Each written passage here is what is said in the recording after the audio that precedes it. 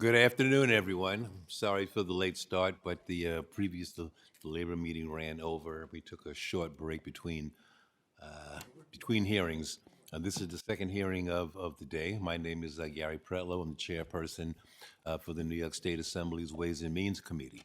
Today, we're convening the 12th in a series of 14 hearings conducted by the Joint Fiscal Committees of the Legislature to consider the governor's proposed budget for fiscal year 26-27. These hearings are conducted pursuant to the New York State Constitution and legislative law.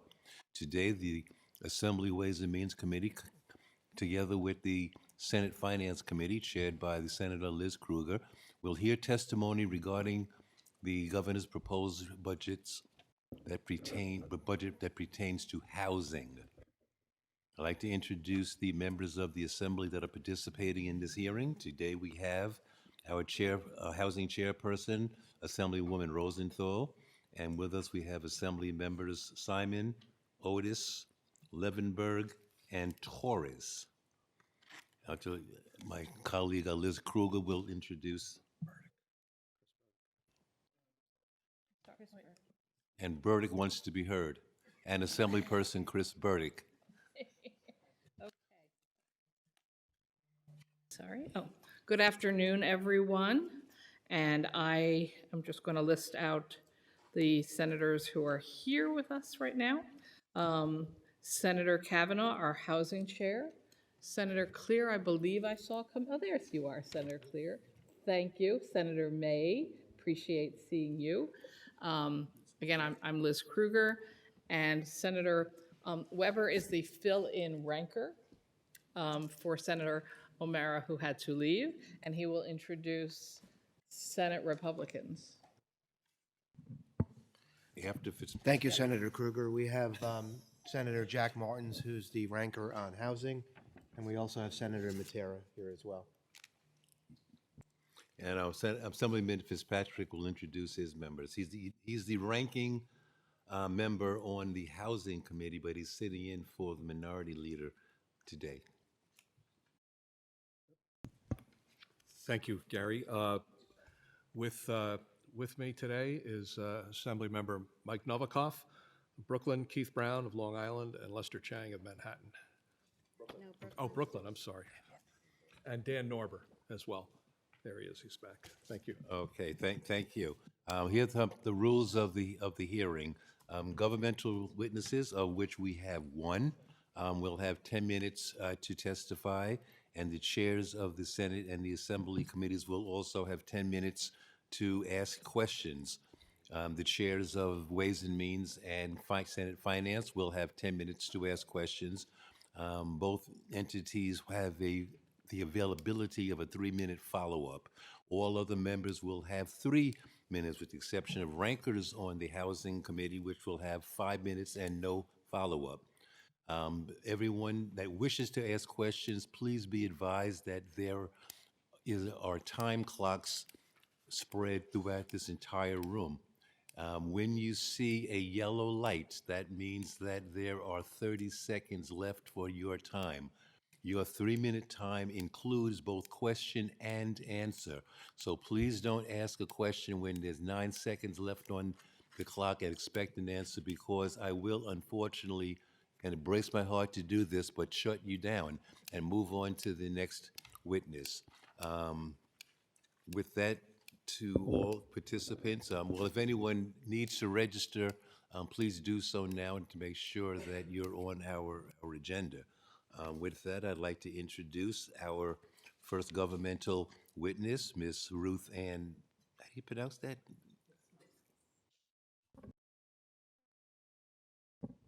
Wisniewskis. Yeah, you all heard that. Okay. Can I just say something quickly, Ruth Ann? Yes. So just to clarify, I'm the meaner of the two of us. So this is mostly to address my colleagues up here.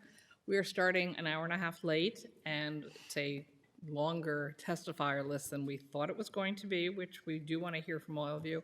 So we're asking the legislators, please don't repeat each other's question. If one person got the answer, that should be satisfactory. And two, if you're here to testify, but you know you've got a last train you have to get on and you're looking at the clock going, yeah, this isn't happening, we have everyone's testimony. Everyone's testimony is already up online on the Assembly and the Senate website. So please don't think you're offending anyone if you decide to rush to get on the train and skip your 3 minutes, because all you're getting is 3 minutes. I just want to let you know. So it's really what matters is what you wrote down and gave us, because we all have it and can see it. In fact, all 20 million New Yorkers can see it, even if you're on the train home at that time. Thank you, thank you. Thank you.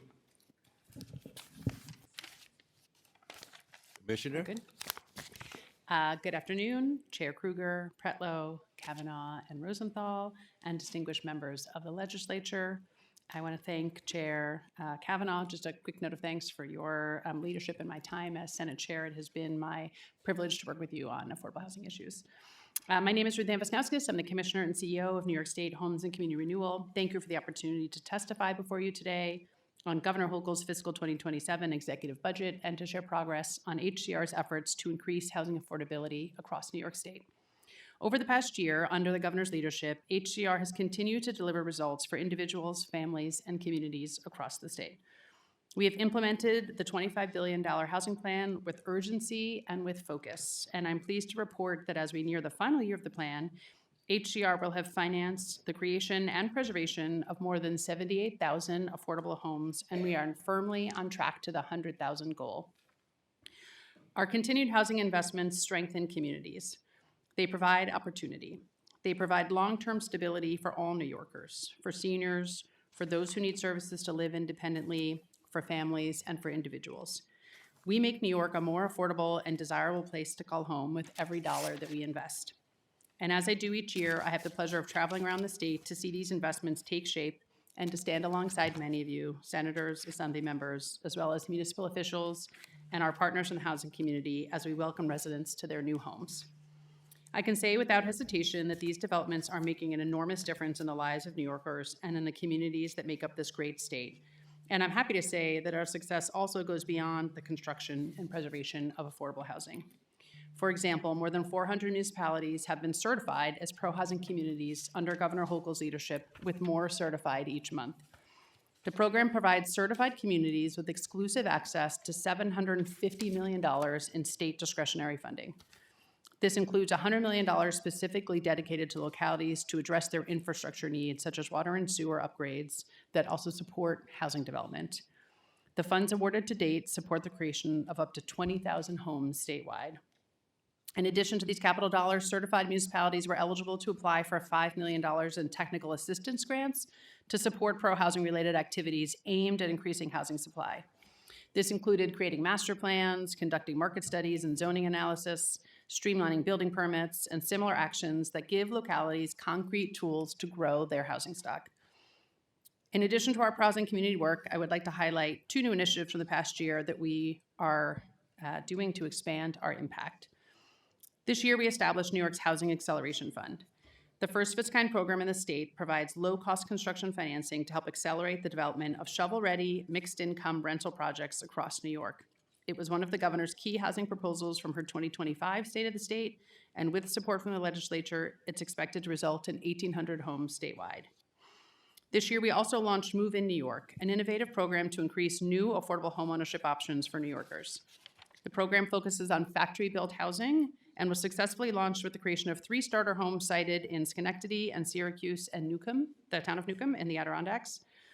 We have expanded the pilot program to a statewide initiative, and we expect to help build 200 additional starter homes this year, and to do so at half the cost of traditional construction and twice as fast. Shifting to this year's proposals, the governor is again laser-focused on housing affordability and making sure government works on behalf of New Yorkers. Prices are rising, people are struggling to afford rents, to buy homes, and to pay for life's necessities. The governor continues to find innovative ways to tackle these challenges, and that promise is reflected in her ambitious State of the State and executive budget proposals. To start, the governor is proposing her landmark Let Them Build agenda, a series of reforms designed to speed up and reduce the cost for housing and infrastructure development. The main pillar of Let Them Build is a modernization and update to the State Environmental Quality Review Act, SEQRA. As you and your constituents can likely attest, housing developments and infrastructure projects are often subject to long and expensive process of analyzing environmental issues only to uncover that there are no concerns. Meanwhile, time goes by, costs go up, and New Yorkers are left without housing. To remedy this, the governor is proposing to exempt housing from SEQRA review if it meets certain criteria.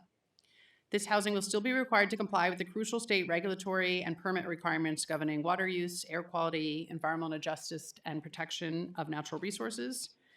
This proposal will not supersede local land use requirements, and on the contrary, it removes the source of unnecessary delay for the development that localities need and support. This change will allow localities to move forward in a way that prioritizes smarter housing growth and ensures we continue to preserve our environment and conserve our national resources. Last week, I was with the governor touring some housing developments in the city of New Rochelle, where you can see firsthand the value of building more homes faster. Housing of all types, affordable and market rate, homeownership and rental, were supported by the city, and the results speak for themselves. New Rochelle permitted just 39 homes annually in 2017.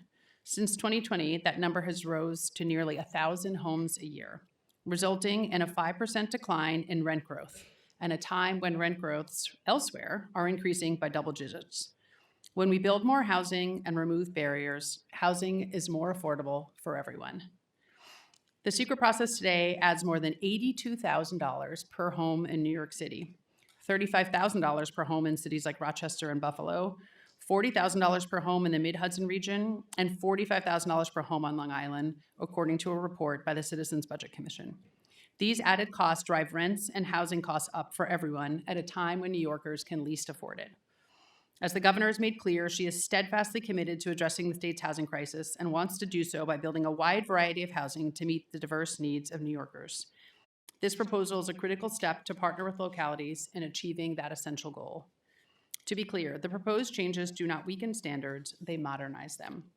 And we're proud that this innovative approach has earned the backing of the New York State Association of Counties, the New York State Association of Towns, the New York State Conference of Mayors, the Regional Plan Association, along with New York City Mayor Mamdani, and dozens of other local elected officials. This diverse coalition demonstrates its wide appeal and its extraordinary potential. To properly invest in New York's housing and local development needs, we continue to rely on a comprehensive strategy that reinforces successful programs while also directing resources towards new programs that can solve the problems of today and tomorrow. To this end, the governor's budget proposes $250 million in funding to accelerate the construction of thousands of new affordable homes, $100 million for the Move In New York homeownership program to leverage innovative technology to build new homes twice as fast and at a lower cost, $50 million for the Resilient and Ready program to help homeowners recover from and better prepare for extreme weather events, $5 million for a new manufactured home park revolving loan fund to finance improvements to critical infrastructure, $50 million for the Housing Access Voucher Pilot Program, consistent with the pilot designed to provide rental assistance for individuals and families who are homeless or facing imminent loss of housing, $40 million for the Homeownership Protection Program, HOP, to provide legal assistance and housing counseling to help preserve homeownership and protect at-risk homeowners from foreclosure, and $20 million for lead abatement programs to protect tenants from lead hazards in areas of high risk outside New York City. In addition to that, the governor is proposing to increase the eligibility for two important New York rent freeze programs, the Senior Citizen Rent Increase Exemption and the Disability Rent Increase Exemption, also known as SCREE and DREE. The income eligibility limits would increase from $50,000 to $75,000, which will ensure that the most vulnerable New Yorkers are protected from rent increases. We're also reauthorizing J51 for the next 10 years, a crucial tool for allowing owners of rent-stabilized buildings and co-ops to make capital investments in their buildings without increasing costs for residents. The governor's proposal expands the universe of eligible buildings, makes it easier for owners to apply, and increases the total benefit. While these examples represent only a fraction of the governor's housing and community initiatives, they reflect many of the bold steps we're taking towards meeting the housing and community revitalization needs of our vibrant and diverse state, and I look forward to your support. The challenges we face are significant, but so is the progress we have made and will continue to make together. I want to thank the legislature for your ongoing support and your shared vision and commitment to addressing housing affordability. Together, we have delivered measurable results, 78,000 of them so far. Thousands of new homes, renovated homes, homeownership opportunities, stronger communities, and a cleaner, greener environment. I'm confident that we will continue to be a model for the nation and how government works for the people. I want to thank you, and just before I take your questions, I'd also like to thank not only the staff of mine who is sitting behind me here today, but also the 1,000-strong HCR staff who help HCR carry out our mission every day. And with that, I'm ready to take your questions. Thank you very much. I see we've been joined by Senator Jackson, and our first questioner will be the Housing Chair from the Assembly, Assemblymember Rosenthal. Oh, I'm sorry, the Ways and Means Committee got called out to a meeting, so that's why my colleague here has disappeared temporarily. Okay, thank you, Senator.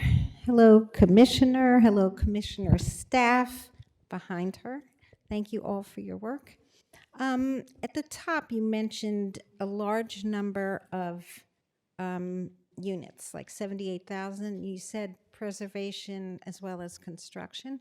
How many were preserved? How many were constructed? I can get back to you on the exact split, but we generally look for a balance across the state between new construction and preservation of rental housing. But we obviously are demand-driven, so as people bring us projects, we try to make sure that we are balancing that. But I'm happy to get back to you with an exact split. Right, because, I mean, the governor puts a lot of emphasis on building, and which is great, but it's equally important to preserve because we can't build fast enough as we need to, and the people who are in apartments that, you know, which is why J51 is great, which will help rehab them. Can you provide any insight into the timing of when a building is generally accepted into J51? This is about the MCIs versus when the MCI increase could start. There was a process with a waiver and what would start first. I'm not totally sure I understand your question. Okay, in 2003, the J51 program required recipients to waive collection of any MCI for the work covered by J51. This would delay the waiver of the MCI increase until a building is actually accepted into J51. So what is the rationale behind that? So the new program, which is enacted, as you know, by the state but administered by the city of New York, doesn't propose to change that structure to balance between an MCI and a J51. Obviously, an owner can make a choice as to whether which program they want to undertake, and they're both a little different. I think as we go forward in the reauthorization of a new 10-year program, I think if we want to engage in sort of changes to the way J51 and MCI interact with each other, we'd be happy to talk about that. Okay, we know that in the past, developers, one of whom is deceased, did not abide by the rules of J51 and left apartments out of rent stabilization. Do you expect HPD will more closely supervise all of that, and do you know how?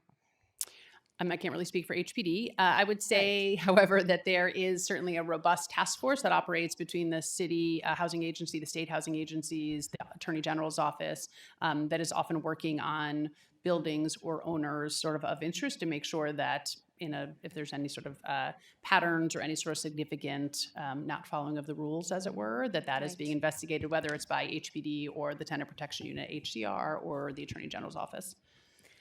Okay, moving into HAVP, Housing Access Voucher Program, which so many people fought for, and we were incredibly happy that the governor agreed to invest in it. However, it was only for $50 million.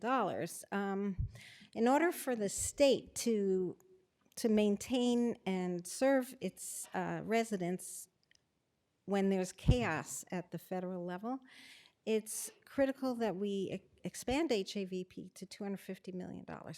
Could you tell us, I know the program begins March 1st, which is just around the corner. It was also intended to serve the entire state. So could you explain just a little bit about what you envision happening March 1st? Sure. So the program is divided into administration at the city level by HPD and administration for the rest of the state by HCR. We have spent the last year contracting with a series of local administrators who are working with the counties to get vouchers issued. and the city has its own process for that. We also had to procure technology to have a separate technology process. So we are working closely with our local administrators, some of whom cover multiple counties, to be able to take people off the wait lists who are currently experiencing homelessness and provide them with a voucher that they then go search for an apartment. Okay, and you expect that beginning March 1st, these vouchers will start rolling out? Is that what we should anticipate? We have already begun issuing vouchers. Sorry? We have already begun issuing vouchers. Okay, across the state. So maybe after this, we can get into some more details. Do you know if any of the projects funded through City of Yes that you're partnering with the city on? Since the administration is new there, we're still working with them as they get up to speed on a plan for the City of Yes funds. Okay. Now, there was $250 million allocated for the next 5-year plan in the budget. What is that meant for, without the plan being written or anticipated? So the $250 million in capital is intended to be spent in this fiscal year, so from April 1st till next March 31st, and we would be using that to accelerate projects that are sitting in our pipeline that might be 2027 developments that we can now move into 2026 with this additional capital. So we are looking to produce sort of thousands of more units this year with the additional capital. You know, we've seen New York City and other localities have good cause, have a robust system of rent regulation, but in other parts of the state, there is no such thing. Have you worked, or does your department work with different localities that say, help, how do we keep our residents here? We can't afford it, and one of the ways is to opt into, ETPA. Have you had those kinds of interactions with folks? Certainly we work very closely with mayors and supervisors across the state on their affordable housing needs. I think the current count is that there are 17 localities that have adopted good cause eviction around the state. ETPA has not been as widespread. There has, some localities have opted in, and then it has, and then are currently not in ETPA. So we work consistently with localities as they reach out to us for assistance on that. Do you think there might be an easier way? And we have some proposals about how to make it easier for localities to opt in. I myself have not had localities express that they need it to be easier. As I said, the 17 that have done good cause eviction have done it on their, gone through the process, and they report to us that they've done it. So we haven't received that as intel per se. At least I have not. Like ETPA. Yeah, not I have not had myself mayors come to me and say that they need us to make it, or you all to make it easier for them. Okay, so switching back to administrative, and I've heard this from constituents and other members that DHCR takes quite a while to acknowledge dockets, filings, overcharges, opposition to MCIs, rent reduction. Why does it take so long? And I know it's historically taken a long time, but is there, some are 1-2 years. I had one that was like 10 years. How can that be sped up? So we get tens of thousands of cases a year, and we get them through a variety of different case types, and some case types are faster than others. On average, I think for some of our larger, more common case types, it takes about 6 to 9 months to process those cases, so they are sort of long in nature, and because we act like an adjudicating court, our process requires notice to both parties. The parties are usually sort of in disagreement with each other. They're usually represented by counsel. There's multiple notice provisions, so it isn't, a fast process in that sense that we are sort of, as I said, sort of acting like an adjudicator. We certainly do our best to speed up our processes. We are not, in the business of having people wait to get decisions on whatever case types they are charging. I would say certainly in the last year, as folks may know, we have a new deputy commissioner in the Office of Rent Administration, Tony Totano, and he has made it a very clear focus of his as he's come in to get backlogs down, to get case processing done quicker. And so we are very focused on that. Okay. We made some changes to IAIs and in last year, I guess. At last year's hearing, you said there were about 200 applications. Do you have an updated number? What's been applied for over the past year? Are you asking about IAIs? IAIs? So IAIs, we now have two different case types, right? We have the what used to be a $15,000 IAI Right. is now a 30, and then we have the 50. We have pretty consistent applications in the $30,000 IAI from sort of what the numbers were when they were 15,000. That number hasn't changed. The 50,000 one, I think in the last year we've had 200 or so applications. That's a very narrow eligibility, right? You have to have your apartment been vacant for a specific Right. years and also a long-term or a long-term tenant. So we don't see as many of those IAI cases. Okay, and I guess I have just 28 seconds, but last year, I think it was, you reported on the enormous number of, an increase in the number of units that landlords were registering since the fine was up to $500 per. Have you've seen that consistent? Yes, we are very appreciative of the fine change. We saw over 200,000 more units registered on time this year, which is great for transparency and for the system. 200,000, On time, more registrations that were done on time rather than late. okay. Oops, thank you. Our next testifier is the Senate Housing Chair, Senator Brian Kavanaugh. Thank you. I'll do questions and not testimony. I'm sorry, the witness, excuse me, yes, I'm the not a questioner. witness. I know, I'm just, She's- it's been a long couple of weeks, Brian, you know. She's already, otherizing me and making me no longer a senator. Thank you, Madam Chair, and thank you, Commissioner, for being here for your testimony. I'll just begin. First of all, my colleague Linda Rosenthal and I work very closely on getting HAVP on the books. I'll just say thank you for all your work to get that program up and running on time as the law called for, and we're looking forward to seeing how that rolls out over time. And yes, I will be joining the Assembly and others in seeking more funding for that in the coming year. Can we talk a little bit about distressed existing housing? We're going to hear, we have written testimony for later in the day, and I think we're going to have a number of witnesses that are going to talk about existing housing that through combinations of increased rates of non-payment of rent and other expenses going up and other things are experiencing financial distress, in some cases physical distress. I know you've had some, HR has been doing some work with those providers. Can you talk about the need and also just what options we have for addressing it? Yes, happy to. I think that the rising costs of insurance, of utilities, of labor costs sort of across the board certainly create stress on the affordable housing stock. Specifically, insurance is something that we've heard a lot about last year, and I'm sure you will continue to hear this year about increases that are 2 and 3 and 4 times what they had traditionally been, and that creating a lot of pressure. I think that in the governor's budget, we are trying to propose a series of policy tools to help take that down around insurance, both multifamily and single-family insurance changes around transparency and notification when premiums are going to go up by more than 10%, and other reporting metrics that insurance companies have to do, which we think will help. We also last year had some funding for organizations to join captives. So we awarded funding to 2 organizations to help affordable housing owners do risk mitigation and also join captives as an effort to reduce their costs. Obviously, the reauthorization of J51 will also help owners to make investments in their buildings without passing on increased rents to tenants. So we are trying to get a sort of a series, while we can't exactly make tenants pay their rent where they're not, we are trying to take down on the expense side costs for affordable and just general sort of rental housing stock. Good. And can you talk about, I was going to ask you about the captive, I guess it was a notice of funding as well, even out in the fall, and there now was $5 million.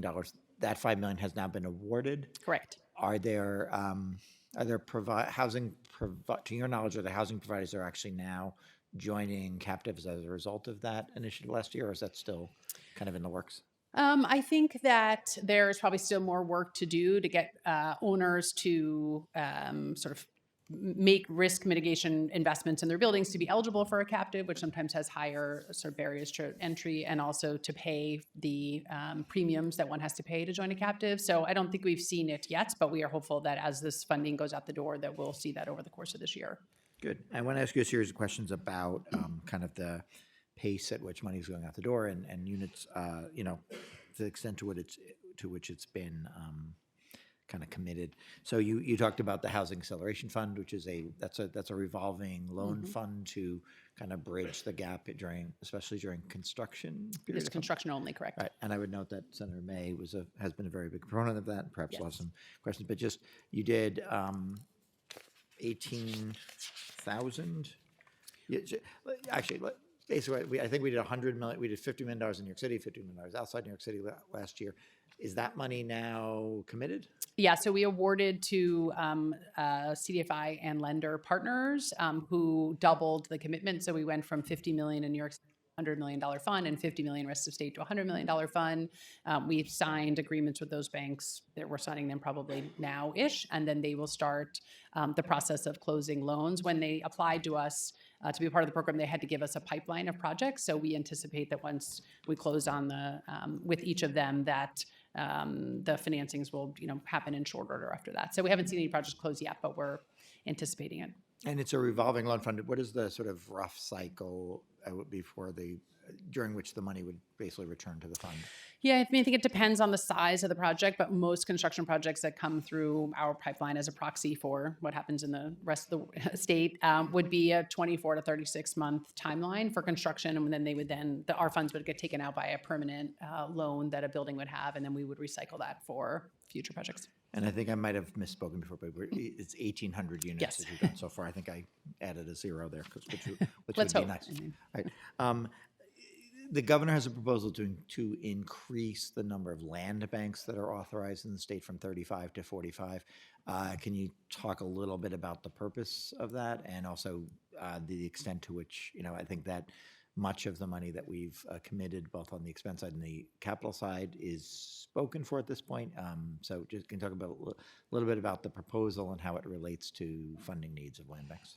Yes, we have wonderful relationships with land banks across the state who, in addition to all the other things they do, are building housing and sort of rebuilding, especially in areas where there's a lot of missing teeth, as it were, in the housing landscape. So there's currently 32. I think there was just one approved recently, went from 31 to 32 land banks. So as we inch up to the cap, we felt it was important to move the cap again, has been done in the past, from 35 to 45 to allow more land banks to form. We also have received about $160 million in funding for the land banks. I think we have about 140 of that out the door, and we would expect the balance of that to go out over the course of this next year to continue to support all the work of the land banks. We are also working with them on our move-in program, so they are getting funding through other programs of ours too. And if the legislature were to see fit to try to add additional money for that, you would I'm sure the probably have land some banks- ability to spend Yes. that money. Okay, that's helpful to hear. Absolutely. The vacant repair program, I think we dropped the I, so we don't have to call it VRIP anymore. Yes. But it is, I guess we've done $80 million in the last 2 years. This was an initiative particularly from, especially some of my Senate colleagues, including the now mayor of Buffalo, former Senator Ryan. But again, can you talk a little bit about the progress in getting, standing up that program and getting the $80 million out the door? Yes, it is a great program. It's very retail. Oftentimes we were doing, 2 or 3 rental buildings in a 2 or 3 rental units in a building, which is not a scale that we sort of typically work at with our other programs. So we have made a series of grants to nonprofits and municipalities who are administering the programs locally.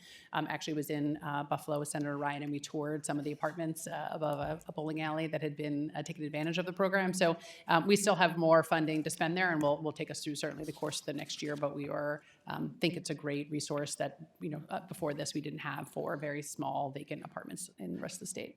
And we, again, in terms of it was $40 million first year, 40 additional. Is that money mostly kind of committed at this point, or? We still have some money to spend in that program, but it's been successful. I think always with new programs, it takes a minute to sort of get the parameters up and to explain to people how it works and get it out the door. But it's been moving pretty rapidly. And that program is capped at buildings of no more than 5 units, if I'm not mistaken. I can't recall, but I think that is right. Okay. So it's intended for smaller. Smaller. We sometimes have had people comment that, especially in where I come from in New York City, that there might be larger buildings. Could that model work for buildings that are somewhat larger than 5 units? Yeah, I mean, I think our understanding and the intent of the program was sort of get at sort of single or 2 or 3 apartments in an overall building that are vacant, as opposed to us doing a larger rehab loan for a whole building that might need that work to get done. So I think we queued off the, the senator's sort of vision there for that. Right. He's not here to defend the, once the senator leaves, you never know what happens. Similar about the question of this, I think this program has been, again, first of all, thank you. And it's very, as you know, very challenging to get a new program like that up and running, especially property by property. Similar questions with respect to block by block. How is the sort of implementation of that going? Block by block is limited to a sort of subset of cities at the sort of get-go. So we have made awards. The spending is slow, as you might imagine, sort of house by house and $250,000 sort of grant by grant. So we still have funding left in that program to carry us through for the next year, but it has been successful. And actually also was in Rochester last week, and I saw 2 block by block buildings going up, sort of filling in missing teeth on a street. And so, complements some of the other programs we have already, but is a great sort of tool in the toolbox for localities. Great. So I will, quickly, well, let me just say also, you mentioned this, just thank you to you and to the governor for continuing to fund the HOP program. That's something that we used to have this dance in every spring. So it's very, very good to see $40 million for that in the executive budget. And with that, rather than try to squeeze another question in and make Assemblymember Pretlow mad, I will end, and I may go back to my other 3 minutes if my other questions aren't asked. But thank you so much for your testimony. Thanks. Thank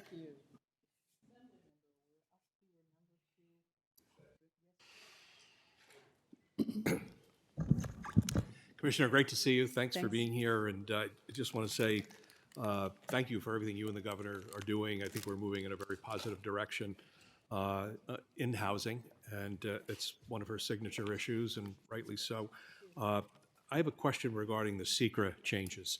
So I was a councilman for many years in the town of Smithtown. We have the Nissaquag River, we have the Long Island Sound, we have some wetlands, and we also have housing developments proposed. And SECRA, of course, is a big issue. How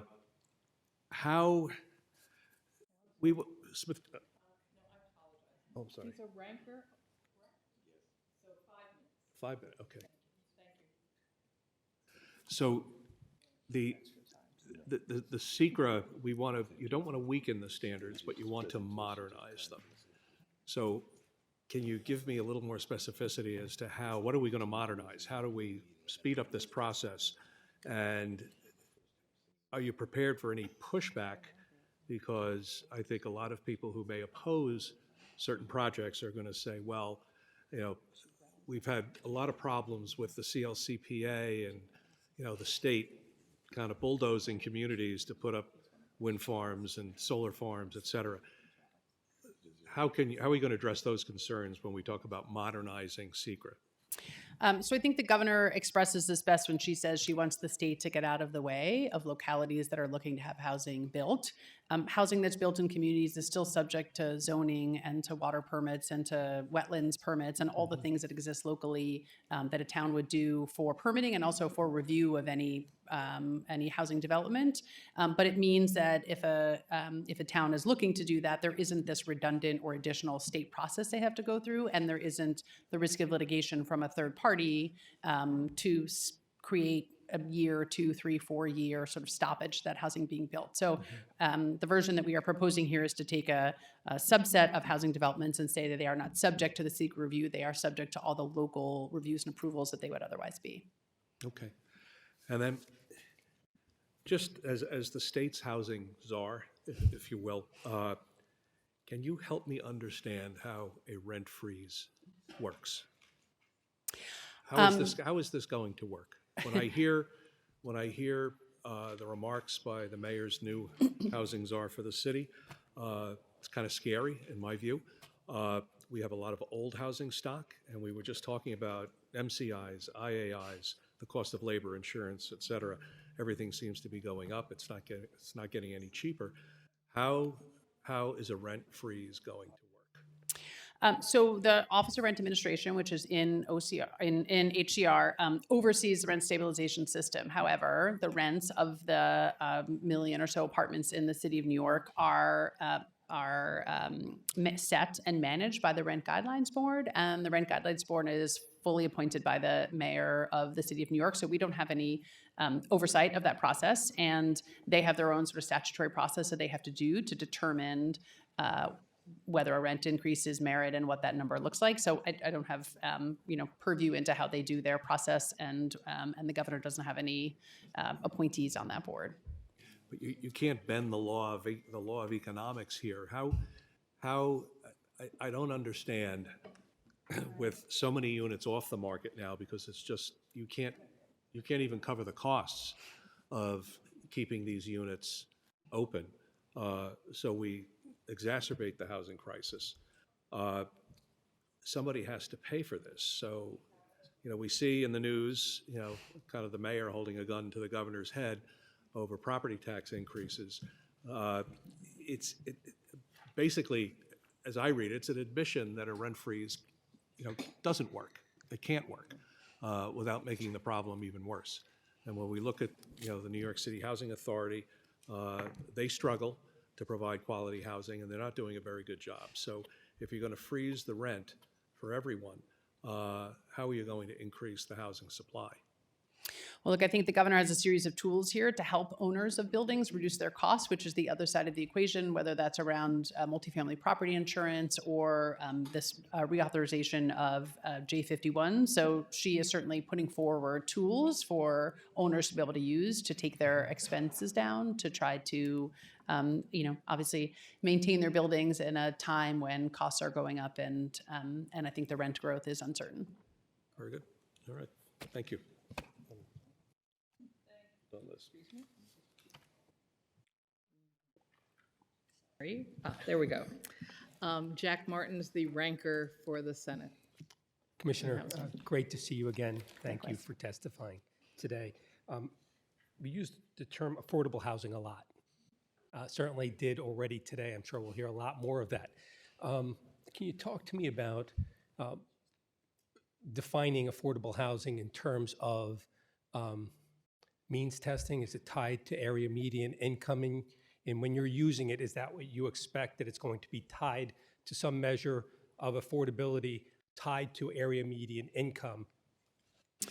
I would say it depends on what question I'm answering, but I would say broadly, and the governor has been consistent about this, that she cares very deeply about housing that is affordable, not specifically to only affordable housing as we as a housing agency are generally financing, which, as you said, is sort of means tested and has fixed rents and fixed rent growth and that type of structure. I think the things that are in the budget today, like the SEQR reform and other efforts, are actually around housing affordability and housing that's affordable, not solely directed to affordable housing. Sure. So more generically, certainly when we're fast tracking the process and removing impediments to the process of building, I certainly understand that. But when we are building housing and we call it affordable, I think there's a tie to area median income and means testing, so that you don't have people earning hundreds of thousands of dollars or millions of dollars a year getting access to an apartment that has been subsidized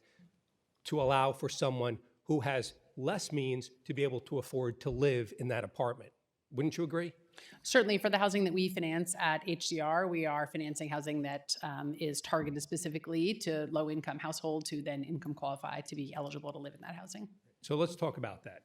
Low-income households, moderate-income households, how does the department define that? Is it 60% of AMI? I know that when we build housing on Long Island in our local communities, there is usually a set-aside, typically anywhere between 60 and 80% of AMI is the means test to allow that those subsidized units that are going to go and be rented for below market rate are available. Would you agree that that's a fair representation, 60 to 80%? I would say probably on the low end, we finance apartments at 40 AMI, and at the high end, across all of our programs, we certainly fund at 120 of AMI. We might go up above that depending on sort of where we're financing and what the market is. Certainly in a locality like New York City or in Long Island, the area median income is quite high, and so even when we're financing a project at 100% of AMI, it is well below what the market rent or the market home price may be. So we have a broad range depending on our programs. So if we had programs that allowed for people to occupy units who were earning multiples of area median income, but yet having the benefit of reduced rent, would that constitute affordable housing by the definition of your department? I think depending on the type of housing someone is in, they are allowed to, they don't have to, if they enter as a low-income person, they are not required to stay low-income for their whole, for the whole term of their life and or occupancy. So many programs have, for example, like Mitchell-Lama, other programs have surcharges that are applied to people that go above a certain income limit. So I think it sort of depends on what we're doing. We don't generally have millionaires, I guess, living in affordable apartments. People income certify year over year in a tax credit apartment that they have that same income. I appreciate that, but I can tell you that having reviewed some statistics regarding rent-stabilized housing in New York City, there are about 1.2 million units in New York City of rent-stabilized housing, and about 300,000 of those units are occupied by people making $150,000 or more. Yes. So if they're occupied by people making $150,000 or more, and area median income in New York City is $100,000, it's 150%. And so would it not benefit this state and these programs for us to means test them so that we make sure that those individuals, people fresh out of school, people who are working blue-collar jobs, not making the $150,000, have the ability to afford to live there and make those 300,000 units available now, not 10 years from now when there's construction. Wouldn't you agree? You're saying we should means test people in rent stabilized housing? Correct. And where would they go if they earned more? Well, they can get market rate housing, because if I have somebody earning $500,000, and there are examples because the city surveys these themselves, everyone can go and look at it for themselves. There are people making over over $1 million in rent stabilized housing.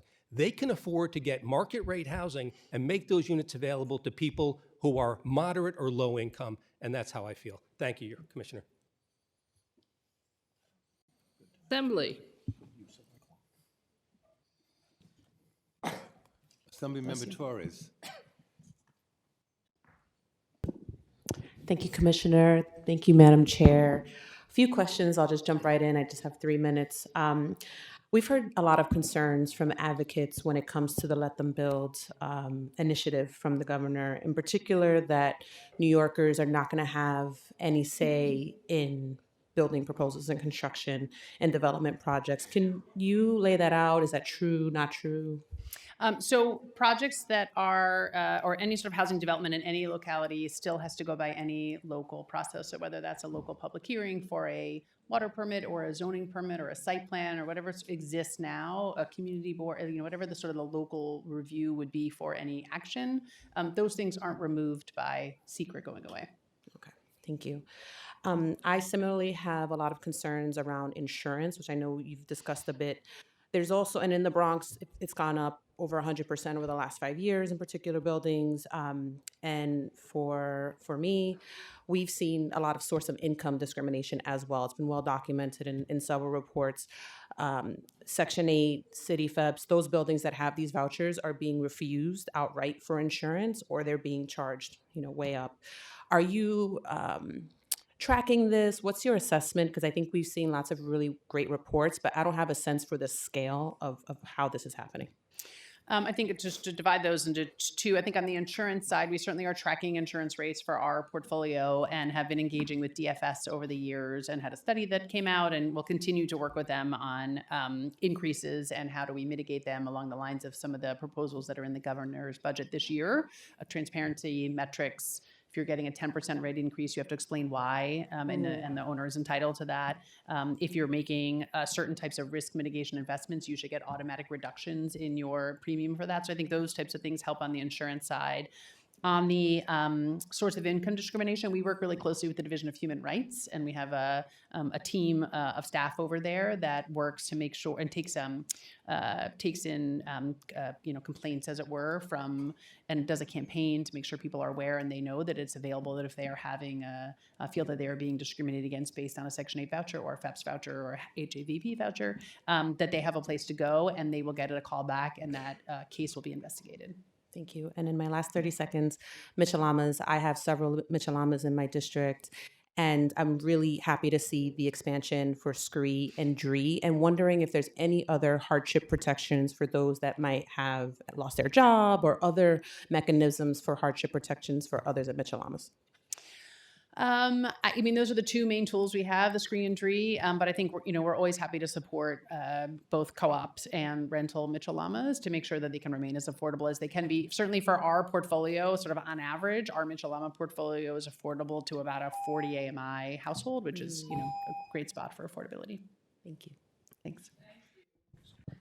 Our next questioner is Senator Cordell Clear.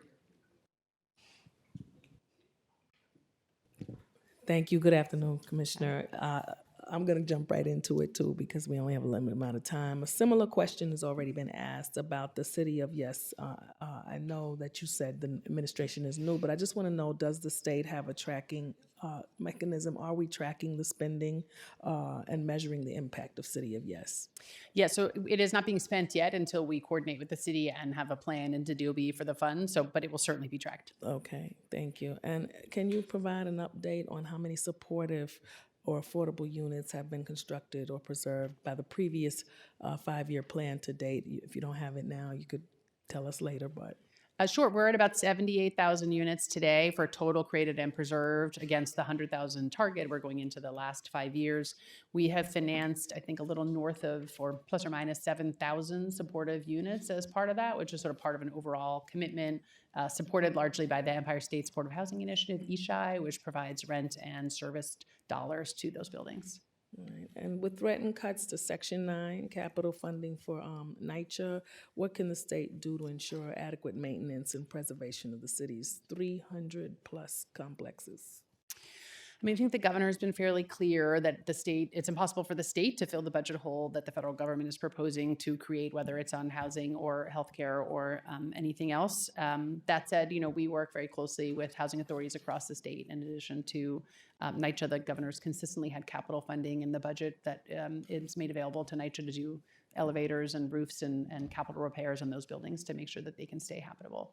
Thank you, and very happy about the income expansion for SCREE. Great. I'm hoping for it to be indexed to the rate of inflation so that we don't have to wait another 20 years to increase that. That's a bill carried currently by our housing chair. But if you could identify one systemic reform that will most significantly improve outcomes for seniors and persons with disabilities in these programs, what would it be? Because we know it's undersubscribed. What can we do to improve that? I mean, certainly SCREE is an incredible tool for seniors, and I think there is often reporting that it is underutilized in New York City. And so we are happy to work closely with HPD in the city to make sure through our Mitchell-Lama developments and also just in the rent stabilized stock that people are aware of the program and can, make efforts to make sure people can apply. Thank you. Mm-hmm.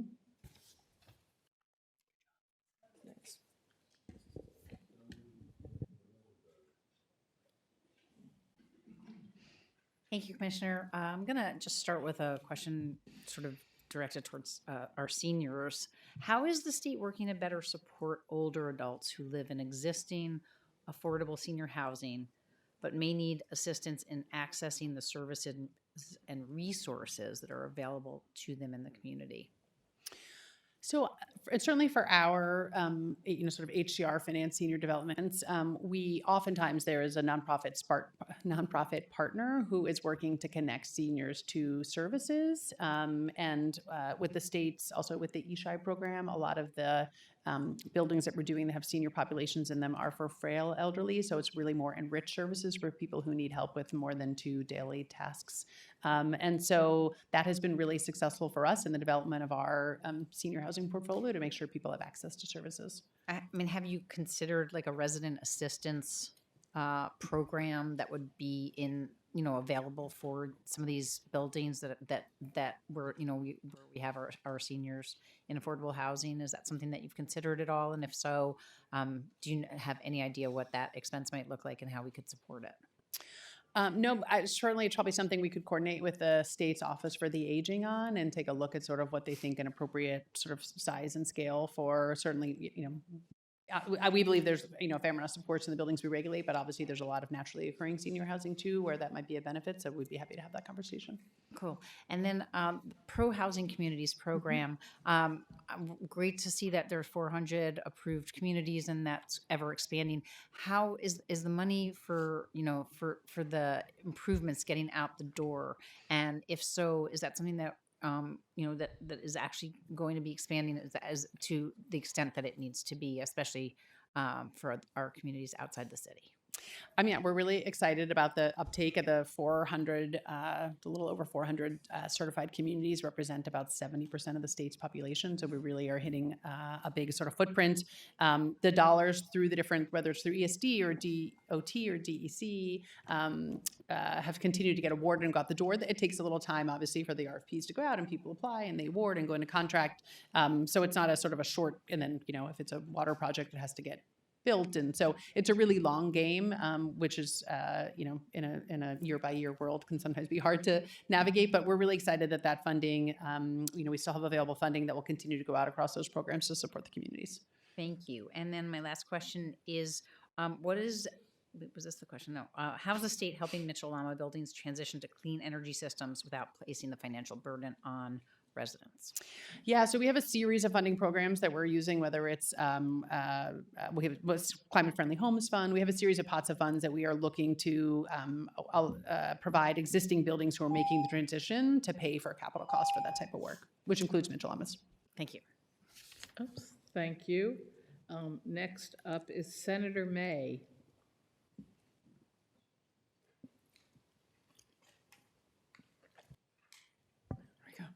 Thank you. Thank you, Commissioner, for your testimony and your very thoughtful work in housing. I wanted to ask one more question about the Acceleration Fund. I'm excited that that's really doing the work we hoped it would. If the legislature were to put another $100 million in, is there capacity? Is there demand? Would that be something that would be a worthwhile investment in your opinion? We haven't sort of spent a dollar of the money that we have yet, but we are hopeful that once we get the money out the door and we sort of see what types of projects can best take advantage of this, that we would then be able to sort of keep going with it. So I feel like it's, we haven't sort of put the proof in our pudding or whatever that term might be yet on the program today, but we're really excited about it and would be hopeful to expand it. And there's been sufficient demand for the entire amount so far? Yeah, when we had people apply, they had to sort of give us a pipeline showing they could spend the money we were giving them. So, projects are not always on the timeline people think they are, but we are, want to be ambitious with it for sure. That's wonderful. And then on the SECRA process, I guess I was hoping you could explain the thinking behind a kind of one-size-fits-all limit for everything outside of New York City, because the bill that I carry has a lot of, different options depending on the size of the community. I'm just wondering, do you think there's room for negotiation on that? Yeah, I would say that I think we wanted to cover a large swath of housing that gets built from our sort of perspective. The housing that we see gets built across the state, that we felt like the 100 units rest of the state covered a nice broad set of projects, and it's very clear and transparent, which sometimes I think people don't always understand what we're doing in the housing agency and where it applies and where it doesn't. So I think we are happy to sort of have one standard that is very clear for communities that is the standard. But I suspect it will be part of the negotiations as we go through the process. Yeah, I will just say I'm aware of quite a few projects that would benefit from that exemption that are considerably larger than 100 units all over outside of New York City. So thank you. And thank you for considering that and in general for the work that you've been doing. Thanks. Assemblymember Burdick.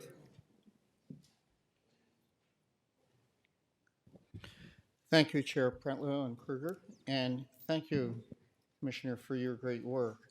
The enacted 2026 fiscal year budget includes a legislative add of $75 million for public housing authorities outside of New York City for rehabilitation or replacement of multifamily housing. And the executive budget for 2027 does not include the 75 million add. Wondering if you could tell us the status of the program under 2026, whether it's been successful, whether there's continued demand from public housing authorities, and similar to Senator May's question about capacity, whether your agency would have the capacity to handle an additional add of 75 million given the demand and so forth.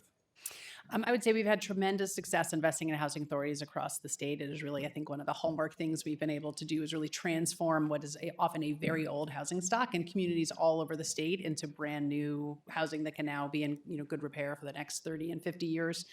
We have a pretty active pipeline this year. I think we have projects in Binghamton and Buffalo and Cohoes and Yonkers and sort of a broad swaths of the state where we're investing in housing authorities. We have some funding left in our sort of base housing plan dollars, and we have been spending every year. An additional 75 million you think could be utilized effectively? Yes, and so we will look to deploy that funding over the course of this year. And so a similar question, the 250 million in capital funding under the 5-year plan, is that what was planned to be under the long-term capital plan? That's not an additional 250 million, is it? It is an additional $250 million for this fiscal year for us to accelerate housing production. Oh, okay. Well, that's terrific. How'd you like another 25 million? You could probably use it. I would think you'd have the capacity. Am I right with that leading question? We certainly try to spend every dollar that is proposed by the governor and approved by the legislature in this process and get it out in the door into communities. Well, I also want to commend the money that's being put in for infrastructure projects. You and I have had those conversations before. Very much welcome. Thank you very much for the great work your department, your agency does. Thank you for your support.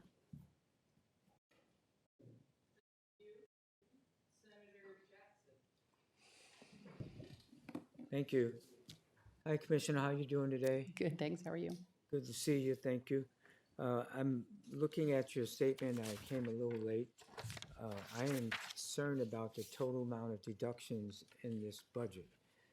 In fact, just looking at the top on page 1, $1.4 billion decrease in the executive budget.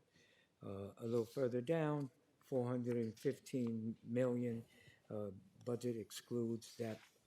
And I didn't really look at the rest, but that's about $2 billion. And that's tough work in order to balance this budget. I mean, that's the way I feel, considering the fact that the demands, in my opinion, are more than they were last year and the year before that. So you're a superwoman or you have your team behind you that hopefully will communicate to the constituency that's looking and depending on HPD, even though you're not city, but I mean, housing, they're going to look for housing everywhere. So I would just say on the $1 billion, a big part of the $1 billion is the City of Yes funding that was in last year's budget that is carried over to this year. So it doesn't occur as a new funding source, but it has not been spent and we still have it available to us. So it looks like $1 billion reduction, but that money is really still available. I'm the state senator that we're amalgamated housing up in the Bronx, and they need so much help in order to survive. I ask you and whoever is going to work with that, I would like to try to coordinate anything that I can do to help them survive the environment that we're in. Because if not, you're talking about people at Amalgamated, basically are older families, seniors, and obviously you have people that are not seniors, but that's what's really there. So can you just give me your assessment on how you're going to do it? Yeah, so Amalgamated was fortunate to get some funding dedicated specifically to it in the budget. And so we are in the process of getting that money. They're working through sort of a scope of work. I think the first order of business is a series of electric stoves that are about to get ordered so they can get installed in that. And then they'll continue to work on other capital needs for that funding specifically. I think it was $5 or $10 million in last year's budget. So we will get that out the door to them as soon as they're ready. Well, thank you for your service, and we have our work to do. Thank you. Okay. Assemblymember Brown. Mr. Chair, could I? Chang first. Thank you very much, Commissioner. Okay, I have two questions, if I can squeeze out three. Who's talking now? The first, the 78,000 home creation that you listed on your testimony, what percentage are from downstate? I represent Brooklyn, are from New York City. What percentage are upstate? And I don't see that listing in your website. And the second question, your housing access voucher itself, I understand is a pilot, but in every week I get constituents complaining about when the vouchers get approved. So where's the bottleneck? It's not the money since we approve. Is it the bureaucracy or is it the vetting process? So on the housing production, we do have a great sort of map up on our website where you can see our investments on a map. But we'd be happy to send you housing plan investments in sort of borough by borough and for the city and for Brooklyn. We have invested in thousands of units. On the Housing Access Voucher Program. So that program was set to start March 1 of this year. So we have just opened up the process. We are not covering New York City. We are only in the rest of state. HPD is doing New York City. So I think if there's probably challenges on that, they would be with the city, but also they haven't opened their program yet. So it should start very soon. Well, I thought so too. Now I can get a third question. The J51 program itself that you plan to propose itself, what's the difference with this new program versus previously 10 years ago? What's the differences are? So I would say there's three sort of main differences. One is the program automatically goes into effect, so we don't have to wait for the city council to enact a local program, which last time caused a multiple year delay in the program being effective. Previously, owners could get a 70% reimbursement for their cost, and we changed that to be 100% of costs. And there's a cost schedule that often lags in sort of being up to date with current costs. So the legislation requires that schedule get updated every couple of years. Okay, circling back my first question regarding about the 78,000 homes, and you were mentioning about the map on itself, but percentage-wise, because it doesn't describe how many units, does it describe how many units per on that map itself? Yeah, it's like a map with little dots, and when you go over the dot, it shows you the name of the building and the number of units. But we can also send you a snapshot of the information for as needed.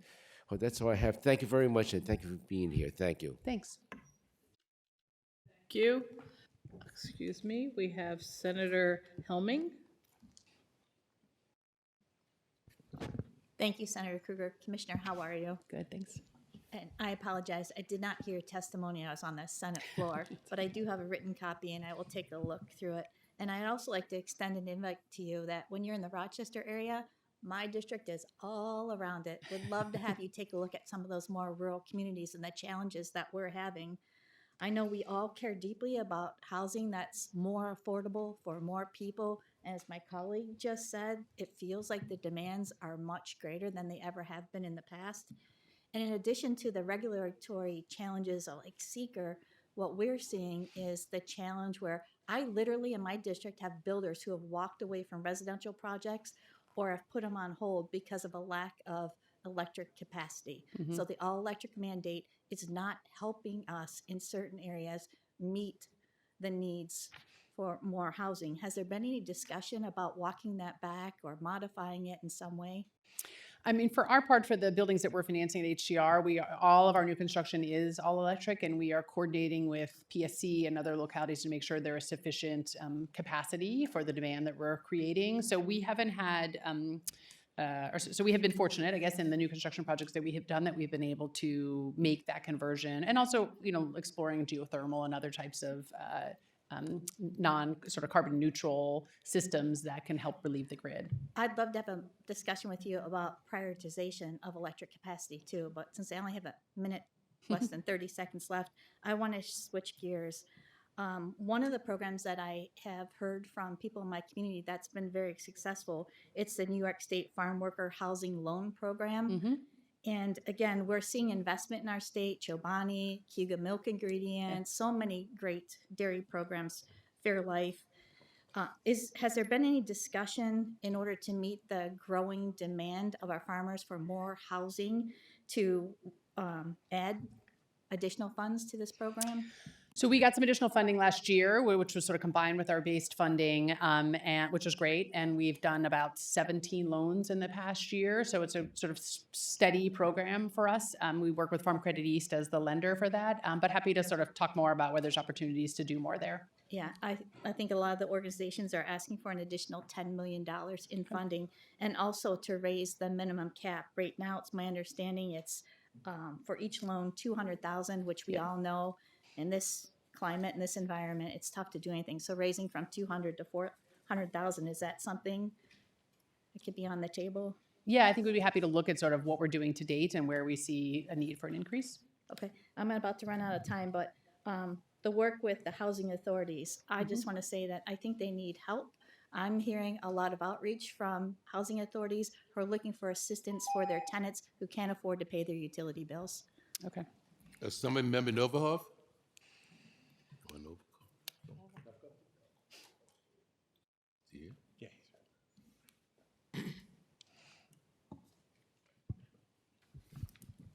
Thank you, Chair Bertlow, and thank you, Commissioner Viscousos.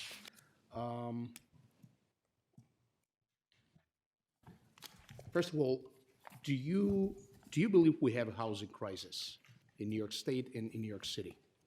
Yes, I think we certainly need more housing in New York State. And do you agree that constantly increasing penalties on landlords, especially small landlords, does not help solve this housing crisis? I would say that it is important to hold landlords who are not taking care of their buildings to make sure that they are doing that and keeping buildings safe and habitable for their residents. So I'm not exactly sure what you mean by your question, but I do think it's important for landlords to be responsible for their buildings.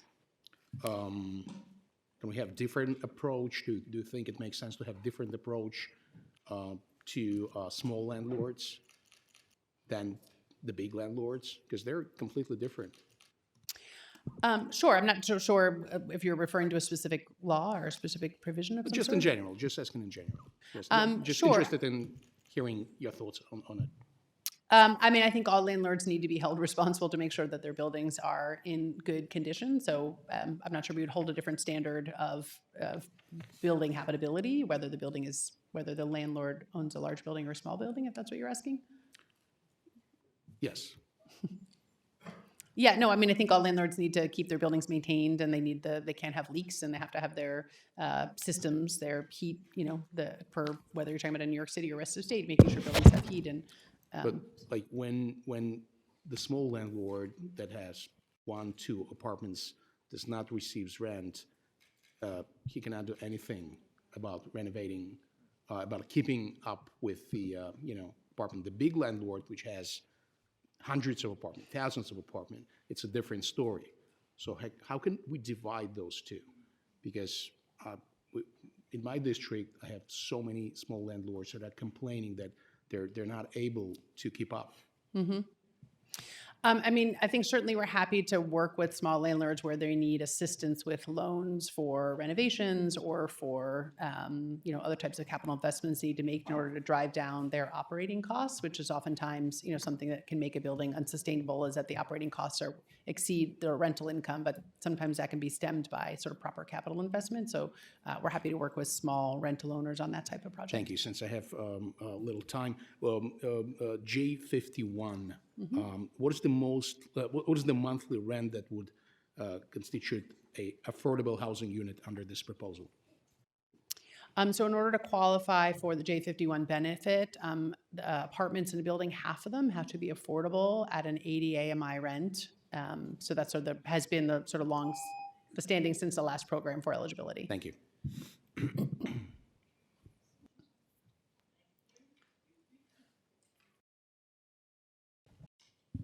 My mic is rebelling against me. I apologize. Senator Weber. Thank you, Charlene. He's ranking for finance now, so it's 5 minutes. Thank you, Commissioner, for being here today. I just have a few questions that I'd like to ask you about. The first one is about the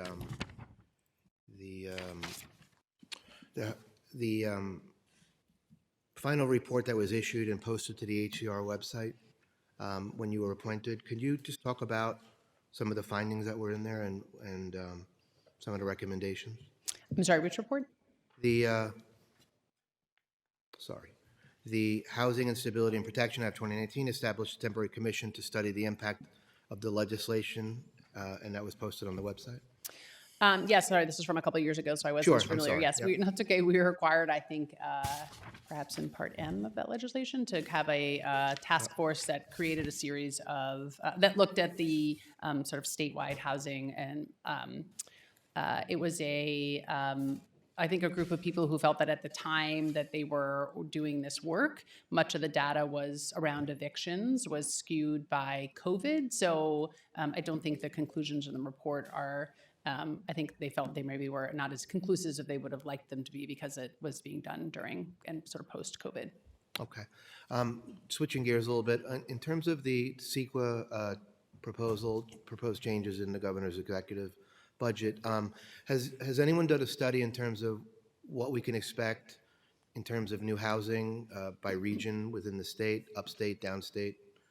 Could you speak to that? Yeah, I think one of the impacts of the current SEEK review process is that development doesn't happen in places where even if a community would like there to be housing, developers are concerned that there is big litigation risk that would take 3 or 4 or 5 years to overcome. And so it's a little bit of sort of it's hard to know the absence of something so I think our hope is that when we streamline SECRA so that we leave localities to do their review process, that we will see more housing in places that currently developers aren't even proposing projects because they are view sort of the cost and litigation as prohibitive.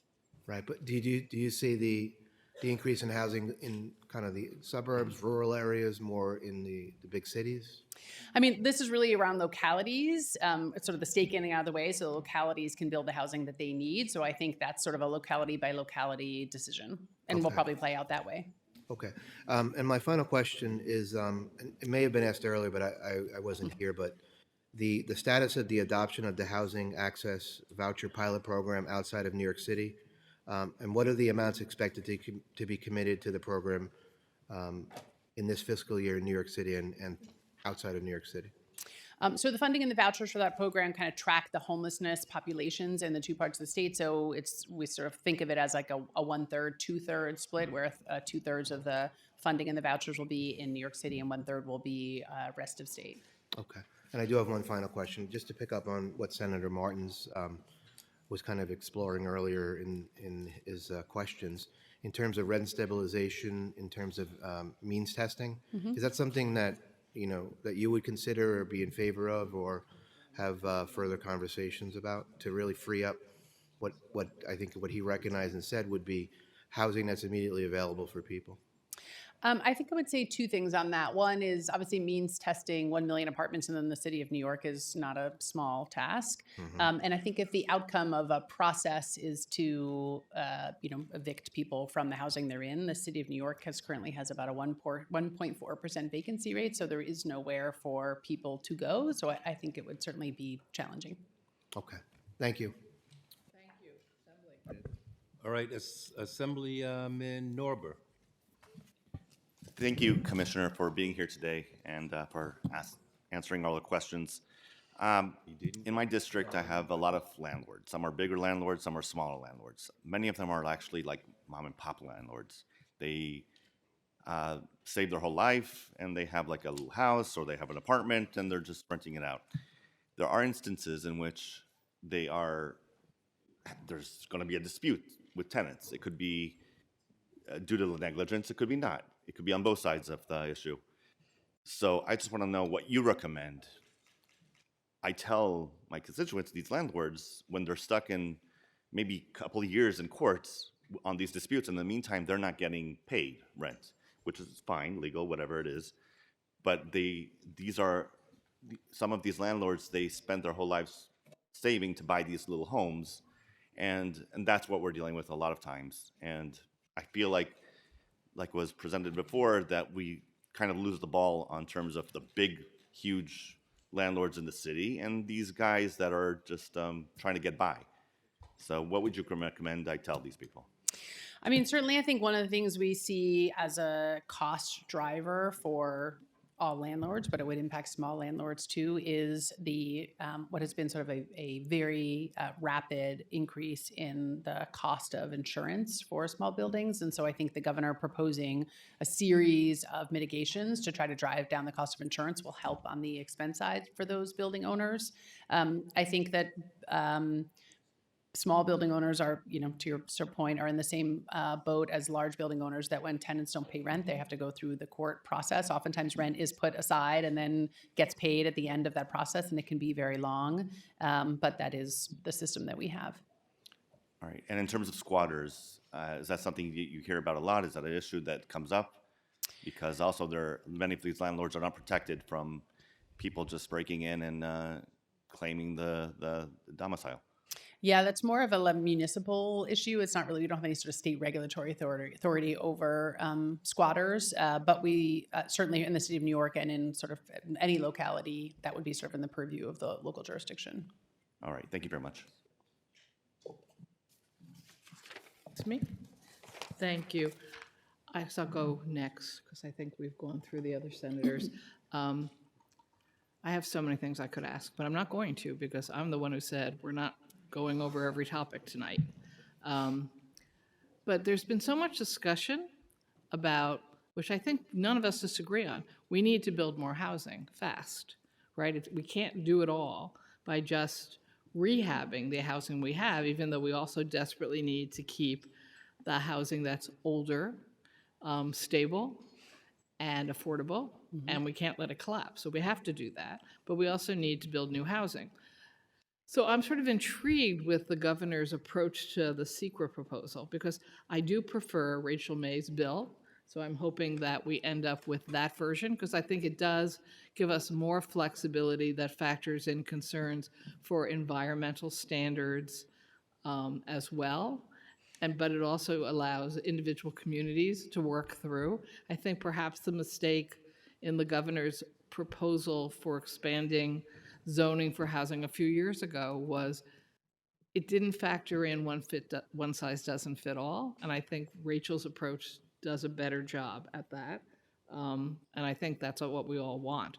But we also keep imagining that the solution somehow is taking the most expensive land in the state, if not the country, pretty much my district in Manhattan, and saying we're going to successfully build a lot of affordable housing there. No, we're not. Because we're never going to be able to lower the price of that land enough to work mathematically for more affordable housing, even though I want it everywhere. And so I really think we have to be thinking through how do we broaden the universe of where we can build housing. And it's probably not in the most expensive land in the city of New York or the state of New York as a starting point. So I'm really interested, does the governor's cabinet, if so to speak, actually sit together and say, well, here's what we know works in housing, your agency. Here's what we know has been problems with housing, your agency. Here is options that would make sense from an environmental perspective, because that has to be the part of the assignment for everything we do in the state of New York. And here's what we have to deal with when it comes to accessible transportation so that people can afford to live somewhere that maybe allows them to get into the jobs in New York City within an hour period of time instead of 3 hours. So are we coordinating with our mass transit systems and our local transportation systems outside of the MTA to actually come up with a master plan? This actually could work. That actually could work. That could actually get us lower costs, protect the environment, work off of a SECRA system that everybody could live with. I mean, is there somebody out there who's going, that's the actual assignment?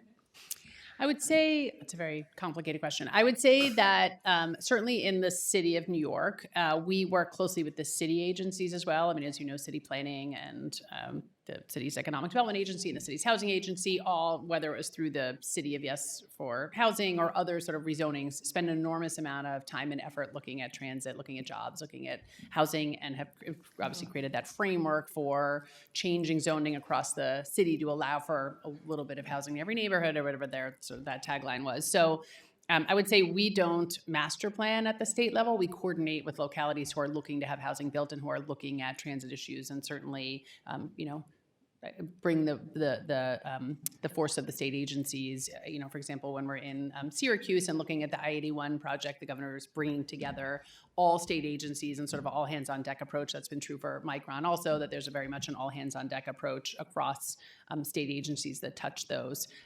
It always defers down to the local agency who has the jurisdiction over zoning to set the rules for what's getting built where. But yes, I would say we definitely are coordinating with localities as a state on large sort of housing initiatives like Micron and certainly in the city of New York. Okay, well, I would urge more of that, because I think you're right that the city has been trying to do more and more of that. And of course, we always want the state's help. But I feel like we don't ask those same questions for a broader regional approach, right? Because there is a lot of land within, realistically, an hour train ride of New York City if you had adequate train options, right? Or bus options. But I don't know that, and we have, God, I spend enough time talking to the MTA about their planning and their 5-year plans and that dashboard everybody's always fascinated with. But I don't know that we're ever talking to them about housing outside the city of New York and how do you match that up, or the environmental issues. Even her proposal, that's a combination of money for water issues, but it sort of has to be correlated to housing issues. But rather than anybody going, what does that mean and how would we do that right? We actually all just think we're competing with each other for the same $250 million. I think there's a right way to do that. If you're going to build anything, it's going to involve water and it's going to involve the environment. But I don't feel like we ever sit down and say, what does that all mean next to each other? So that's my pitch to you as a representative of the governor. Yeah, I would only add to say that, not all communities are looking to build more housing, even in places where people very much want to live. So I think we have taken the approach through the Pro Housing Community Program and some of those other funding sources that we will work with places that are looking to grow their housing stock, and we are not forcing housing in places that are passing moratoriums or who are resistant to housing. So that poses its challenges in doing sort of broader state level planning. But I think we've been successful with that program of really having coordinated efforts with localities. I believe we can get farther, so I hope we do. Thank you. Assembly Member Brown. Thank you, Chairman. Hello, Commissioner. I'm going to ask 4 quick questions, and I'll leave it the big one at the end that you could expand, because then my time will run out. So, okay. The first question I had was, what is the current housing demand, and is there an estimate of how many units are needed? I didn't hear the question. Sorry. What's the current housing? What is the current demand, and how many units are needed? We did some studies a couple of years ago and saw that the state was producing about 400,000 units looked back sort of over the last decade, so about 40,000 a year. When we look at projected job growth, we think we need to be at about double that in order to accommodate job growth in the state. That is very hard to do, but we sort of sent that as a benchmark, and then tools that come in each year through this process really are additive to helping us get to that goal. So 80,000 a year is the answer? That's the goal. That would be a goal. Yeah. Right. So when looking at the state of the state and the budget text, with regard to the secret amendments, I noticed that there's no mention of affordability under the criteria of what would fit when we're given an exception for those secret amendments. Was that an oversight? No, I think that it's an intentional streamlining of the existing process to allow housing that's getting developed across the state to be exempted from a process that So let me cut you off because I don't have a lot of time. So was the intention to make it for affordable housing or just housing in general? It's for housing in general. Okay. Thank you for that honest answer. As far as the GIS amendments too that are tucked in there, I noticed there's no criteria anywhere for when the GIS exceptions would take place too. Was that also an oversight? I'm not as familiar with what the GIS exceptions are. I'm sorry. Okay. So, but there's no criteria on it, which is what I found. Serious question about the pro housing certification. Is it based on the number of units that are built or the number of units that are approved? What we ask communities to take one of 2 paths. One is to permit housing. I'm talking about the permitting, not the... Yeah, so permitted housing. Okay. And so it's got to be number of permits issued for those units in order to qualify, the 3% over 3 years? Permitted, correct. Great, okay. There's also, in this budget, as there was last year's budget, for Farmingdale State College, there was, and I see my time is running out, a proposal for housing units there. Was that for private housing with students also on the same property? Was that the intention? I don't think that is part of my budget, so I'm not familiar with the Farmingdale State College provision. Okay, it calls for more housing at Farmingdale State College. So thank you very much. I appreciate your answers. Okay. Brian. Okay. Are you done with this? No, we're never done with the assembly. There's never too many assembly members. Okay, my mic is on. Never mind.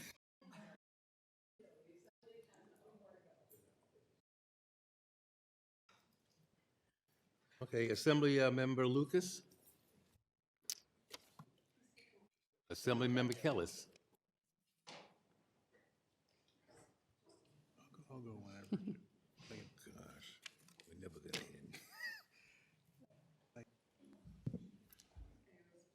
Sit with technology that's not working. Hi.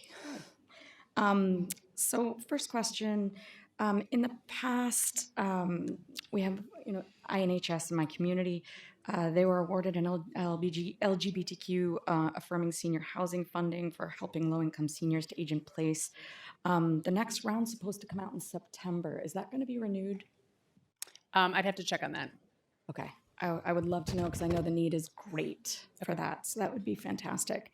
And I wanted to switch gears to talk about Sony May for a moment. Modernization. I want to read to you. This was a text that was sent from a constituent because what I've been hearing from first-time homebuyers is that the approvals are taking 4 to 6 months, sometimes 8, 9 months for some. This one is a quote. Sony May has had the files, this is about his son, the files since the end of December. They have requested specific deposit details on 3 separate occasions, along with W-2s and employment information that was already included with the initial submission. Yesterday, they came back for the 4th time, wanting to verify my son's part-time employment from 2023, including a signed statement from the employers. They have the W-2s and tax returns already that we've sent them twice. The mortgage person from the bank's going to push back on this, but he isn't hopeful it will work. He's actually appalled that Sony May is doing this. They're asking about every little deposit and receipt. Due to how long this has been going on, my son is needed to be reapproved, and now the bank is afraid Sony May will ask for another month's worth of pay stubs and bank statements so they can ask about $20 deposits all over again. How do we change this?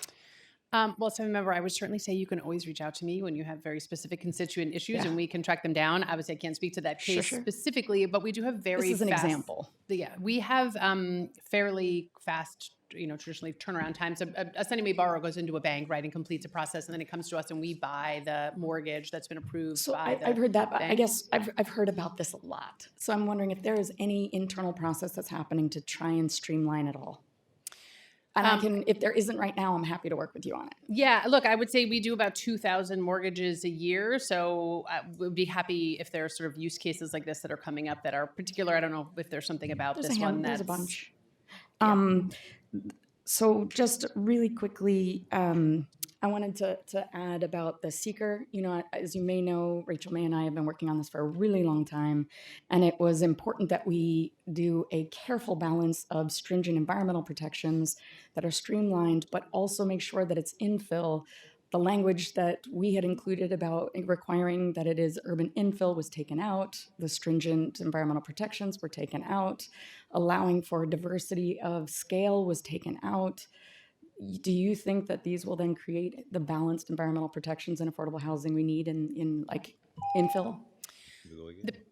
Can I answer that? The provisions that we have around previously disturbed land and around access to water and to sewer. Commissioner. Okay, sorry, you weren't paying Burrows attention. I is thought I was- anxiously waiting to ask you a question. No worries. Sorry. We I tried. can always. Okay. I You can appreciate call me it. after. Kellis, These were harsh. Assemblyman Burrows is actually really waiting to ask a very important question. I apologize, Assemblywoman. Quick questions. In your fiscal year housing plan, it states over the 5-year period that you want to increase affordable housing. 100,000 affordable housing. When you say these units, are they apartment units or these homes or these private homes? It's a wide variety of rental, home ownership, single family, townhouse, multifamily, high rise, Mitchell-Lamas, public housing. It's really the whole gamut. And these targeted outside of, well, you said Mitchell-Lamas, so is it specific to New York City or is it targeted outside as well?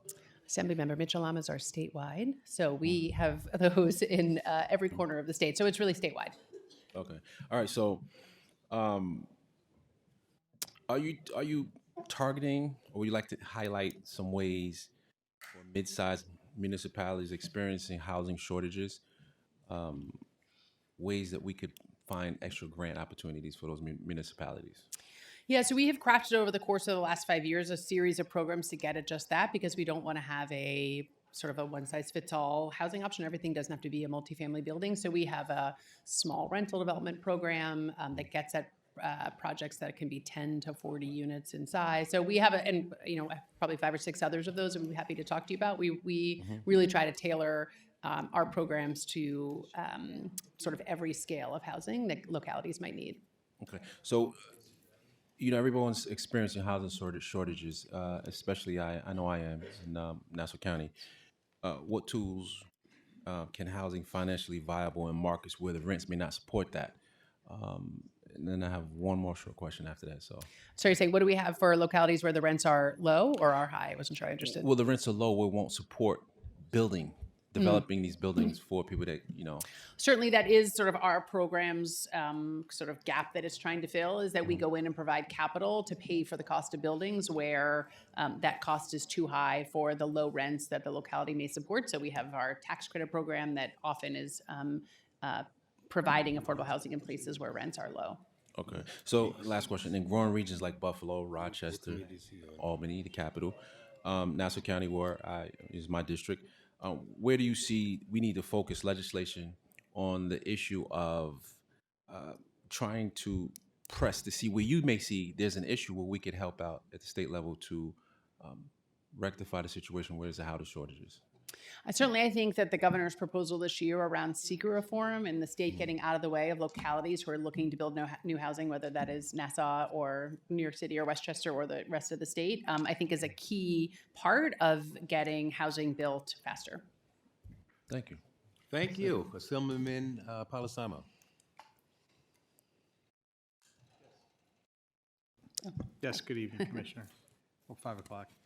I'm going to bounce around a little bit as best I can. I'm going to talk about first the Housing Access Voucher Program. And it's my understanding, though HCR is administering the program, our local Department of Social Services will be referring eligible recipients to HCR. How will local DSS refer these eligible recipients to you? So they have wait lists, and so they will refer people off their wait list to local administrators that we have identified who will then work with those households to issue a voucher, and then the households will look for apartments. So there is a wait list. So I was going to ask, once identified by DSS as homeless or endangered as homeless, do you have an approximate time how long before they could be referred to for voucher? So the referrals can happen very quickly. I think the process that takes a while is then the household has to go look for an apartment with that voucher. Okay. I want to talk about the Housing Accelerated Fund, if I may. My understanding, 4 lenders partnered to raise $115 million for the program. Who are these lenders? How were they selected? Did they approach HCR about becoming lenders, or did HCR approach them? So we did an RFP to onboard lenders and required them to match the state dollars, dollar for dollar. So we took what was $100 million and made it $200 in the rest of state. And in New York City, we are working with 3 CDFIs and 1 private bank as our lending partners. Do any of these lenders have a focus on housing construction and lending in upstate New York or Long Island? Yes, so they had to bring us pipelines of projects where they in localities where they are actively lending. Is there a formula, or how is the $115 million in funding raised from the lenders split between New York City and the rest of the state? So there's $100 million for New York City and $100 million for the rest of state. Do you know what the interest rate the lenders are going to be charging? I can get back to you on that, but it's intended to be a blended rate between the state funds and the private funds that is filling a gap of private equity. So we would expect the rates to be, higher than first mortgage debt, but lower than equity. And does HTR plan to try to partner with other lenders for the program? We haven't really kicked off, we are just about to start the first projects closing. So I think if we're successful and we can get projects in our belt and we can open it up and more lenders are interested, we'd be happy to do that. Okay. Next thing I want to ask you about, if I may, is the weatherization program. Recent testimony from a prior budget hearing states that the weather assistance program will not receive its historic 10% of home energy assistance program funding, the HEAP program. A draft HCR weatherization assistance program planning document has also omitted references to this 10%. Can you please clarify the weather assistance program, if it's losing funding or not? So I would say two things on that. One is there's an enormous demand for cash assistance. And so the governor's office obviously looks year to year to make sure that they are meeting the needs, whether that is with weatherization or with the cash assistance program. And so there was some desire to do some fund shifting there. That said, we have some federal dollars that we received that will be sort of making up some of the gap for that funding for next year. Okay. That's all I have for you. Thank you very Okay, much. thanks. I yield back my time.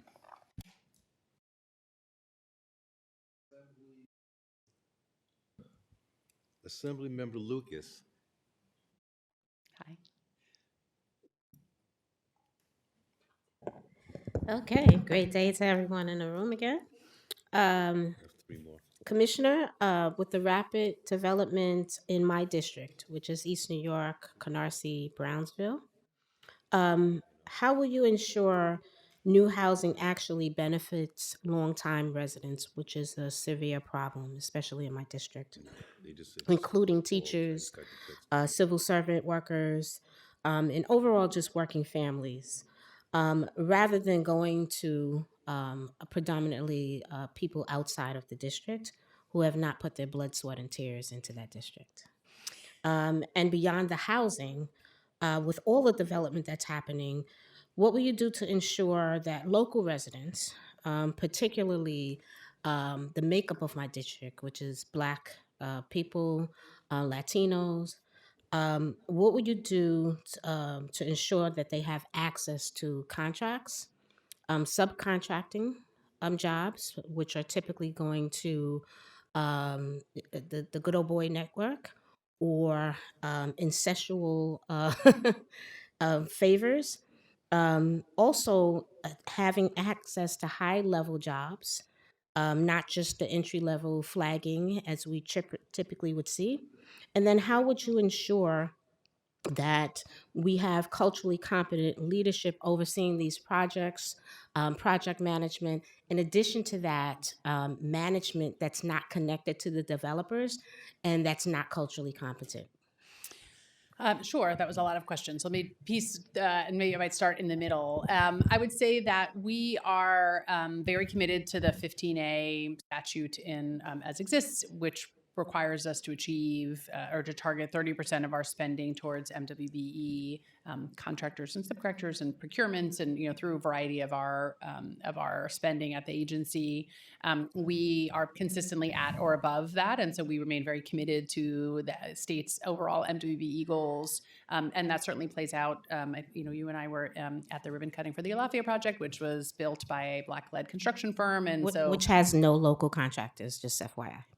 But a Black-owned construction firm, which is a... The face is great, but they have no Black-owned subcontractors and no local We're happy to investments. continue to work with you on that. I think we try to make great strides to be out as ESD sort of host fairs to make sure that people are aware of our contracting and subcontracting. We're not doing it directly, but sort of as our contractors and subcontractors are doing it, to make sure that we are out in communities talking about those opportunities so that that connection can get made. And we work closely with ESD and others on that, and are happy to continue and to work specifically with you on that in That'd your be great. community. I guess I have 6 more seconds. With the passage of City of Yes parking requirements, were largely left to developers' discretion in communities like mine, where parking availability is already limited. Thank How are you, you working with Assemblywoman developers to Lucas. ensure that parking needs of existing and Assemblyman future Molotov? residents are meaningfully considered in She's new on your development? time. I know you can't answer. Thank you. Is he still here?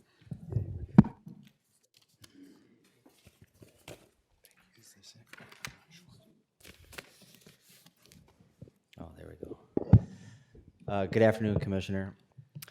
New York has spent a lot of time and a lot of money addressing the housing issue in New York. And it was just recently reported in December that New York has the worst homeownership rate in the nation. What can we do to address this issue? So one of the key things that's in this year's budget and that we launched last year is a new program that is creating supply of homeownership opportunities, right? One of the issues is that not enough homeownership is getting built for people, or if it is, it's sort of at the luxury end of the market. And there's lots of localities certainly tell me there's no more starter homes. So we launched this program where we are citing what are basically 3-bedroom, 1,500 square foot starter homes through our Move in New York program in an effort to really increase the supply of starter homes in communities all across the state. We did 3 last year as a pilot, and we are going to do 2, are aiming to do 200 of them this year. It's not going to solve the state's homeownership problem writ large, but it certainly for our part is an effort to really get starter homes built in communities across the state. We have, as you know, we have the highest outmigration in the nation, and affordable housing is the most cited reason for that. Shouldn't we ease electrification mandates, allow energy choice on new home construction, and remove burdensome regulations on landlords so that we can increase our housing construction and affordable apartments for young families? Certainly as a centerpiece for the governor's Let Them Build agenda is the streamlining of the SEQRA process, which we think will lead to many more housing developments and houses getting permitted across the state by having the state get out of the way of localities that are looking to permit that and taking a 3-year project or 3-year delay in a project down to now, because we need that, to your point about people leaving the state, we need the housing now. Will the SEQR program allow local municipalities to have natural gas hookups in houses? The process that the governor is proposing to modernize is really to take SEQRA review out of a certain subset of projects. So outside of New York City, for projects that are 100 units or less, they won't even have to go through the SEQRA process. They're only subject to local permitting. One of the issues in my district is we have cities with zombie properties that are condemned, and the city wants to tear those properties down and build new, but they don't have the money to do so. What can the state do to help them? So we did some modifications last year to what's called 19A to give localities a little more control when projects are abandoned and when they can take them. And then I think in addition to that, we run a CDBG program in places throughout the state that don't get their own, and lots of localities use that for demolition or acquisition of zombie type properties. So it certainly is an issue that we're aware of, and we work with localities closely, and happy to talk to you more about it. Thank you. I appreciate your time. We have Senator Walczak. Thank you, Madam Chair. And it is Wednesday for people who get that reference. Indeed. In your testimony, you said we have implemented the governor's $25 billion 5-year housing plan with urgency and focus. I am pleased to report that as we near the final year of the plan, HCR will have financed the creation and preservation of more than 78,000 affordable homes. How many were created of those 78,000? I could get you the split. We, focus our. Can you give me a general sense, percentage? I would guess that it's probably. I would say it's probably 40% of the units are probably new and 60% are preservation, but I could be a little off on that. And it varies year by year depending on what we're doing. Where were the new ones built? Any concentration area of the state? So I can answer that, but I would also tell you that we have a map on our website where you can see every development that we financed across the state. So you can see through sort of a heat map of dots where we are, but we are, from Buffalo to Montauk, everywhere in between, and we are in rural and urban communities developing housing. Okay, and how much of that $25 billion has been spent on that 40% of 78,000? Sorry, how much of the $25 billion has been spent on new construction? Is that what you're asking? Yeah, how much spent here? We can get back to you with actual numbers, but so I would have to get back to you on the total new construction dollars. Is it $5 billion? I don't know the number off the top of my Five-year head. I'd have to plan? get back to you. Okay. You also mentioned earlier the Housing Stability and Protection Act of 2019 report. And is that published? Can I get a hold of that? It's on our website. Okay. Well, I haven't seen that. Thank you. And then the City of Yes, you said you're coordinating with the new administration. Are there projects in the City of Yes that were on pause from the old administration? No, they just, I think, were focused on getting a series of their own work done at the end of the last administration. So there wasn't sort of as much focus on this. So we are picking it up with the new administration. Okay. Have you spent any money on the City of Yes? No, we have not. Okay. That's all I have. I'll yield back the rest of my time. Thank you, Madam Chair. Senator Kavanaugh has that act memorized, so he can tell you it at some point.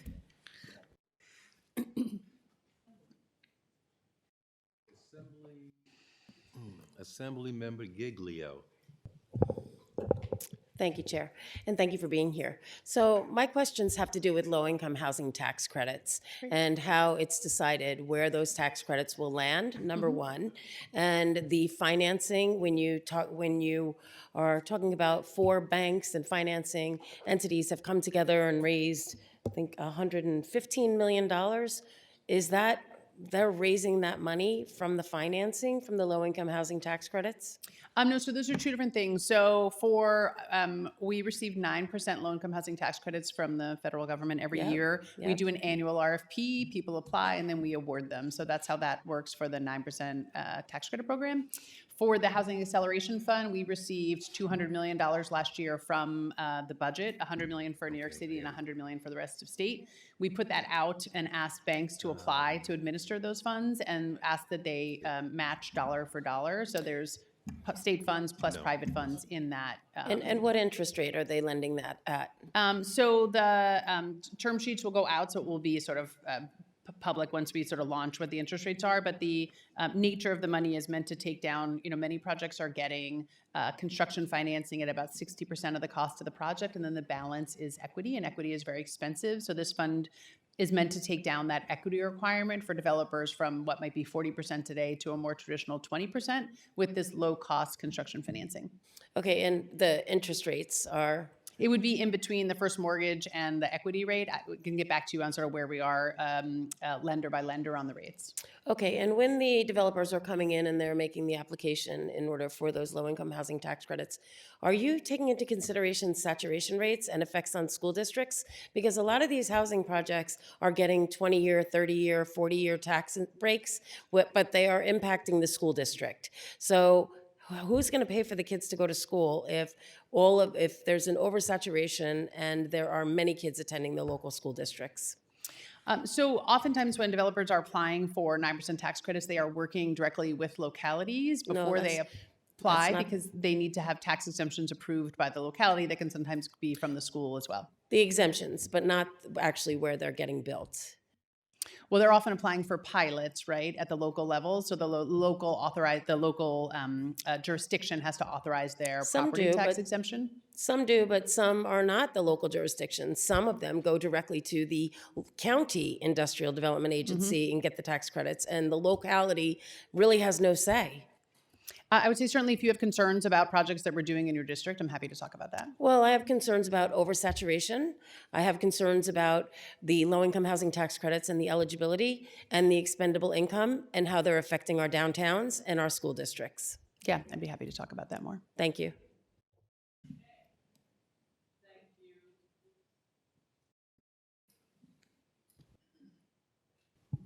Sorry, I believe Assemblymember Meeks is next.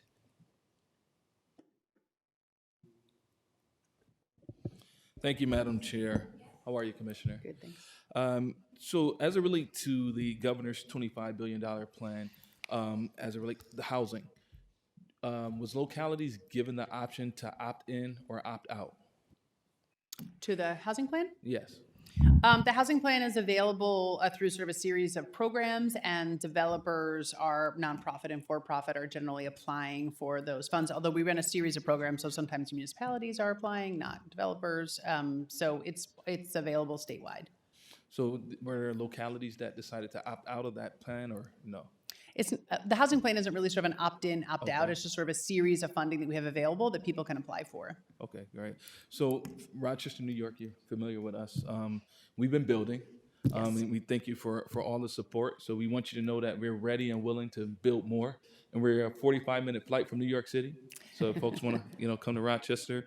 And also more funding for existing housing stock. One of the things we were talking about was looking at some of the programs that exist, like Youth Build, which is a program throughout our communities. Also a MAP program, which is a multi-craft apprenticeship preparation program. Looking at some of the zombie homes or existing housing stock, and looking at resources to have some of these young folks rebuild these houses and rehab these homes, and look at ways that we can actually sell them at the cost of the supplies and the labor of these young folks who are working in these construction programs within our community. And we believe that would be very helpful. So I would love to talk to you in more detail about that at a later date and time. Also, weatherization programs. There's a number of programs that we pay for as taxpayers. We've been receiving a number of calls and concerns about work that has been done, but question of the quality of work for residents. And the reality of it is, when you have some of our residents who, are elders in some instances, they don't know exactly what the insulation process looks like or the weatherization process look like. So is there any plans that you all may have as it relates to oversight for this type of money that's going out the door in the millions of dollars to assure that these contractors are doing what we call them to do? Yeah, so we have weatherization providers around the state and certainly in Rochester that cover that geography. I think to the extent there are concerns with the quality of the work, and we'd be happy to sort of talk to you more about that. We have really good relationships with those organizations. They do a lot of training for staff so people are aware of sort of how to, especially as green technologies advance, sort of how to be installing that and how to be weatherizing homes. So happy to talk more with you about that. Okay, thank you. Thank you. And for her 3-minute follow-up, Assembly Chair Rosenthal. Thank you very much. Very quickly, I wanted to bring out that the average monthly rent in Manhattan is about $5,500, up to $9,800 for a 3-bedroom, so it's not that easy for a person making an average salary to rent an apartment in Manhattan. Secondly, the bill that Assemblymember Levenberg was referring to, I would love if the governor would help put in $2 million for A 1948, which is resident assistance to help seniors navigate all of life that is getting harder for them. My question is, the TPU, has HCR opened any more offices around the state? Yes, we have one in Poughkeepsie now.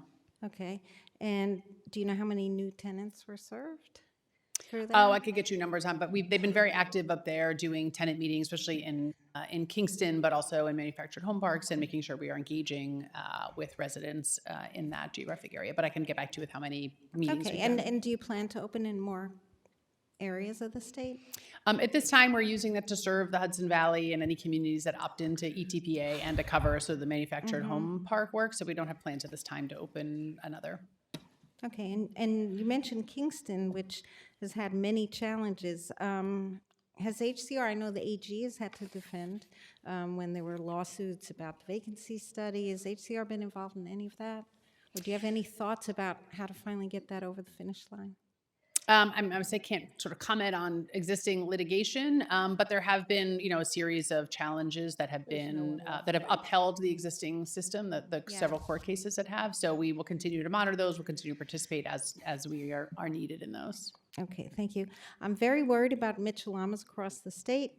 I don't want them to turn into the new NYCHAs, as it were. I know we altogether put in $140 million to preserve Mitchell-Lamas statewide, and HCR got $30 million. And this is a bigger conversation, but are you and your department thinking of ways to preserve, without charging people rent or fees that they clearly can't afford, how to have upkeep in those Mitchell-Lamas so they'll last for future generations?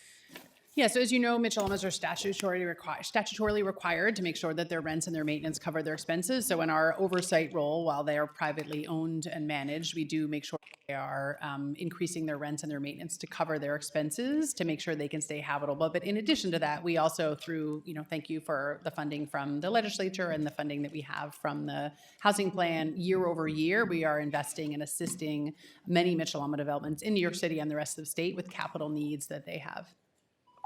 Thank you. Thank you. And now for his 3-minute follow-up, Senator Brian Kavanaugh, Housing Chair in the Senate.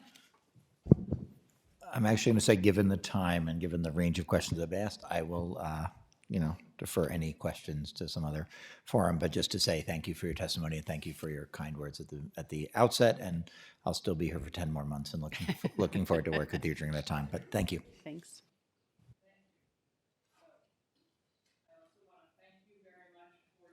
Participation here tonight. It's night. With us today and tonight. And also, I very much appreciate your work and your agency's work, even though we're always angry at you. That's okay. I appreciate it. I mean, nothing personal, but okay. like we're I don't all take it always really frustrated in housing, and you know that. But we really are very appreciative you're there. Thank you. And your team is doing what they're doing, and now we're going to make you leave that table. Thank you. Thank you. You're all. welcome. Thank you. And we're going to call up Panel A. I know a lot of you have been thinking, wow, it's later than I thought. But we've done the math. If we all behave, and you all behave, we could probably do this in about 2.5 to 3 hours. Just letting you know. So we've got Panel A. I'll just read the names. Association for Affordable Housing, Neighborhood Preservation Coalition, Community Preservation Corporation, Housing Justice for All, Met Council on Housing. Wait, okay. And then, well, actually, you'll notice that the legislators are disappearing. It's nothing personal. Both the Senate and Assembly majorities are conferencing very time-important, complex issues. And so even Gary Pretlow had to leave. And I sort of joked, well, if we both left, would the hearing keep going or not? But then we were worried our Republicans would take over, and who knew what would happen then. Sorry, guys. Yeah, exactly. So we're all going to keep getting dragged in and out all the time, but we're going to do our best to be attentive and responsible. Okay, I'm seeing one missing, but we'll figure it out as you start to talk. That's okay. So, it's nice to see everybody I haven't seen in a while. How are you? I didn't know you were allowed to leave New York City. Delightful. I'm just sorry. So, Carlina Rivera would like to present, start. We'll just go down the list on paper. Thank you. Sounds great. Okay. Thank you, Chairs Kruger, Pretlow, Kavanaugh, and Rosenthal, and honorable members of the legislature for the opportunity to testify on Governor Hochul's fiscal year 2027 executive budget on housing. As noted at the top of the hearing, I did submit longer testimony, but I think what is appreciated and appropriate is summarizing some key points. I'm Carlina Rivera, President and CEO of the New York State Association for Affordable Housing. Our members finance, build, and preserve affordable housing across every region of the state. We appreciate that the proposed executive budget treats housing as a core priority, but the scale of our state's affordability crisis demands we go further. First, we urge the legislature to fund a new $150 million affordable housing relief fund. Existing affordable housing is under real strain from rising operational costs, insurance spikes, and lingering pandemic-related losses. This fund would provide grants and low-interest loans for emergency repairs, compliance upgrades, and operating shortfalls, helping stabilize properties and protect tenants. We also strongly support the governor's targeted SECRA reforms for affordable housing. Lengthy and unpredictable review timelines drive up costs and reduce the number of homes that public dollars can deliver. Expanding Type 2 actions for modest infill projects and a clear SECRA shot clock adds certainty without weakening environmental protections or public input. We're encouraged that insurance and liability costs are recognized as a growing threat to both development and preservation. We support the executive budget's transparency measures and incentives for risk reduction investments. But transparency alone isn't enough. We urge the creation of a state affordable housing reinsurance trust to stabilize the market and curb runaway premiums. We also support scaffold law reform for affordable housing, and stronger penalties for fraudulent construction injury claims.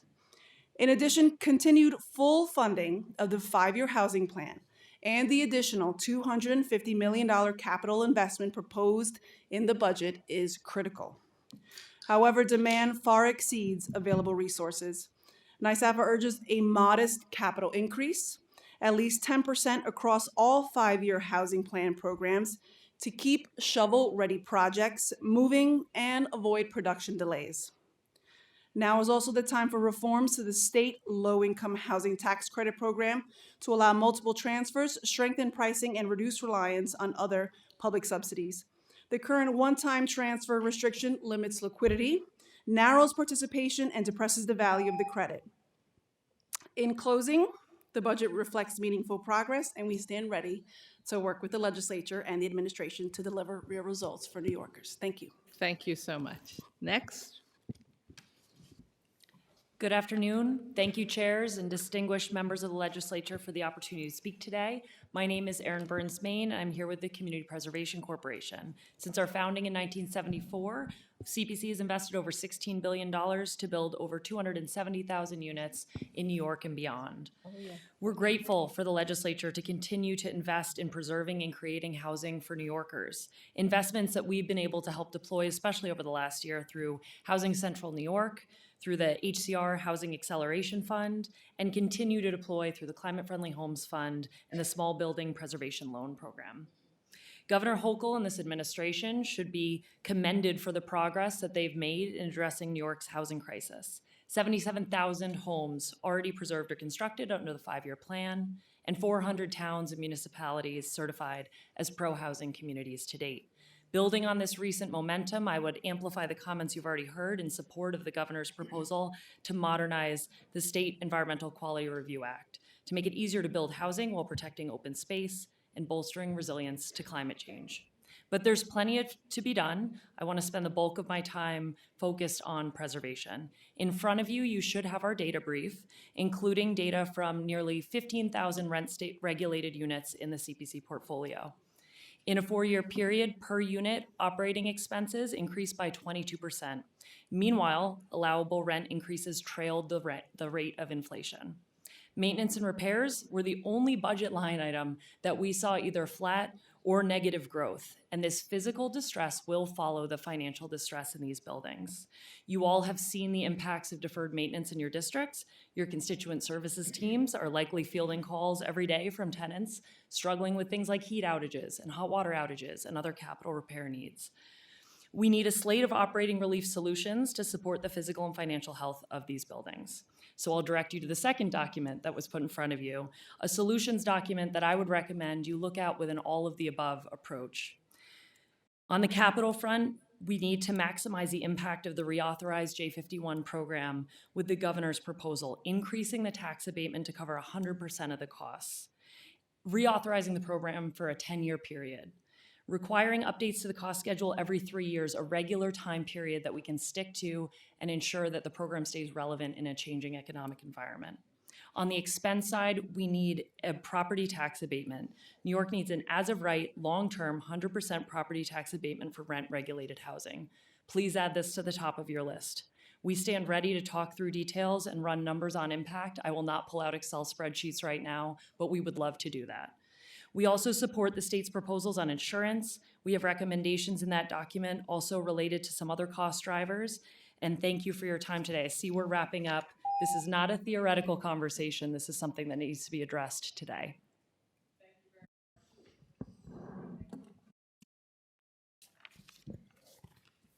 Hello. Oh. I'm Genevieve Rand. I'm the organizing director at Housing Justice for All and the New York State Tenant Block, where we represent a coalition of over 80 tenant, homeless, and multi-issue organizations across every city in the state. Tenants are half the population of New York and a majority, supermajority in every major city. When housing is affordable, these communities feel safe and secure. And when it's not, they experience volatility and crisis, and they blame their government for it. Yesterday, a new poll came out from Axis Research about New Yorkers' top political issues. And it showed, as every similar poll has showed for years, that over 50% of New Yorkers name affordability and the economy as their top political issue. More than education, more than crime, more than healthcare. And when asked where the state should focus first on lowering costs, the number one answer was housing, and has been housing for some time. Last year, in my own city, I attended a town hall on rent stabilization, which we have had the council votes to opt into since 2019, but have been unable to because the opt-in law for ETPA is broken.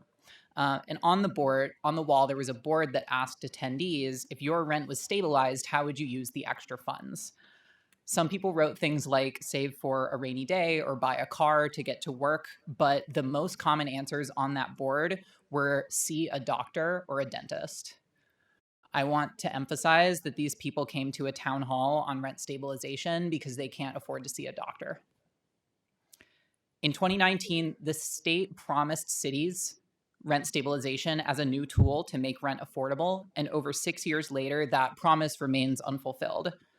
Over a dozen cities have voted to start stabilizing their unaffordable rents, and not a single one has been able to fully implement it because the law is broken.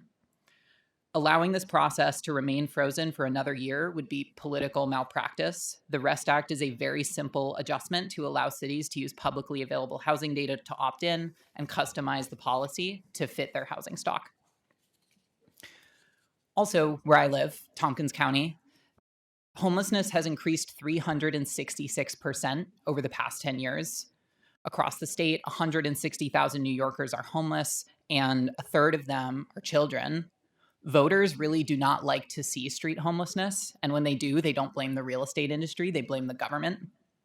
Funding the Housing Access Voucher Program at $250 million would reduce homelessness by 12.5% and save taxpayers money by reducing its external cost burdens. That's like medical costs, social service costs, law enforcement costs. It's projected that it would save a net $200 million to opt into this program because of the more efficient allocation of resources.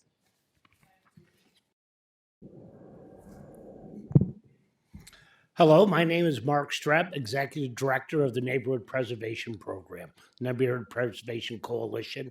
And I'd like to start off by thanking the New York State Legislature for your continued support of the frontline not-for-profit housing workers during this everlasting housing crisis. Your steadfast commitment to the Neighborhood Preservation Program allows essential resources, services to reach communities across our state. These boots-on-the-ground community leaders are often the difference between a family remaining in their home, entering a shelter, or facing homelessness. The value of this work cannot be overstated. For the upcoming fiscal year, we are requesting $20.68 million to fund the Neighborhood Preservation Program, reflecting a modest 10% increase from last year's enacted budget of $18.8 million. Additionally, the Neighborhood Preservation Coalition requests a $275,000 carve-out to continue providing technical assistance, training conferences, educational webinars, research, and communication.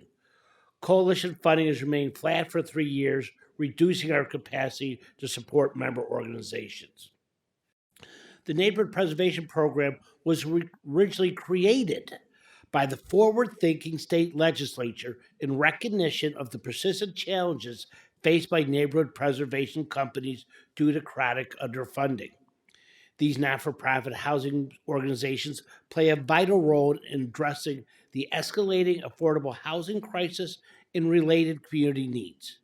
Their services range from housing counseling, home improvement and rehabilitation, food programs, eviction preventions, the entire gamut of what families and homeowners and renters need. At a time when neighborhoods are increasingly destabilized and residents facing unprecedented fear. Governor Hochul's proposed budget includes a deeply concerning reduction of $6.5 million from last year's funding level, lowering NPP fundings from 18.8 to 12.83.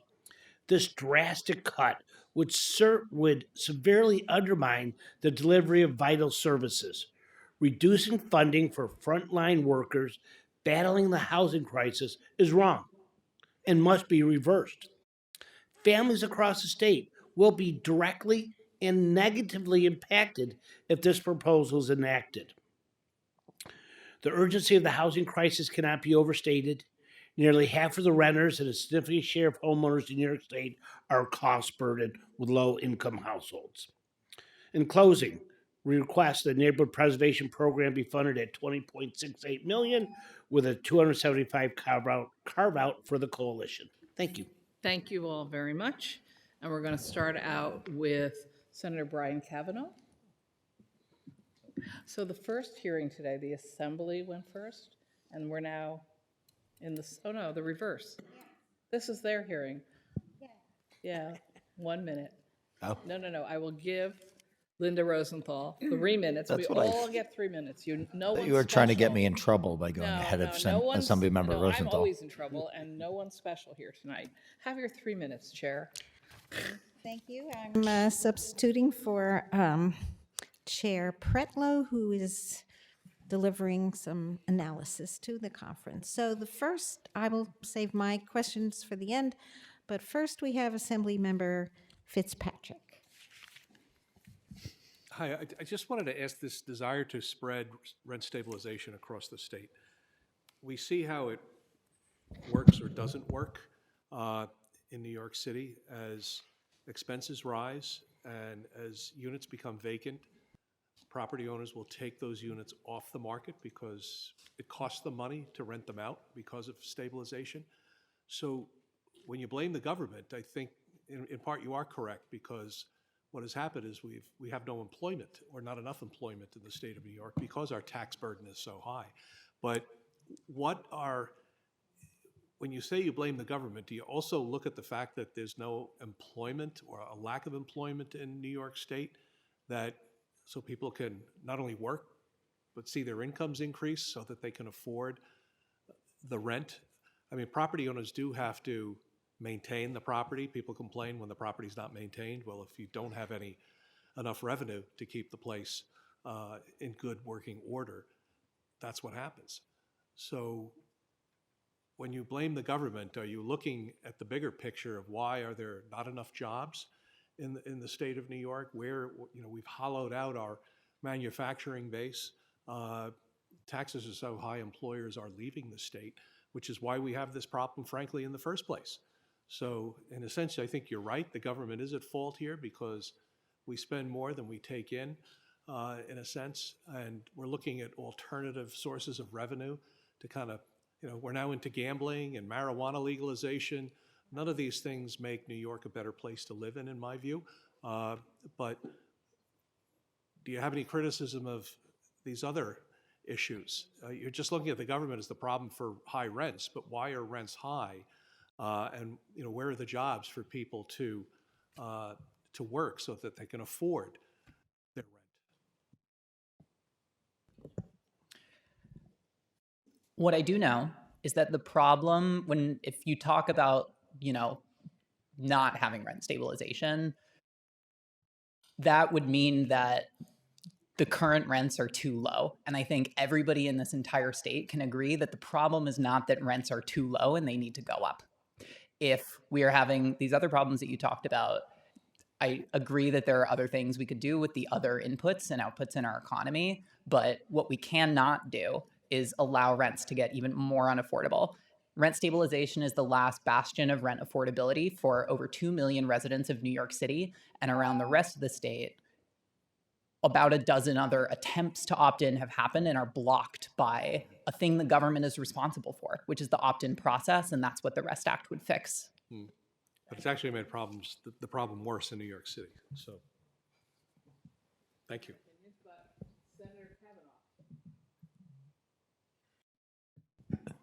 I'll take a moment to disagree with Senator Fitzpatrick, as we had 11 years to do while we served together in the chamber, that rent stabilization is the problem.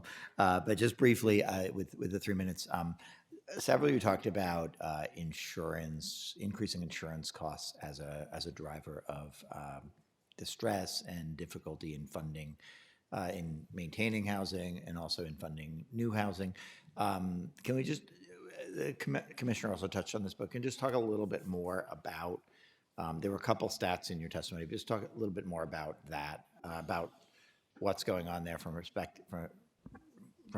statewide perspective, and I'll leave it there. Absolutely. I think insurance is a thorny issue. There is no one quick, easy fix, and I love it, and I think everyone here would love it if there was. What you have in the data brief there shows that one of our biggest expense drivers was the increasing insurance premiums. And what's been interesting over the last few years, especially at the state level, is through the various studies that have been commissioned and information we've gotten, there's a couple different elements at play. I think the Department of Finance study suggested that there needed to be more research in terms of cost of payment discrimination among insurance companies. There have been others who pointed to localities that are having some of these kind of catastrophic events that have increased in insurance payouts and have increased kind of these premium issues. And then in addition to that, you layer in the changing climate and all of the different climate risks that are really actually impacting built environment. We absolutely support the state's proposals that were in the governor's budget. These are some of the biggest cost drivers for us. I do think more information, more investment, the recent award towards more I would say technical assistance and research on insurance will be helpful. The challenge is, especially for a state body, is you never want to overcorrect and end up running insurance companies out of your state. And there is some history of that across the country, not here in New York. But it's a careful balance, and I've appreciated over the last few years the attention to kind of trying to strike that balance and get it right here in New York State. And I'll do this in shorthand because it's 45 seconds, but sorry, Carlina, did you want to add something? Or? You want to ask something else? I can add. Okay, I'm gonna take you 30 seconds. I think it's about transparency. We also want to strengthen enforcement and penalties for insurance fraud, curbing abusive practices. I think the other thing would be stronger statewide data collection and regulatory oversight, and that would allow policymakers to identify trends early and intervene before premium increases become destabilizing. So it is comprehensive, and it's going to take a lot of work, and we stand ready. Great. I was going to ask also, do you think the governor's proposals go far enough? We do have a few additional bills we've been working on, so We'd love to go further. We'll discuss. Thank you. Agreed. Next, we have Assemblymember Burdick for 3 minutes. Thank you. And this is for Carlina Rivera. And first of all, I want to thank you, NYSAFA, for the terrific work you're doing. You might have heard the discussion that I had with Commissioner Wisniewskis regarding restoring in the 2027 fiscal year budget the $75 million investment for public housing authorities, and then also to increase the investment in the 5-year housing plan by $25 million. Are you familiar with the investment with the public housing authorities, and have anything you can share with us in terms of what you think its success has been, and the demand and so forth, and whether you think it's an appropriate investment to restore that? Our position is to restore that funding of $75 million for public housing authorities, no question. Really, we support our colleagues at the New York State Public Housing Authorities Directors Association. We urge the legislature to restore that money. I've been to see public housing across the state since I've started at NYSAFA. I also represented public housing in the city when I was a city councilwoman, and they are in desperate need of funding. What I've been able to see, the public-private partnerships that have been so critical to rehabilitating some of these homes, that's definitely, I would say, in the future of public housing.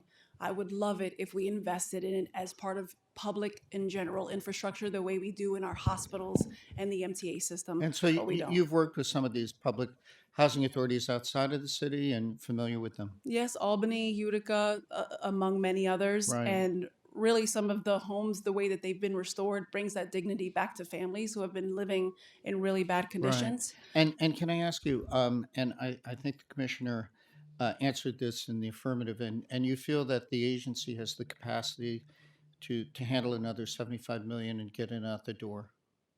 We're going to need a lot more than that, but I certainly think that they could use another 75 Good. million to get out the door. And how do you feel about the idea of another 20 million for the 5-year, 25 million for the 5-year plan? Does that make any sense? Would those funds be used appropriately, do you think? We're urging a modest 10% increase across in capital funding this year, rather than waiting until the plan's renewal. Right. We just want to avoid delays in housing production and preservation. And so we know that we're going in the right direction and we need to continue. Great, thank you. And thank you again for the terrific work you do. And I hope you all will support these requests. Thanks so much. Bye-bye.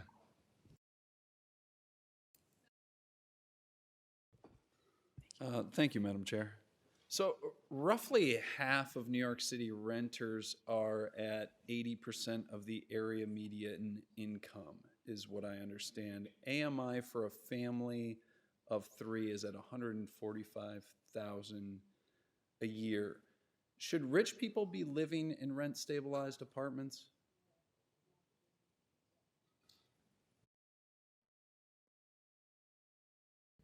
Is that for me? That's for anybody. Go ahead. People of all income levels should have access to affordable rents. I think that what's incredibly important about rent stabilization is that it is something that is not chopped into a million pieces and subject to tons and tons of red tape. That is why it is able, unlike any other program, to keep 2 million people affordably housed. And that is why cities around the rest of the state are actively trying to opt in, because unlike so many other programs, it is easy, it is simple, and it makes rents permanently affordable for people. So billionaires should have access to rent-stabilized apartments? You said all incomes? I don't think there are that many billionaires that this is a problem. Okay, but they should still have access to a rent-stabilized apartment? Anybody differ from that, or should billionaires be able to have a It rent-stabilized feels like we may be steering away from some of the core issues here. And if I may, one of the things that I respected earlier in the hearing that I heard about was the need for more workforce housing, blue-collar jobs. You know, when the nurse marries a firefighter, where do they live? Yeah. The city runs on folks who are in the represented workforce, folks who, you know, NYCHA's top 3 employers for its residents are actually all city agencies. You know, when you think about that, we could probably spend 3 days worth of hearings debating how you even define who is rich in the state of New York and frankly, across the country right now. Right, given- I'm asking you guys to define who's rich. So if the area median income is $145,000 a year for a family of 3, who's too rich for a rent-stabilized apartment? Anybody? I don't have an answer for that question right now. Does anybody have the answer? I think we're building income-targeted housing for different income levels. The average rent in Manhattan is $5,000. That's not the same case for a town, village, or city. Yeah, I'm just talking about upstate. rent-stabilized apartments, though. Is anybody too rich for a rent-stabilized apartment, in your view, in this panel's view? I would say based on a qualitative understanding of the market, that would not be a big slice of the issue of what we're seeing. Nobody. I can't say nobody. I don't have that data available. But I don't think a lot of folks are choosing to live in that housing who are billionaires.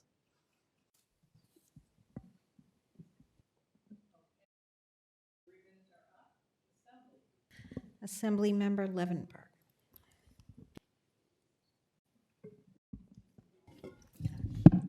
Thank you, Madam Chair, and thank you to the panel for all your wonderful testimony. I just really wanted to find out a little bit about HAVP and HOP to find out what you think the right levels are. I know you said 10% across the board, but it seems like these programs have been incredibly effective. They tend to be embraced by sort of both sides of the spectrum, and since they also seem to be, again, I said effective already. You know, what do you think the right what would we look at that could be effective statewide? In addition to the 50 million the governor's put in her budget. So the 50 million was, that's been talked about as a pilot. And those are coming online now, but I don't know how many folks here were paying attention to the application window for that. It was like a week. They're gone. And we still have over 100,000 homeless people in the state. Our opinion as a coalition is that a pilot was not necessary and that this is an extremely long proven program. Every government agency that has ever studied this for decades has found not only that it is effective, but that every dollar invested in this, I think the national average saves $1.8 in money that is spent on other services, on law enforcement, on visits to the hospitals, et cetera. The results of these programs are remarkable. And so that is why we're asking for the full $250 million of funding, because that is expected to save New York State's taxpayers $1 billion over the next 5 years. And every year that is not invested is years that the state is wasting that taxpayer money on all of those other things. Thank you. Yeah. Did you have anything about HOP? Or no? No? Homeowner Protection Program? I just added that in. That's 40 million right now. I don't know if you wanted to add in. No, not your favorite program. You don't care. Okay. No. Go for it. Go for it. I just wanted to say, in terms of homeownership, which was brought up earlier today, this is something that NYSAFA certainly supports. We do think there is an issue not just with middle income New Yorkers, but just across the board. We do have a middle income home ownership opportunity program that we're really trying to push in the legislature that is actually, and in the city too, it's a tax abatement program. It's not a subsidy program. And so we know that people would really champion that idea to create these homes. We certainly have the expertise and the experience within NYSAFA to speak to your individual county, how it would work in your district, and we would love to continue that partnership with you. Fantastic. Thank you.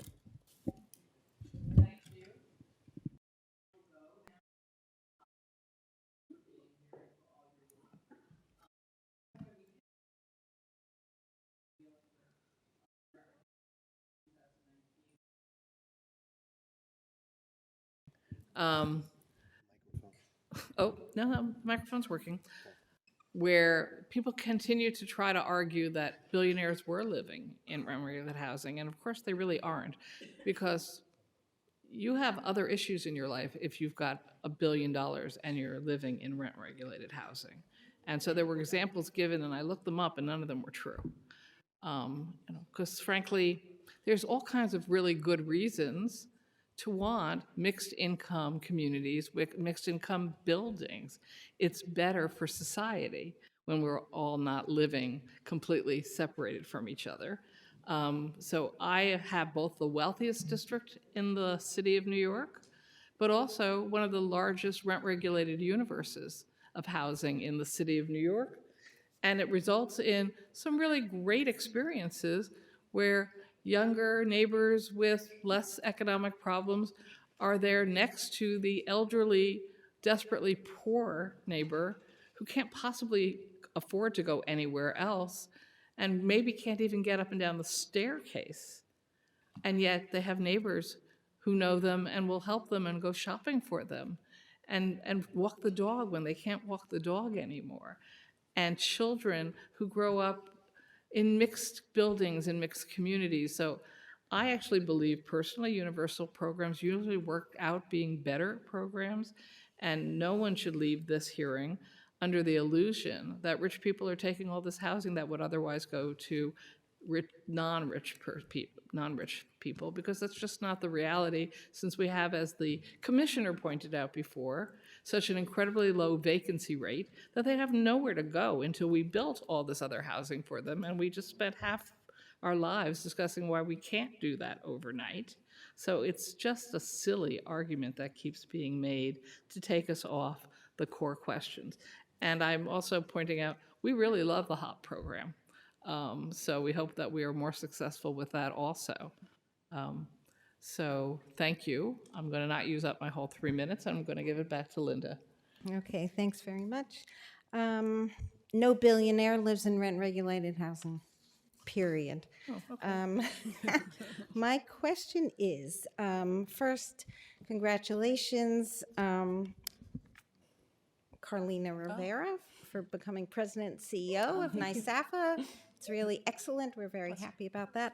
I wonder if you would go into further detail about the $150 million fund. It's actually Senator Kavanaugh, not my bill. But, through ERAP, through the past 5 years, not-for-profit housing has really suffered, and there's been no aid, really, substantial aid from the government. So. Yeah, the Affordable Housing Relief Fund is a preservation tool, essentially. This is to really help stabilize housing costs, particularly in suburban communities, actually, and prevent rising expenses from being passed on to tenants. So what we're seeing now across the state is there's an increase in insurance and utilities, compliance costs with little ability to raise rents. And even if you could raise the rent to make up for some of these operational costs, you can't do it by much, and you certainly don't want to burden families on top of what they're already experiencing in terms of our affordability crisis. So what the fund does is it helps stabilize properties before costs lead to those rent increases, before those costs lead to deferred maintenance or even foreclosure. And so we know that preserving existing homes, that's really one of the most cost-effective ways to protect affordability for families and seniors. Obviously, supply is important, but we can't build our way out of this crisis. And just to add, the voucher program is so important. I know you brought it up earlier. The 10% that we're asking for is for capital. A better voucher and expanded voucher system is critical. We support that. I think it is something that people support across the political spectrum. And in addition to Affordable Housing Relief Fund, that's really how we're going to help get families back on track.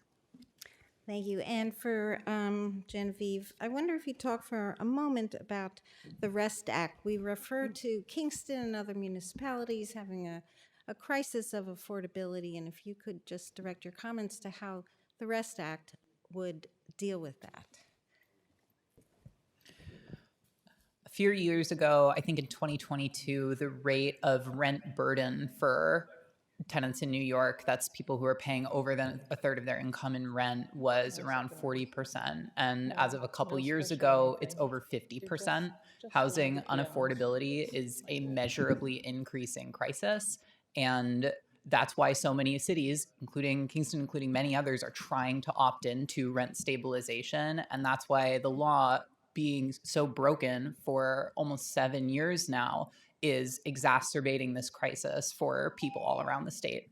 It would be very, very, very easy to fix. Thank you. Do you have any senators who wanted to ask questions? There are not that many of us here, of course, so we're apologetic for that. Back to the assembly. I think we're done. Okay. Thank you all. Well, then we thank you all very much for coming. Appreciate your being here. Thank you for your questions. Thank you. Okay, we're going to jump.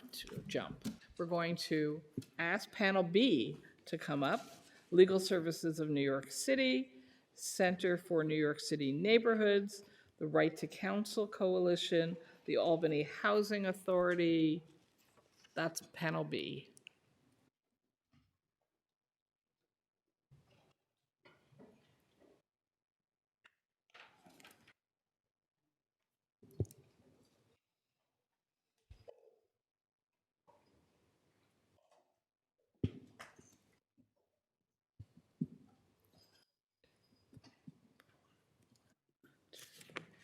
Good evening, everyone. Hi.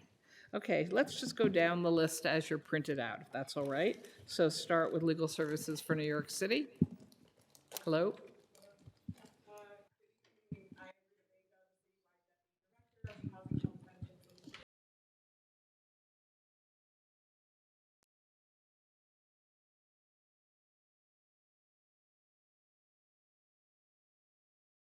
There we go. Okay. My name is Rita Vega. I am the citywide deputy director of the Housing Public Benefits Initiative at Legal Services NYC. Legal Services NYC is the nation's largest provider of civil legal services to low-income individuals. Our services are a lifeline for New Yorkers experiencing poverty and lack of resources. Thank you for allowing me to speak about our transformative Housing Public Benefits Initiative, built with the funding allocated for legal services eviction prevention work starting in 2023. While the program began with $10 million administered by OTDA, presented as a renewable 3-year grant, our share was cut in 2024 to $4 million, and we've received $5.3 million last year. We need restoration to $10 million in order to prevent a fiscal cliff that would lead us to reduce services. And we ask for the same increase for other New York City providers in order to create a $30 million program. We use this funding to disrupt the eviction cycle by increasing income in households and ensuring rent affordability through public benefits and rent subsidies. This promotes overall stability for our clients rather than just resolving cases through payments of arrears. The life-changing impact of this funding is evident in the case of a Staten Island family with young children that fell into $30,000 of arrears when their FEP subsidy was terminated. The family was surviving on limited income and their longtime home was rendered unaffordable. We determined that the family was eligible for FEPs. We helped them in reapplying and applying for arrears assistance. When the family was scheduled for eviction, we won an extension. The FEPS application and rental arrears were approved, and the family remains securely housed with a subsidy that makes their ongoing rent affordable. With this funding, we can evaluate every tenant at risk of eviction who comes to us to ensure they receive all the income and rental assistance they qualify for. We assess eligibility for cash assistance, SNAP, rental subsidies like city FEPs and FEPs, as well as SCREE and DREE, and other benefits. As you know, determining eligibility and accessing public benefits can be difficult or impossible for tenants. However, with our assistance, tenants get the benefits they need from the programs you all fought for. Since the program's inception in 2023, LISNY has served more than 25,000 tenants. We've obtained over $30 million in arrears, subsidies, and other benefits for clients. For every $1 spent on legal services, we return $2 to clients in benefits. The success of this program is clearly undeniable. And while I focus on our eviction prevention program, my colleague Jay Inwalt is advocating for the HOP program to be enshrined into law, affording homeowners uninterrupted services and ensuring that New York's only homeowner scam prevention program remains viable and stably funded. HOP protects homeowners from deed theft and other scams concentrated in communities of color and among the elderly. Thank you. Next. Oh, I guess I could tell you who's next. Hi, I'm Christy Peel, CEO, Executive Director of the Center for New York City Neighborhoods. Thank you, Chair Kruger, Pretlow, Kavanaugh, and Rosenthal, and all the members who've been here today for the opportunity to testify in the 26-27 Executive Budget for Housing. The center promotes and protects affordable homeownership. Our network has assisted 380,000 low and moderate income families and preserved $10 million in neighborhood values for New York State. And delivered $60 million to community-based partners. We would be remiss if we didn't thank Senator Kavanaugh for his years of support as the chair in the Senate. We really appreciate your partnership on many, many issues. As my colleague just mentioned, the Homeowner Protection Program, or HOP, we're delighted that thanks to the support of the legislature over the years, the governor has put it in her budget for a second year in a row at $40 million. This program is incredibly impactful, and we are seeing foreclosures increase in New York City and on Long Island, unfortunately. So there's a lot at risk there. Many families are fighting to save their homes, and they do this with HOP. So thank you for the question, Assemblymember Levenberg. We're really excited to see ongoing support for repairs and climate resilience in the executive budget. And I think the vacant rental program that was mentioned earlier, if that could be expanded to New York City, we could find other offline rental units made available for small landlords, especially in the 1-to-4 family housing space. We're excited about identifying federal and state initiatives to increase incentives for home repair. We're really thankful for the Senate and the legislature for bringing attention to the insurance issue as a core housing issue. The data transparency will be really helpful, but making sure that DFS has the ability to hold insurance companies accountable, that we understand where they're making profits. So there isn't this debate around whether or not requiring real investment in our communities. Data transparency is creating a risk for insurance companies to leave communities. We know they're making money. We think the state could go further with the governor's recommendations and really think about a New York State CRA for insurance to ensure that our communities have adequate insurance representation.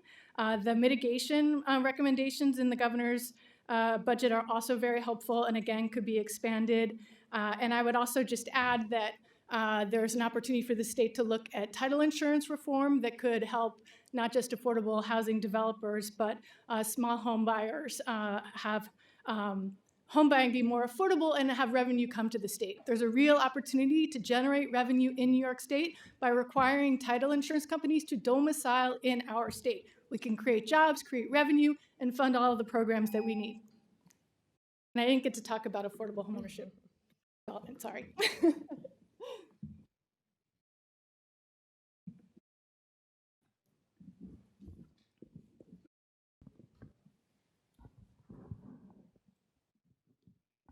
Ms. Dillard?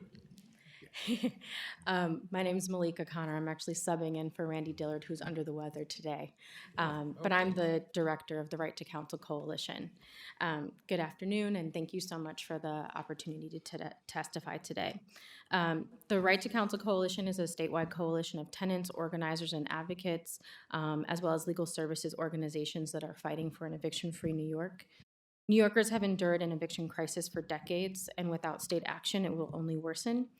With more than 175,000 active eviction cases statewide, nearly 160,000 people experiencing homelessness, and hundreds of thousands more at risk, evictions continue to displace families and destabilize communities every day.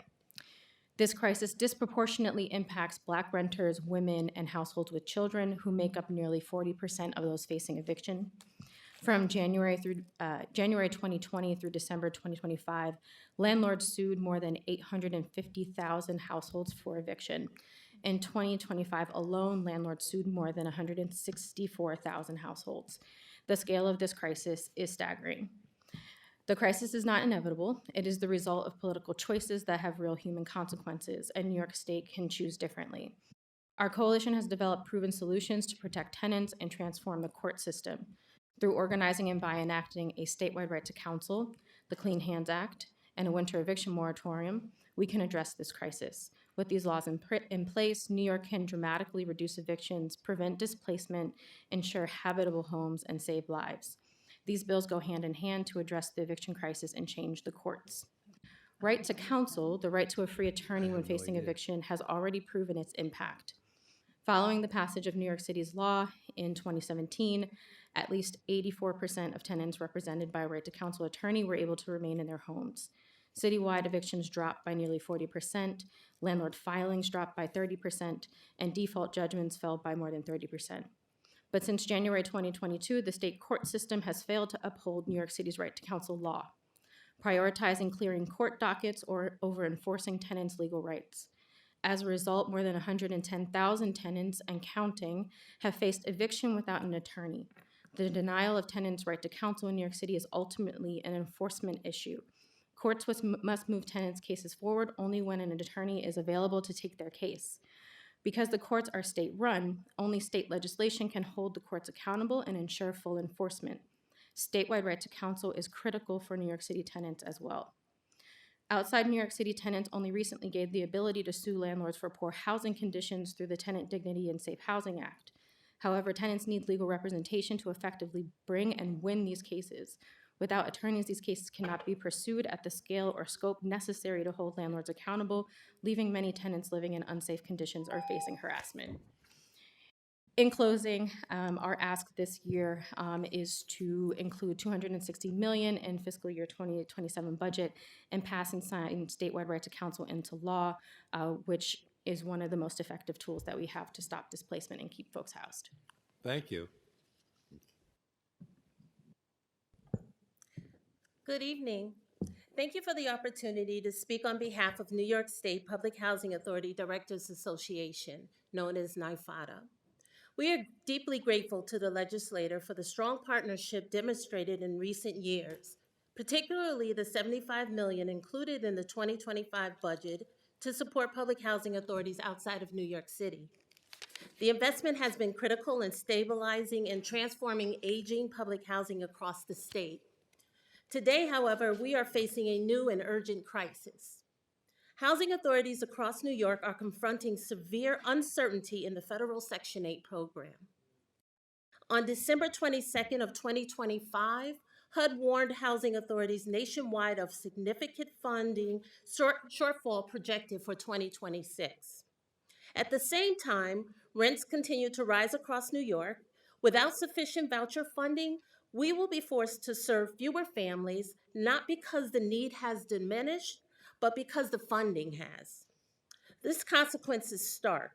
Families who are currently stably housed could lose their assistance and face homelessness through no fault of their own. This is why NYSFADA, in partnership with NYCHA and housing advocates across the state, urges the legislator to include $250 million in the 2026 budget for the Housing Access Voucher Program, HAVP. This program is a statewide rental assistance program modeled after the Section 8 program. It ensures that the household pays no more than 30% of their income towards rent and provides a critical safety net for families facing housing instability.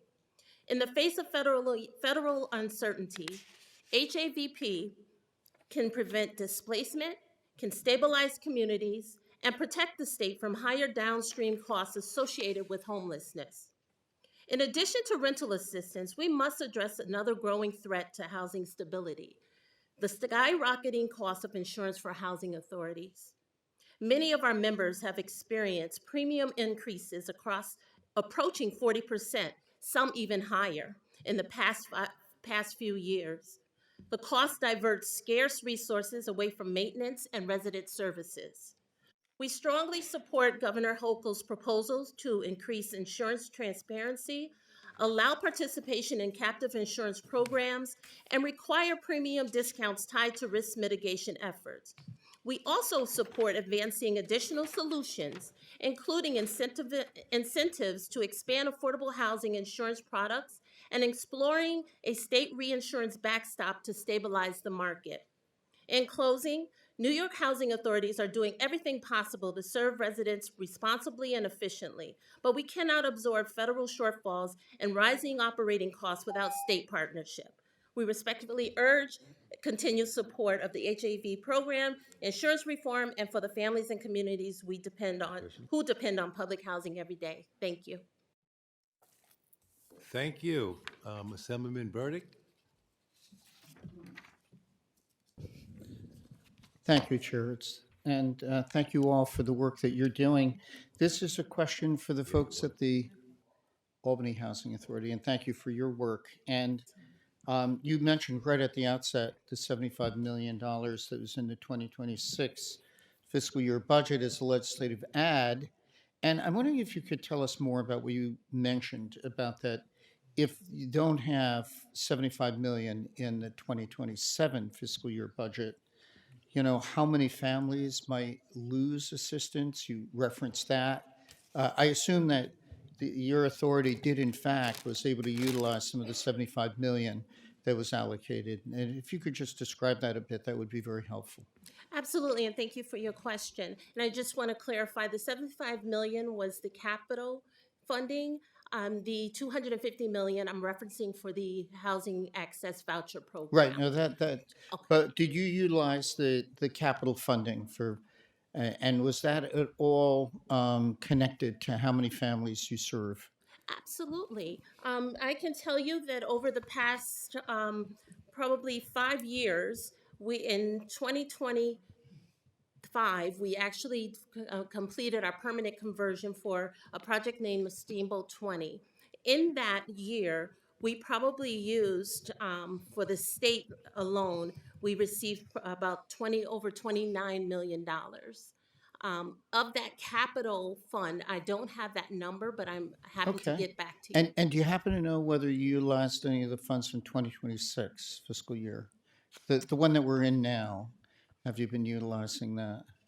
Not for 2026. Oh, okay. But I take it that there remain unmet capital needs by your authority. If I can rephrase my answer. Sure. We did because we have an ongoing project going now. Oh, So great. we are Okay. utilizing those funds. We're in phase 2 of our phase 1 And, project. and so would you have both the need as well as the capacity if we did another legislative ad, which is what would be needed in order to get those funds in the 2027 fiscal year enacted budget? Do you have the need? Do you have the capacity? We absolutely have the need, and I would like to also add in that, in those 2 projects I just mentioned, one of the projects we were able to bring on 37 new units, and for the ongoing project, we are looking to bring on 47 additional units on top Super. of what we are doing. Well, thank you so much for all of the work that you folks do.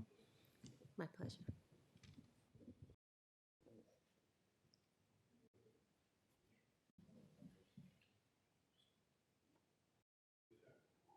Thank you. I guess I didn't notice that Senator Krueger had departed, taken a break. Just a couple of quick questions. The clock is running good. First of all, just to clarify, I know Senator Samira Burdick, who has been a great advocate for public housing across the state, just was asking you questions partly about about the Albany Housing Authority, but you're also here representing NYSFADA, that is the directors of all our housing authorities across the state, right? That is correct. And yes. you have a consensus in housing authorities that are in virtually all of our districts that the state continuing to fund, to add capital to those programs is critical. Is that right? Very critical. Absolutely. And last year was 75 million, and Yes. what your ask is that we restore the $75 million that was included in last year's adopted budget, but not in this year's proposed executive budget. Is that right? Correct. Great. I just want to make sure we clarify that.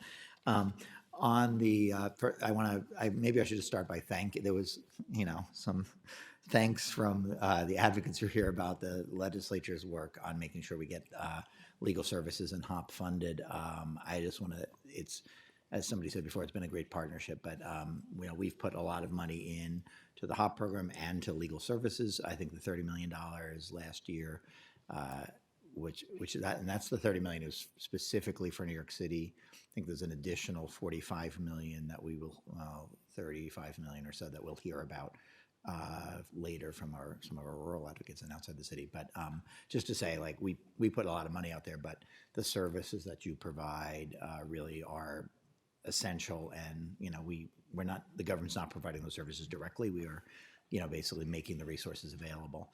I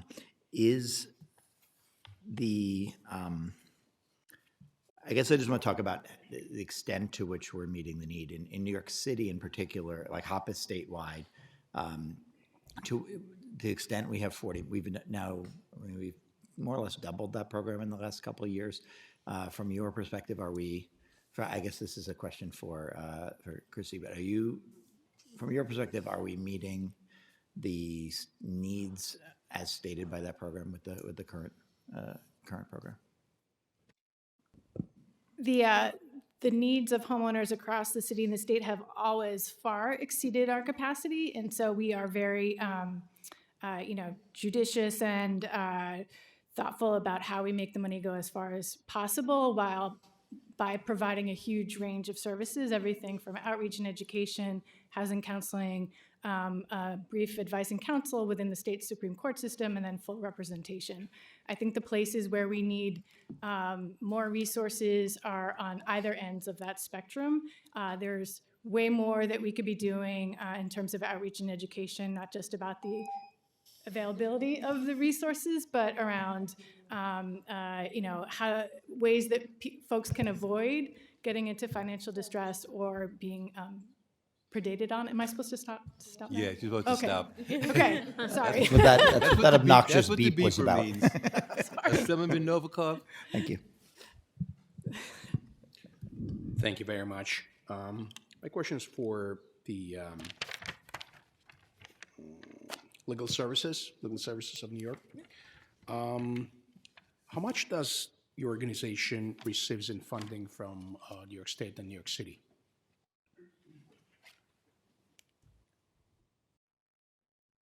Okay, so from New York State, we currently receive 5.3 million to do our program. That's the only money we use to do our Housing Public Benefits Initiative. For our housing overall, we receive around 20 million from the city that we're still waiting for, but that is our overall right to counsel funding. And how much is that per case that you're solving? That's a good question. I would have to get back to you on the specifics on that, but on the case numbers. Right. So why I'm asking is that, now, I'm sure you have very successful cases, don't get me wrong, but I have heard many stories when your lawyers were not ready for the case or just not interested in the case. And how do you check the quality of the services provided to tenants? Well, I think those are two issues, right? Our right to counsel funding limits the type of cases that we can take on, right? So we can take on full representation cases. So unfortunately, for cases that wouldn't be full representation, we wouldn't be able to take them under right to counsel. However, we can do them under our Housing Public Benefits Initiative, right? So that's a way that we stop the clients from falling through the cracks, right? As opposed, as for interest, that's very interesting. We actually engage in client surveys to see how clients feel about their representation at the end of each year, right? And so we take that very seriously. And so there is a privilege lawyers have in selecting which cases they can take on, right? And it's not necessarily a measure of interest. It is a lot of factors that go into assessing a case and determining if it's a case that we can take on and represent the client on. Are those lawyers like real lawyers? They're not students of a law school, or? I'm so sorry, can you repeat that? Those lawyers that represent the tenant, are they like students of law schools, or they have a degree already? They're real lawyers. Like, can you give me an example? Sure. All our lawyers are real lawyers. So students who have just graduated, they're JDs, right? They practice under our student practice order, and they can practice along with us, right? They are fully able to. And our other lawyers that are barred are also full lawyers. And so, yes, everyone in our organization who sets themselves out to be an attorney is in fact an attorney. How do you do quality assurance of the people who work for you? We do that during, of course, our hiring process. We engage in evaluations with our staff yearly to see how their work is going, how we can improve. And again, we also engage in feedback with clients to assess how our lawyers are doing. All right, thank you. Of course.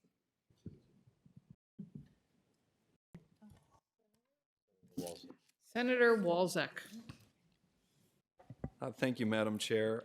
Ms. Connor from the Right to Counsel Coalition, you said 175,000 eviction cases statewide. Yes. Wow. What is the primary reason for those cases? It varies, but the vast majority of eviction cases in the state are for non-payment of rent. To open more affordable housing, should we have a means test so that wealthy people aren't living in rent-stabilized apartments? I would say absolutely no. In addition to the many reasons that folks have already named earlier today in previous panels, as well as your colleagues, the one thing that I would add to that is that whenever we means test for a service, the administrative cost to provide that far, exceeds the benefit of doing so. So, there are no billionaires living in affordable housing. I don't think that would be an issue moving forward. And yeah, that's all I have to say on that. No, that's good, and I was informed that there's no billionaires living in rent-stabilized housing in New York City, and I appreciate the clarification. Great. What about millionaires? Should millionaires be able to live in rent-stabilized apartments? This is not funny. Yeah, I truthfully, I think that this, I appreciate your candor and in asking the questions, but I do genuinely believe that it is a distraction from the core issue at hand here, right? Which is about How do we provide more affordable housing? How do we keep folks housed when they are in that Yeah, housing? I mean, that is right? my question, because obviously if you have an AMI in New York City that's 145,000 for a family of 3, and they're struggling to pay rent, and you have 175,000 eviction cases statewide, a lot of those, I assume, are in New York City because rent is high. But you have people with the means that are living in stabilized apartments that don't see much of a rental increase while the rest of the market is increasing rent. If you allowed the market to be rented to the people who can afford, so some kinds of means test for those stabilized apartments, then you would open up that housing for the people that can't afford it. Am I understanding this wrong? Yes, because there's theory and there's practice. And in practice, folks, millionaires, billionaires, do not rent those units, right? So, Is there any kind of means testing for rent stabilized apartments? as far as I know, no, not in the So state of New York. theoretically, they could. Somebody making $500,000 or a millionaire could live in a rent stabilized apartment, right? They could, but there. No problem. Assemblywoman Rosenthal. Thank you. I'd like to clarify that in order to be eligible for rent-stabilized apartment, you have to live in that apartment for half a year plus 1 day. No billionaires doing that. They have many houses. Same for those who are millionaires. Let me ask a question to the Right to Counsel. We've seen in New York City that when a person gets a lawyer, they work out the problem with the landlord, and both sides agree that it benefits the whole situation. Do you think that would work well outside the city? Definitely. I mean, I think, right, eviction court. They are challenging institutions to navigate. And oftentimes, I mean, I think this statistic was, well over 99% of landlords pre-right to counsel had attorneys, and the vast majority of tenants did not, right? So when you have an attorney on both sides, they're able to more effectively, resolve cases.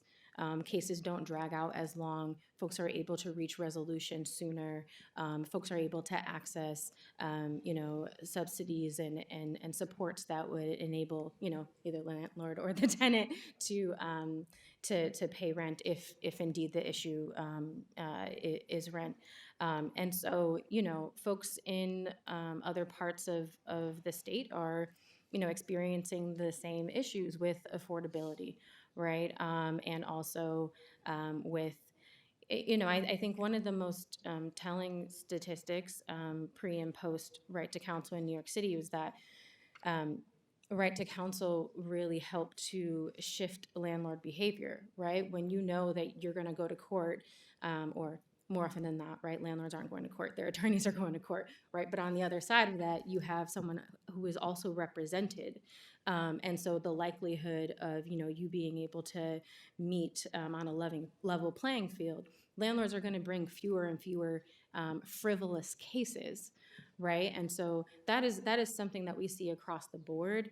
And so with a right to counsel in place where, both the landlord and the tenant have legal representation to help mediate and resolve the case, I think that it would be tremendously helpful, in all cases, no matter where you live, right? Because fundamentally, the landlord-tenant relationship is still the same.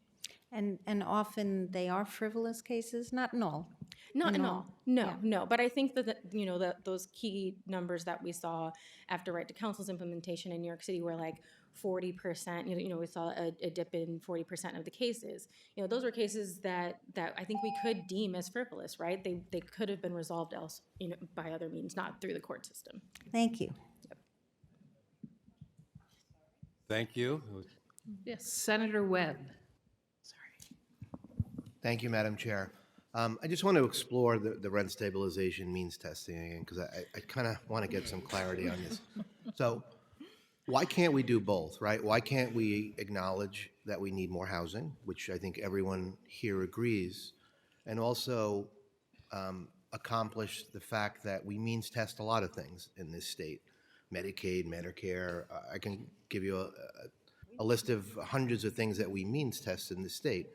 So why is there a hesitancy to means test rent stabilized apartments in New York City or in wealthier areas when we know those people could afford to pay for market rate apartments and then free up those rent stabilized apartments for the people that really can't afford to be in those higher rental apartments? If I could add a layperson's understanding of this, from what I understood when the law was reformed, the idea was to preserve the unit and to respond to the fact that many landlords were renting to higher income families with the assumption that ultimately those units would be lose rent stabilization when they became too high earning. And so the intent of the law was to not allow that to happen.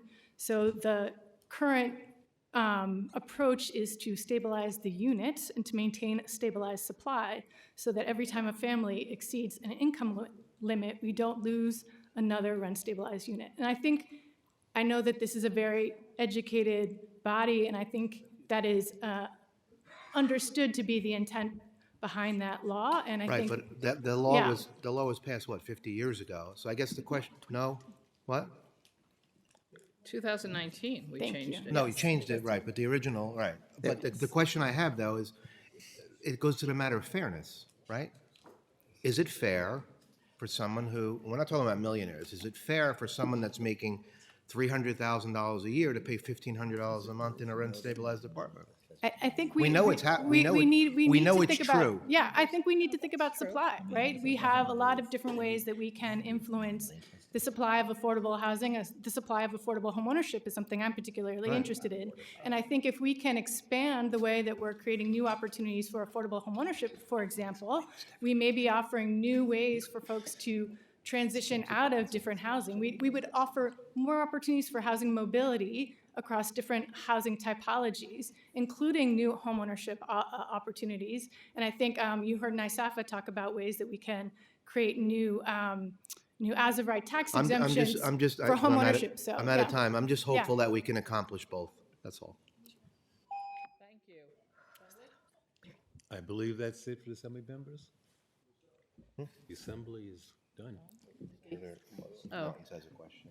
we have a late bloomer, Senator Martins. Liz, Senator Krueger, we've known each other a long time, perhaps too long. I'm not going to beat this dead horse, but I am going to ask you a question about We're way past that. about this issue. Senator Well, Martins. no, it's important. It's a policy decision, and I think it speaks to priorities, because I understand from some of the questions or some of the answers that they don't believe that it exists, and yet, are you aware of the New York City Housing and Vacancy Survey that is published every 2 years by the Census Bureau in conjunction with the City of New York that actually measures income of people in housing units in New York City, including rent-stabilized housing? You familiar with that survey? Okay, fine. And so in that survey, they have different categories of rent-stabilized housing. And if we were to agree that we are not looking to deregulate these units, we're actually looking to maintain those units at affordable rates, at their housing, at their rental rates, and not actually allowing people who are making more than, I think the commissioner mentioned earlier, 60 to 80% of area median income is considered appropriate when we're dealing with affordable housing. If we have people that are making multiples of that, would you not agree that those people should have the ability to go get market rate housing and make those units available to people who actually qualify? That's all. That's the question. And I see smirks, I see people, shrugging, I see nods. But the reality is, if we are going to be true to this, don't you agree that housing needs to be affordable for people who actually need it, as determined by these state agencies 60 to 80% of AMI? No? Okay. No further questions. Thank you. Thank you. I believe, unless someone corrects me, that this ends this portion of the hearing. Ladies, I want to thank you for your participation and sticking around. I'm sorry we started late, but the one before this went a little longer than we expected. But we appreciate your input. Thank you very much. Thank you. Individuals from Panel C could please proceed to the table. The American Society for the Prevention of Cruelty to Animals, Ms. Susan Riggs. New York Housing Conference, Rachel Fee. The American Institute of Architects of New York, Bria Donahue. My Dog is My Home, Elizabeth Rose, and the Association for Neighborhood and Housing Development, Emily Goldstein.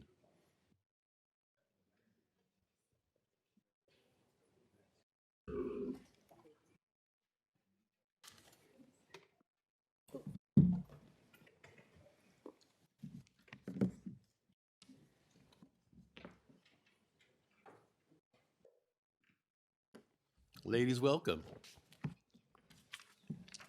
If you're sitting in the order that I called you, that would be great. Otherwise, we'll start from my left, your right. I don't think we sat that way. Sorry. Okay. Sorry, we sat out of order. Good afternoon. I'm Rachel Fee. I'm Executive Director of the New York Housing Conference. Thank you so much for this opportunity to testify today. I'll just give some highlights of what we're excited about in the governor's budget for housing, and then what we think is missing and should be added. First, I'm thinking about solutions to the housing crisis in 3 buckets: adding supply, helping the lowest income renters, and then also preserving existing housing. So in adding to supply, we strongly support reforming SEEKR, whether that's the governor's proposal or Senator May's proposal. We're really excited that this will be part of the budget discussion in Albany this year. We know that SEEKR has long been used to weaponize blocking housing across the state, so we're glad that this will be discussed. We also urge allocating at least $250 million in supplemental capital funding. Last summer, Congress passed an expansion of the low-income housing tax credit. This capital is critical to match the federal credits and make sure we're using them all and not leaving them on the table. In terms of strengthening New York's housing safety net, we urge the legislature to make the Housing Access Voucher Program permanent and fund it at $250 million. We also support an affordable independent senior housing assistance program. That's a really well-known model and one that we think should be adopted for the state housing program. We also support expanding eligibility of SCREE and DREE. Preservation, we think, needs to be a top priority this year in Albany. An alarming share of affordable housing buildings are in financial distress. Senator Kavanaugh mentioned some of those concerns. We've seen lots of reports this year. And what we're looking at in particular is the affordable housing stock with regulatory agreements with the city and state.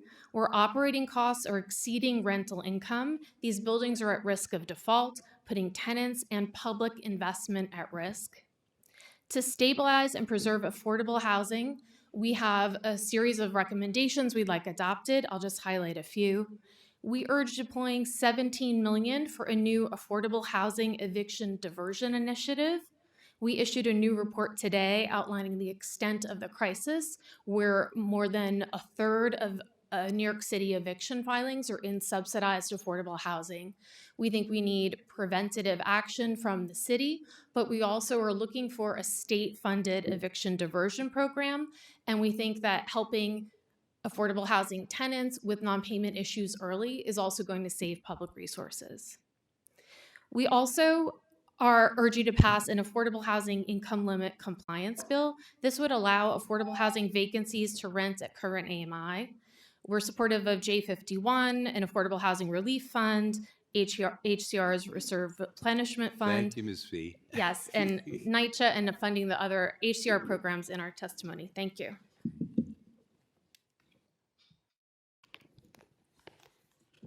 Good evening. Son. Good evening. Good My name evening. is Emily Goldstein. I'm the Director of Organizing and Advocacy at the Association for Neighborhood and Housing Development, or ANHD. Thank you all for sticking through this hearing and providing me the opportunity to testify. Just kicked in. ANHD appreciates the governor's proposal to increase funding for new construction of affordable housing, but as several others have highlighted during this hearing, we really need to see preservation as a priority and would like to see dedicated funding for that. ANHD supports a broad collective package that's outlined in our written proposal, written testimony, which would provide resources across a variety of programs that help to ensure our existing affordable and supportive housing stock throughout the state can remain financially viable and secure for the tenants who depend on it. We are specifically advocating in particular for the creation of an Affordable Housing Access and Preservation Initiative, or HAPI, with a proposed $250 million investment. This would provide resources that aren't really available or well set up in any of our existing programs to ensure that our current, especially nonprofit-owned affordable housing can be financially stabilized and secured over the long term. We also support additional funding for HAVP. We're part of the broad coalition that was thrilled to see that program passed and at least at a pilot level funded last year, and would love to see it get full funding at $250 million. Other programs, which we go into more detail in writing, that we support include HOP, the eviction diversion program that Rachel just mentioned, the proposal to increase SCREE and DREE income limits, although we would like to see those pegged with like future COLAs so that we don't have to keep coming back and doing those increases, and statewide right to counsel. Lastly, we ask for continued funding for the Displacement Alert Project, which is a data project that ANHD runs.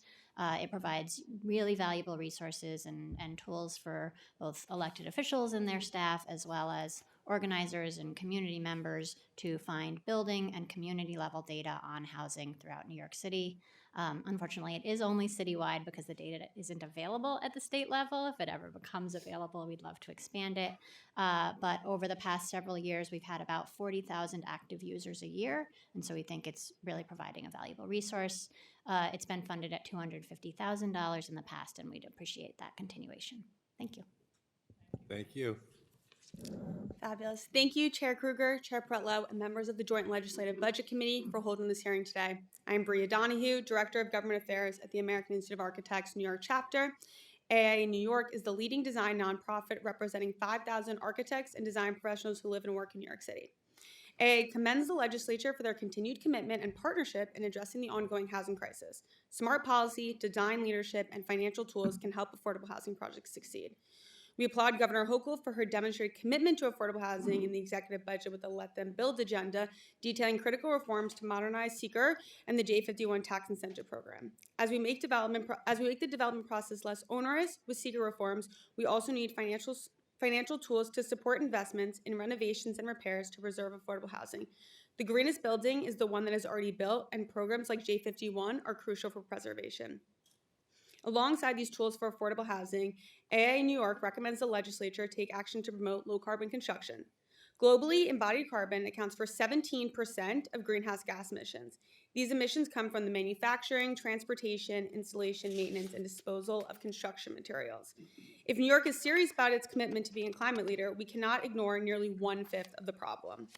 Unlike operational emissions, which accrue over decades, embodied carbon is released upfront when a building is constructed or renovated. Cutting embodied carbon now delivers near-term emission reductions critical for meeting the 2030 Climate Act target. Additionally, low-carbon construction generates new, well-paying jobs, especially in energy efficiency and green building trades.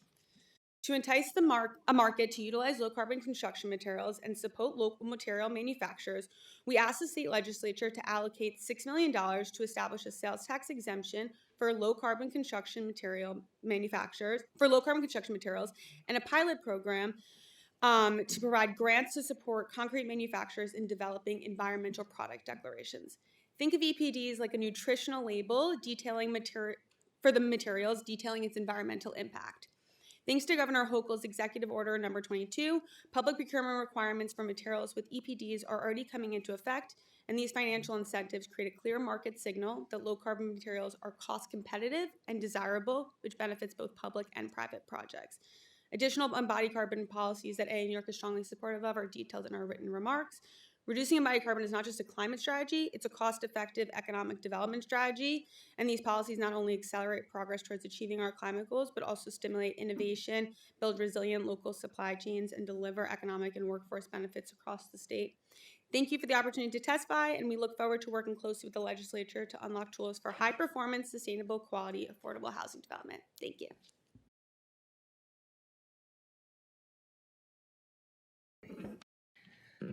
Hi, good afternoon. My name is Elizabeth Rose. The title that was given to me on the witness list is incorrect. I'm actually an advocate for My Dog is My Home. I'm submitting this testimony in support of including a $5 million appropriation in the FY 2026-2027 New York State budget to establish and fund a statewide co-sheltering grant program that allows families to remain safely with their companion animals while accessing shelter and housing services. My experience shows how life-saving it is for families to stay together with pets while escaping violence and homelessness. My name is Elizabeth Rose. I'm a survivor of 11 years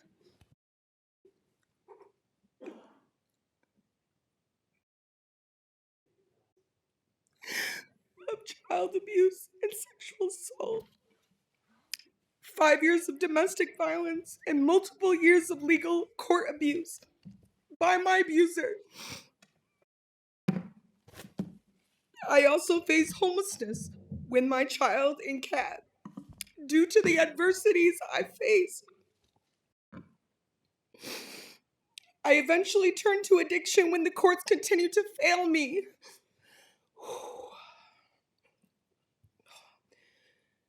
Overall, I'm a survivor that beat all odds and would not have without the programs that kept me together with my emotional support cat, BB.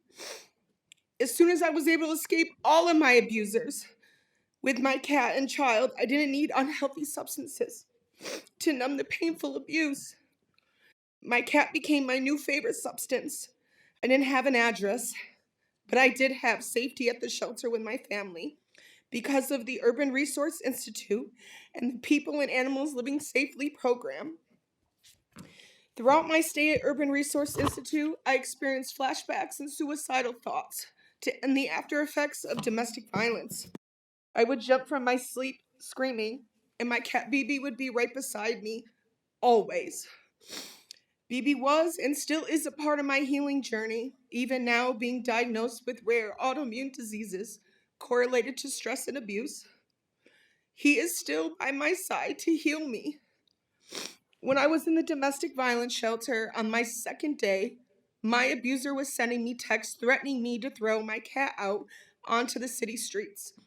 I didn't understand then, as I was experiencing PTSD and traumatic events, but I was extremely fortunate to have been placed within one of the very few domestic violence shelters that allow co-sheltering with pets in New York City. Because of the co-sheltering program at Urban Resource Institute, my entire family was able to stay together, allowing my healing process for myself and my daughter to thrive. I've had my cat BB for 11 years and my daughter for 9 years. We have all been safe since May 31st, 2019, thanks to co-sheltering. Thank you. Sorry about that. Assemblywoman Rosenthal. So Elizabeth and I met at an event for My Dog is My Home. There is nothing better than a cat. You know, I have two, and I'm so happy that BB is beside you and giving you comfort, and things get better. And thank you for being here and tested. No, you're good. You're good. You're good. You are showing what it is like to be a survivor.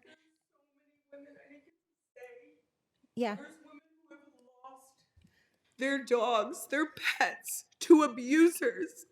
This is a common tactic in domestic violence.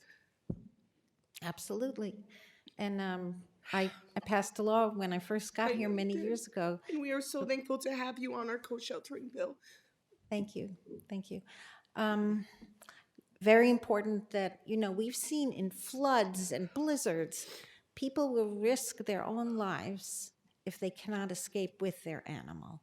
And so that's why the proposal, and I'm a sponsor of the bill, to provide co-sheltering, more co-sheltering places. So you can escape, but you can bring your animal with you because you can't at most.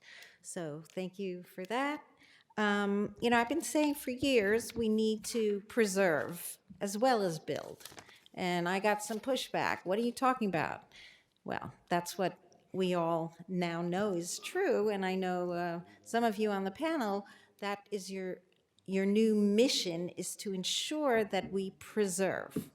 So Emily, maybe you can talk a little bit more about that. Sure. I mean, I think we've actually sort of seen waves over the decades of preservation crises in New York City, and I like to think that we can learn from the past. We saw a couple decades ago a wave of Mitchell-Lama and HUD subsidized buildings opting out of programs where the idea of sort of that happening had not been considered when the programs were first created. And we lost a lot of really valuable affordable housing that had had previous public investment due to that crisis. We feel that we're on the verge of another crisis where a lot of housing that has had significant public investment and is serving a critical public good of providing permanently affordable, deeply affordable housing in communities that need it, it's on the brink, right? We're on the brink of losing that housing due to changing financial landscape that sort of flipped really, really quickly in ways that were not predictable. I think what we can learn from the past is that it's worth it, even when it seems like a large sum, to invest now, because to try to replace that housing by building new is basically running backwards.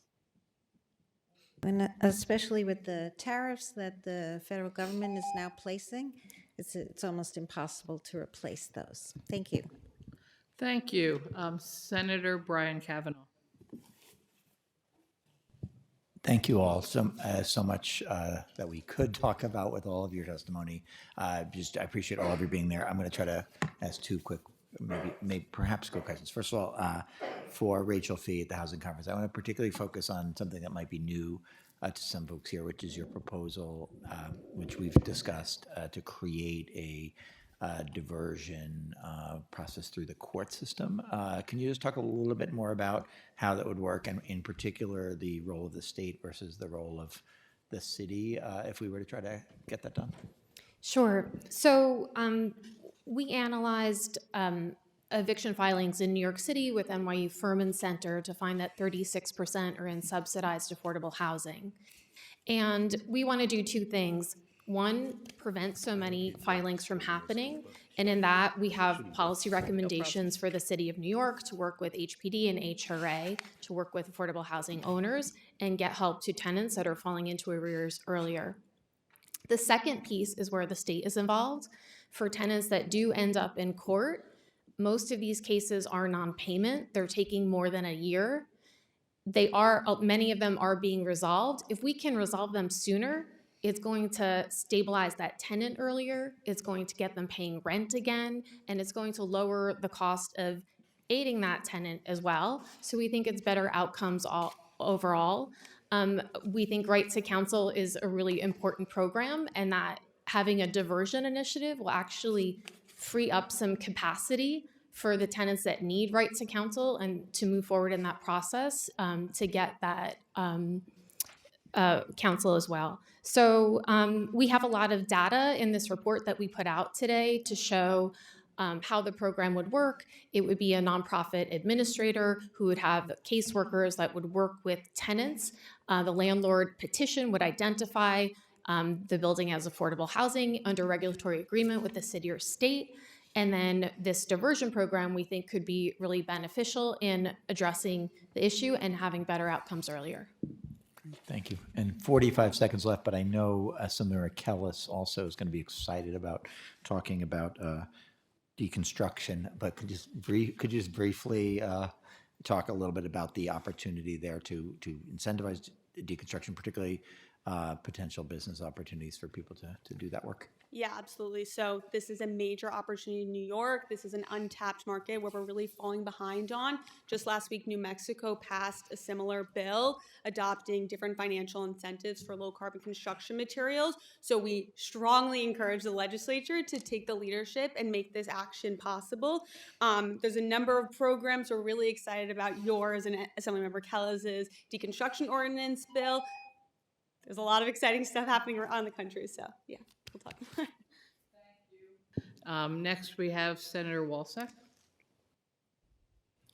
Thank you, Madam Chair. Actually, I'll stick on that same one. Timber frame construction. Should architects, should engineers, should builders get some kind of carbon credit for the sequestration they're doing in timber frame construction? So we're really excited about mass timber because of the opportunities it is as like a lighter weight material. So particularly for affordable housing opportunities, there's a lot more flexibility of mass timber as a material to do vertical extensions on city-owned property, for example, and things of that nature, and also creating that local sustainable forest market. Because from the embodied carbon perspective, that transportation of materials is something that can really become a challenge in the carbon emissions. And often that mass timber material is coming from across the world and often from Canada. So we really see this as a unique opportunity for different forms of high quality design that is both a low carbon material that can be done through some of the code changes we're recommending, and also something that has different financial opportunities. Do you think you have more opportunities in homegrown, New York-grown timber materials as well? Yes, there's a really unique proposal from the Pratt's Decarbonization Group that has explored what the local resources for wood products are for mass timber affordable housing. So I'm happy to share more details. Yeah, about that great. with you. I'd be interested to see that. For the New York Housing Conference for Ms. Fee, you mentioned affordable housing at AMI. Why did you choose AMI? I think you're referring to a proposal we had where we wanted to have a change in the private housing finance law to allow vacancies in affordable housing to rent at current AMI. They're kind of stuck in time under the current regime.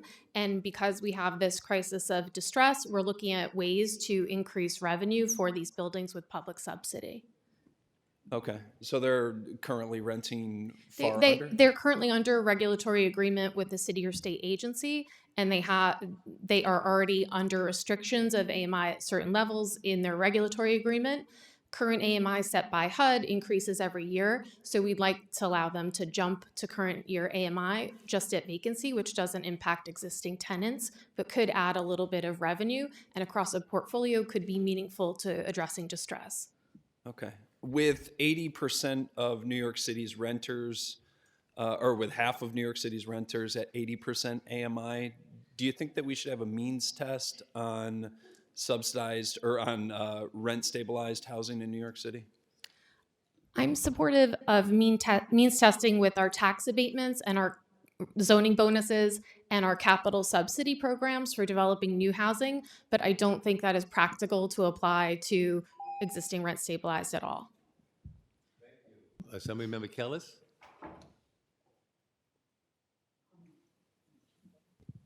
So I just wanted to say, Elizabeth, thank you so much for the courage to bring this forward.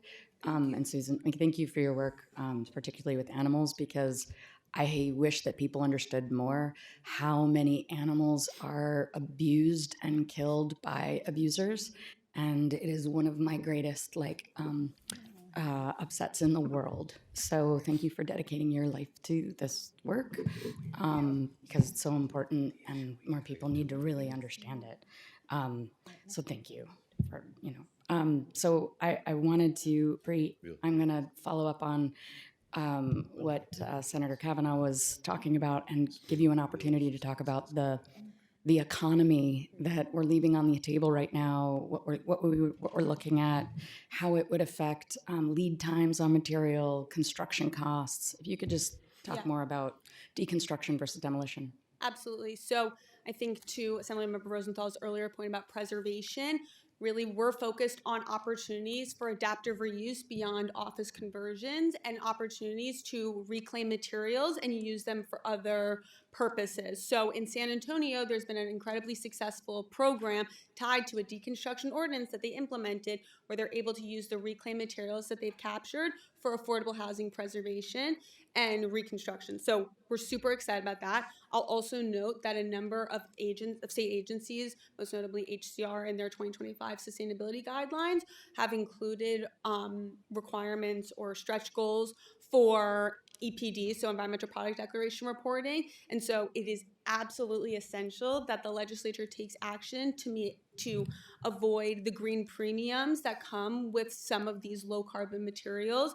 A lot of them are equal or slightly more expensive, but we really want to make this something that is readily accessible in New York and is something that our local manufacturers can readily produce easily. And you talked briefly about embodied carbon as well. We are way off our climate goals. And one of the things everybody always talks about is carbon sequestration. And people don't understand the life cycle analysis. Can you talk a little bit about what that means, that it's not just, Yeah, absolutely. So I think oftentimes we're capturing climate goals from the second a building opens in stores and starts using energy, but there is a ton of carbon generated before that building ever becomes operational. And so these policies are focused on the material side of things. So what goes into putting this table together? This table doesn't just magically appear, and there's carbon that's generated in the manufacturing of materials like this. And so we're really focused on making those possibilities less expensive, and also looking at opportunities for reusing these materials so that carbon is saved down the line. Thank you so much.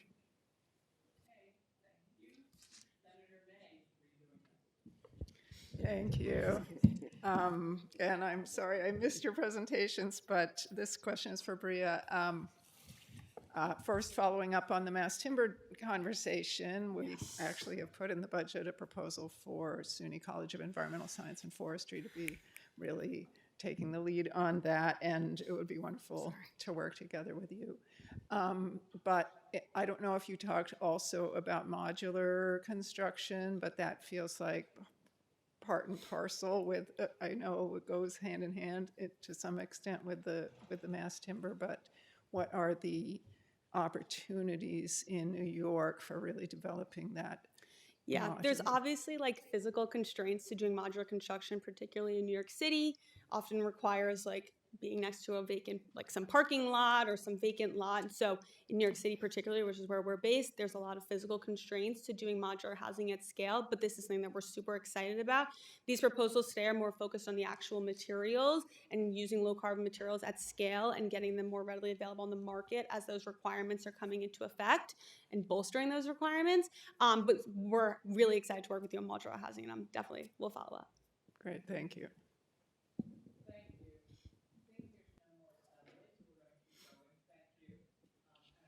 Me next. So one, Rachel, thank you so much for putting the report out today because it's so timely.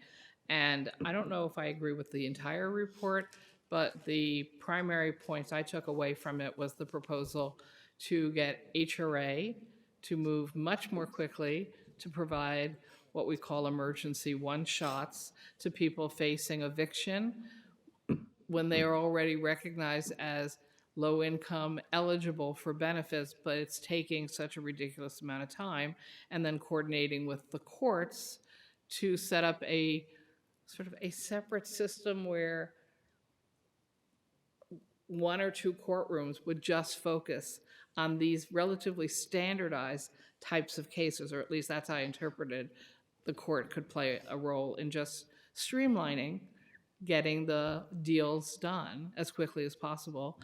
And I was so impressed with the report, even though I was here and not really reading it on paper, was I immediately sent it off to a series of people in the Mamdani administration saying they needed to invest in more HRA workers to get these grants done far more timely, and then make whatever arrangements they needed to with the housing court system to speed along the process, and that frankly they would save a fortune in homeless service costs. And you can save a fortune on 3 people not losing their homes, by the way, in the city of New York, and that they should absolutely prioritize this. So hopefully they're hearing that from many people. Just Hopefully. say. Then, sorry, for ANHD, so a few years ago, you started this mapping project where you could look at your own neighborhood and see what was happening to rent-regulated housing. And my district, so let's talk about the northeastern section of my district on the east side of Manhattan. The rate we were losing our rent-regulated units was terrifying.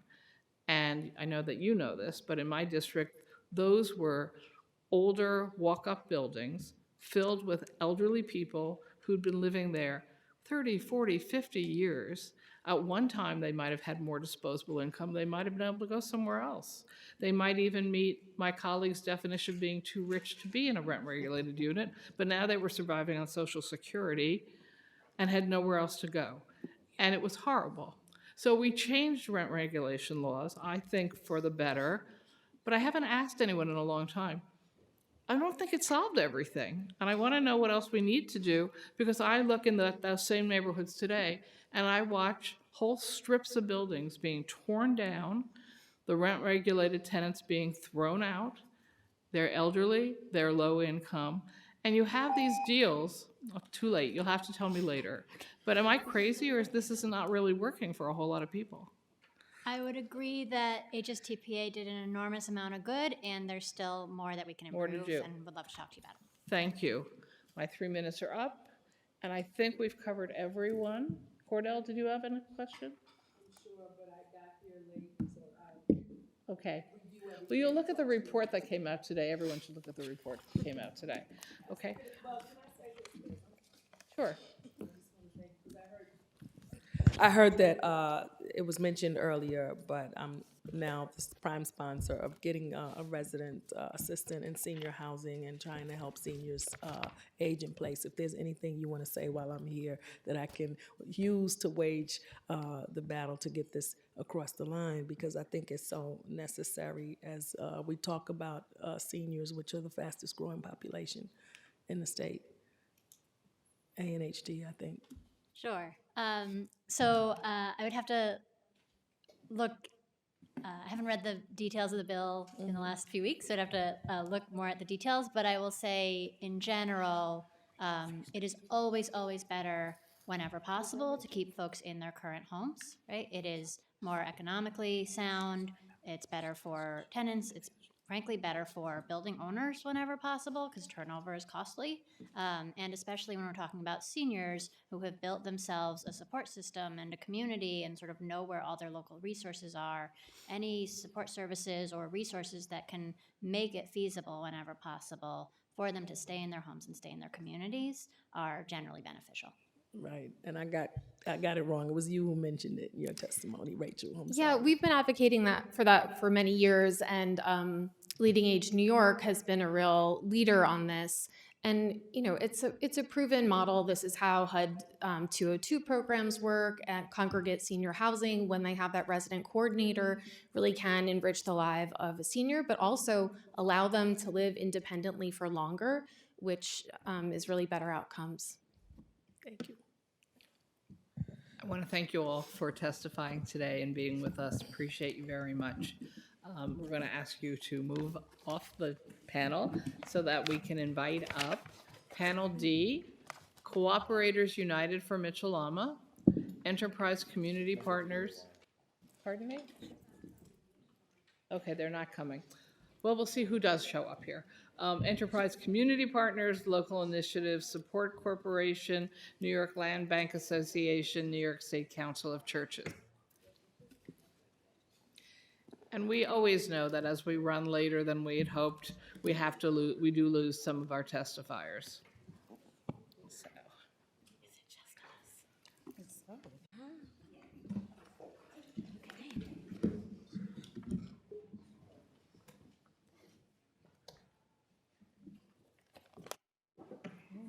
Okay, anyone else want to be any of those people I just named? If not, we're going to go with the two we have. All right, So why don't you each tell me who you are so I know who we've been joined by? Sure. My name is Rashida Tyler. I'm the acting executive director of the New York State Council of Churches. Thank you. Baba Helm, Enterprise Community Partners. Great. Thank you so much for staying with us this late and being with us. So why don't we start with the Council of Churches? Thank you for the opportunity to testify today. We represent more than 7,500 congregations across 9 denominations in New York State. Through our partner, the Interfaith Affordable Housing Collaborative, we provide pre-development support, technical assistance, and forgivable loans to faith-based organizations so that they can develop affordable housing. Churches are not just houses of worship. They are also on the front lines of New York's social safety net. They operate food pantries, daycare centers, warming centers, and shelters. And they are also barometers of distress. When our communities thrive, our congregations thrive. When families can no longer afford to live in their neighborhoods that they have called home for generations, their congregations struggle beside them. Nearly 15,000 churches across the nation were set to close last year, with as many as 100,000 projected to close in the coming decade. These closures reflect communities under severe strain. And in large part, this is driven by the housing crisis. We believe the best way to address this is to pave the way for new affordable housing, to prevent displacement from current housing, and to invest in emergency and supportive housing. We support the Faith-Based Affordable Housing Act. Many congregations want to build deeply affordable housing on their underutilized land, but are prevented by other zoning and other regulations. This bill will allow as-of-right development so faith communities can turn their land into homes for people who need them. We also support the Jobs and Housing Act, which couples the need for good affordable jobs with housing construction. Often it is thought that you cannot have good paying union jobs and build affordable housing, and this legislation seeks to dispel that.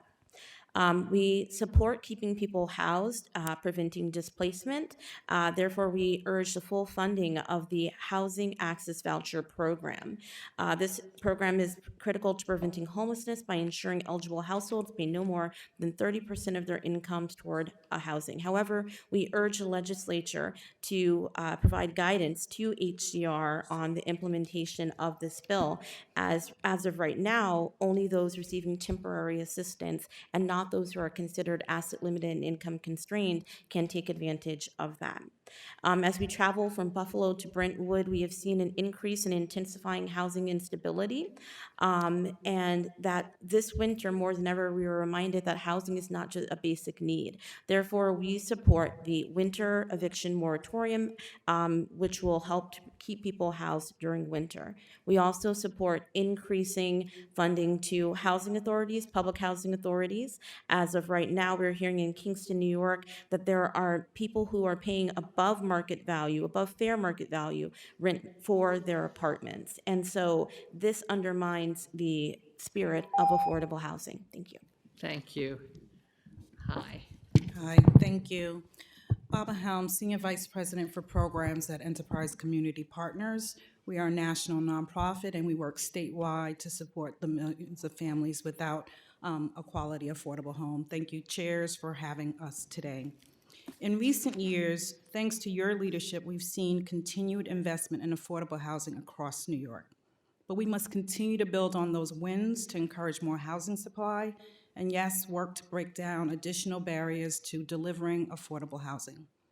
We must also take aggressive steps to tackle the financial crisis that distressed housing is facing, protecting the units already creating, and ensuring that we're not continuing to lose more units than we can create at any one time.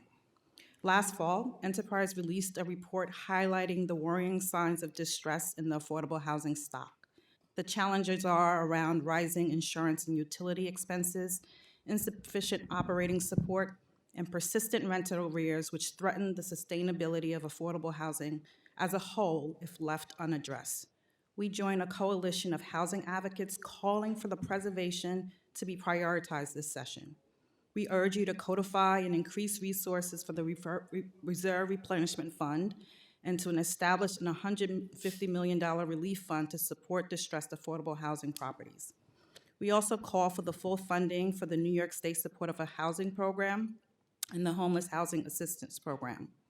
Insurance, as you've heard, are continuing to increase at unprecedented rates, while coverage for affordable housing is shrinking. Our report demonstrated that insurance costs have risen over 110% on average since 2017. We're, of course, encouraged by the governor's proposal to increase transparency around rate increases, mandate discounts for risk reduction measures, and we think that the state can even go further. We encourage you to support Assemblymember Torres's bill, as well as dedicated funding for risk mitigation, piloting an affordable housing carve-out from the scaffolded law, and exploring a state reinsurance backstop. We have more information about these proposals in our written testimony.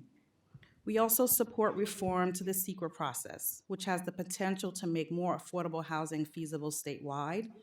We encourage the passage of the Faith-Based Affordable Housing Act, which would pave the way for more zoning flexibility and give houses of worship options to develop on their land. And you've heard increasing support for HAVP. The pilot was an innovative first step for this state, but we need more than $50 million, and we request a full amount of $250 million for this year for the program. And additionally, vulnerable communities, vulnerable seniors also need support. And so we are requesting funding for the screen injury programs as well. Thank you for the opportunity to provide testimony today. Thank you. Thank you.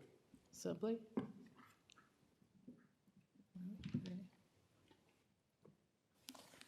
I have a question then. I have been advised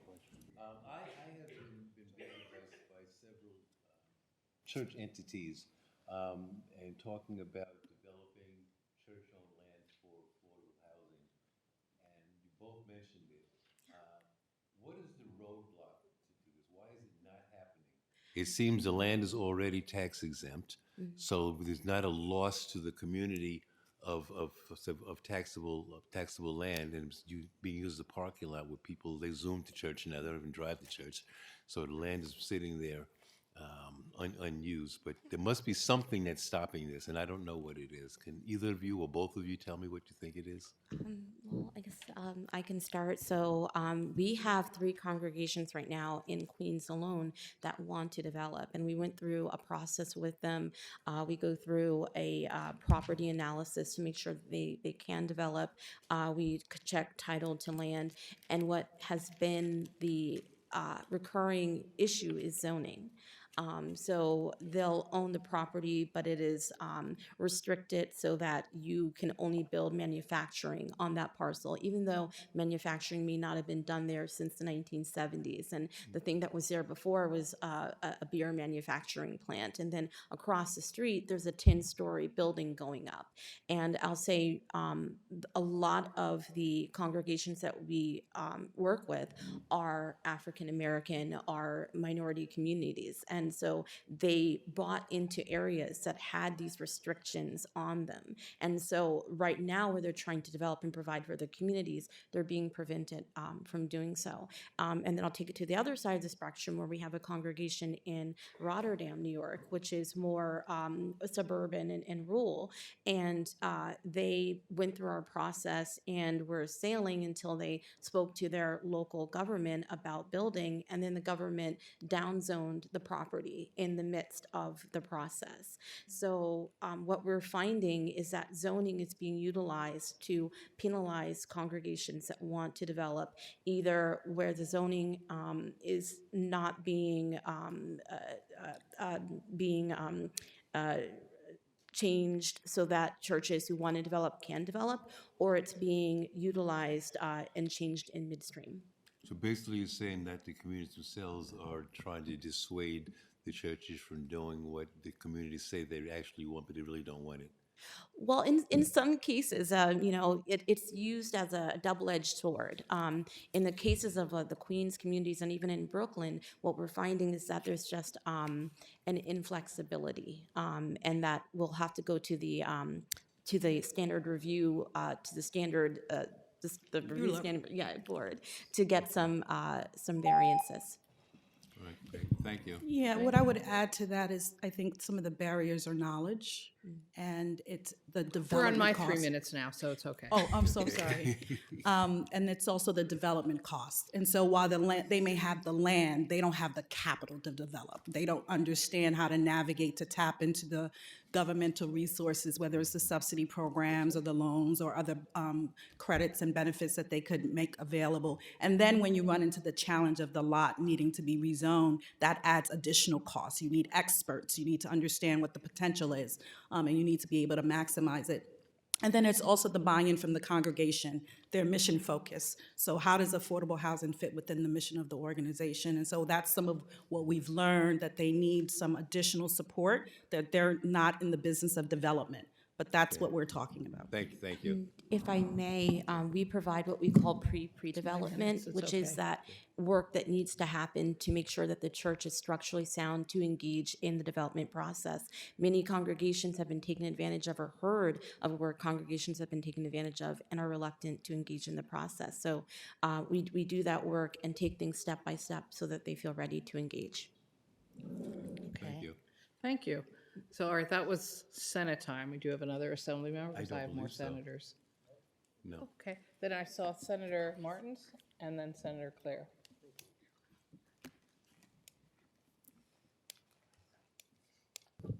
Thank you very much. I have seen two projects on Long Island, church-based projects where we tried to, I guess they partnered with a developer who had the wherewithal and understood the rules and partnered, and they had an arrangement where they would try to develop it. Neither one of them ended up working out for various reasons, but there are attempts out there because there is land. How many churches are there in the organization? For the New York State Council of Yeah. Churches, we have 7,500. Congregations that are currently in our pipeline that want to develop, we have about 30. Okay. And obviously, everyone in the organization, all of the churches would be eligible if they were property owners in local communities to be able to build if So they had the- land. The law itself is based on the size of the community. So it's not, like you would say a rural township, or you're going to put up a 5-story building. It's based on the community. So it would mainly trend toward suburban and urbanized areas. So churches in those areas that were already in the bill would be eligible. And I understand that, the efforts that I spoke to, they were working with the local communities to find ways to build. I think you mentioned that you're advocating for a bill that would allow an as-of-right construction without the need for local participation, right? So the Faith-Based Affordable Housing Act does not leap over local involvement. What it does is it creates an as-of-right, so you could build up to 3 stories if you already have buildings around you that are 3 stories. What it does is it streamlines the process. So it takes out some of the red tape that costs and makes the process so costly and the development so costly. Thank you.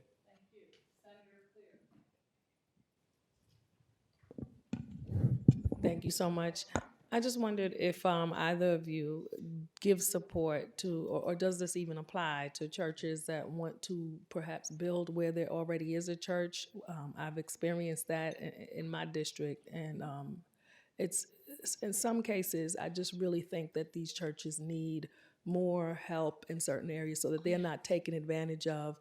There are a lot of unscrupulous people out there who have done terrible things, and as you mentioned, churches are in the business of saving souls and things of that nature, and not to undermine any level of intelligence or professionalism, but they are just not developers. So can you speak to any of that?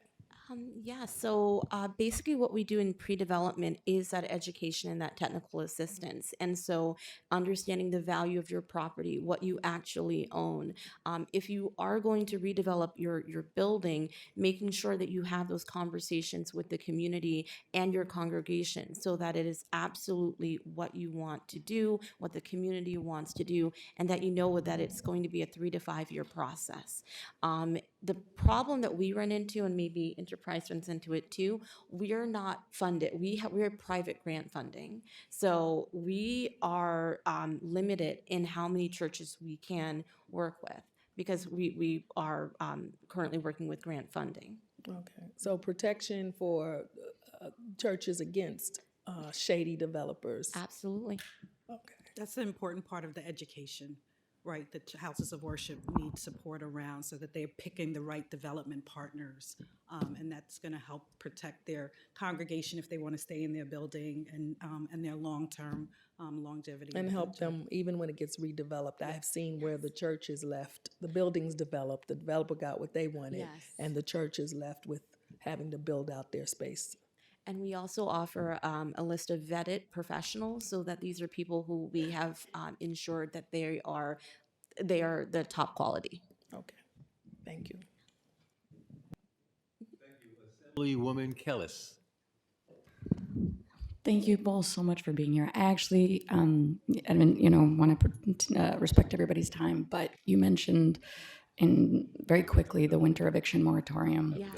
And I want to give you time to talk a little bit more about it. I mean, you and I have worked on that bill for a while, but what the impact would be, why it's so incredibly important, Absolutely. and what not having it is currently doing.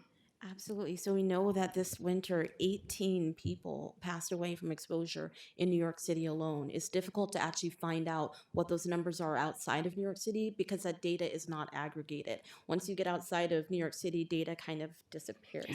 And so having the winter eviction moratorium in place, I think, would help save lives. I know personally I come from Kingston. We've heard a lot about Kingston today. And there was a huge snowstorm, and it was in Kingston Housing Authority, and someone had been evicted, and their stuff was all out in the snow.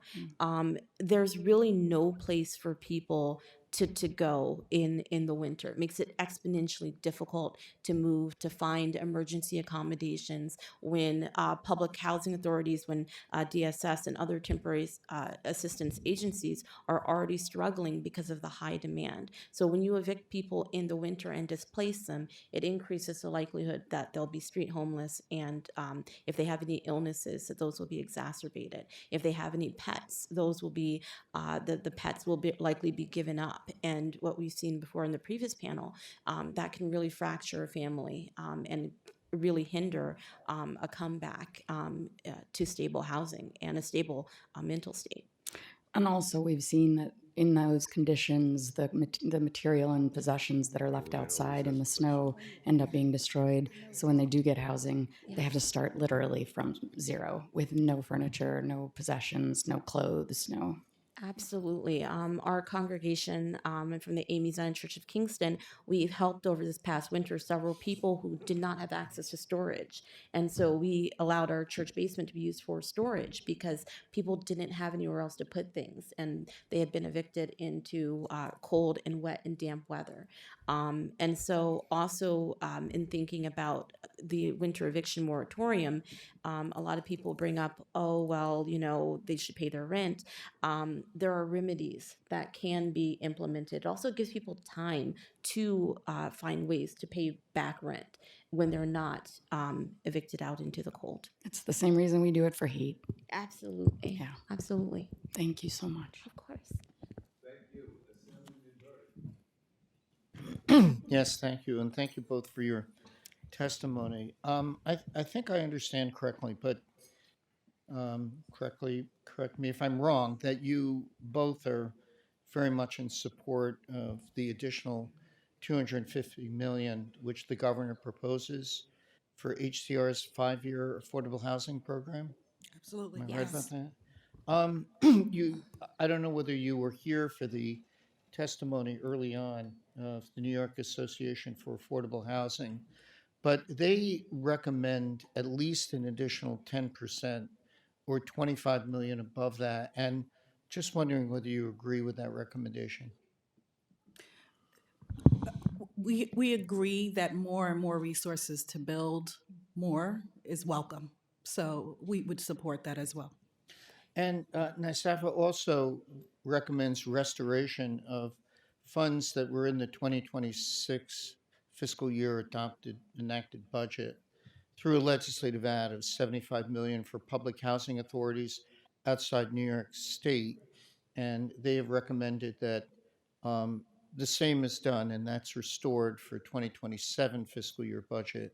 Is that something that you also agree with, that recommendation? Absolutely. We know the federal government is working away from its commitment to public housing, and so more resources for public housing authorities across the state would be direly needed. Great. We agree with that. What I would say is that there should be more conferral with public housing tenants about how these renovations and renewals are being implemented. We know from looking at New York City, the Chelsea Elliott houses, that's something that, really it's a loss of affordable housing, and those tenants are really not in sync with what is being done. And outside of New York City and Kingston, there's a lot happening with the public housing there that's not necessarily being done in And so consultation are with you the suggesting tenants. that there needs to be more interaction with the tenant groups and that has to be built into, the process more? Is that what you're suggesting? Yes, with the tenants and with proper representation for the tenants. Great. Thanks so much.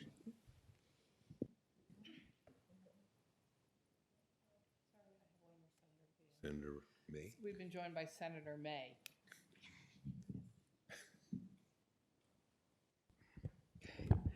Hello, and thank you for waiting it out so long. This question is for Ms. Holm. I wanted to ask you about the implementation of the Acceleration Fund and just your assessment of how that's going. We're in the early stages of the fund, and so HCR has selected the CDFIs and the local bank, and they've contributed a pipeline, but we haven't gotten projects closed under the Acceleration Fund, but we know that it presents enormous potential, and so we support more resources for that fund. Okay, that's music to my ears. And how about the proposals, or either the governor's proposal or my proposal on SECRA reform? Can you evaluate how that will affect housing costs, perhaps? Yeah, there's lots of research that's been done about how the SECRA process elongates the development process and adds cost on average, $250,000 to $500,000 of additional cost to go through those environmental reviews. So smart reforms would enable more housing production, and we support the governor's proposal around SECRA reform. And Senator, your bill also, we think, is a smart path to, streamline the process, allow more development to happen more quickly. In terms of financing, what I understand is the lawsuits can delay the process enough that it makes the financing a lot harder as well for those projects, even for the developers who stick it out. Is that your experience, and do you think this combination of the Acceleration Fund and the SECRA will be helpful? Yeah, I mean, any uncertainty in terms of whether a project is going to move forward, whether or not they're going to get those governmental approvals, these are not fixed timelines. So anytime there's an objection, it delays the decision-making about a project's ability to proceed. That adds additional costs and uncertainty. It makes funders, banks and others hesitant to continue to wait indefinitely for projects to get built. And so what you see is that there's a loss of resources for a project. There's stop and go. They may have to redesign it altogether. So those challenges compound the ability to build housing. And so that's why we support these reforms. The Acceleration Fund is a way of bringing in more resources beyond the subsidies that the agency provides and helps to fill those capital stacks across the state. So we think it is a smart approach to getting more housing production built also. Great. Thank you very much. I believe that we have run out of questions. So ladies, I want to thank you. Thank you. Both for your testimony today. And we will now convene panel E. Rural Housing Coalition of New York, Michael Borges. The Riverkeeper, Drew Gamels. New York State Rural Advocates, Antonia Becludis. Becludis? And for the many, Xavier Candler.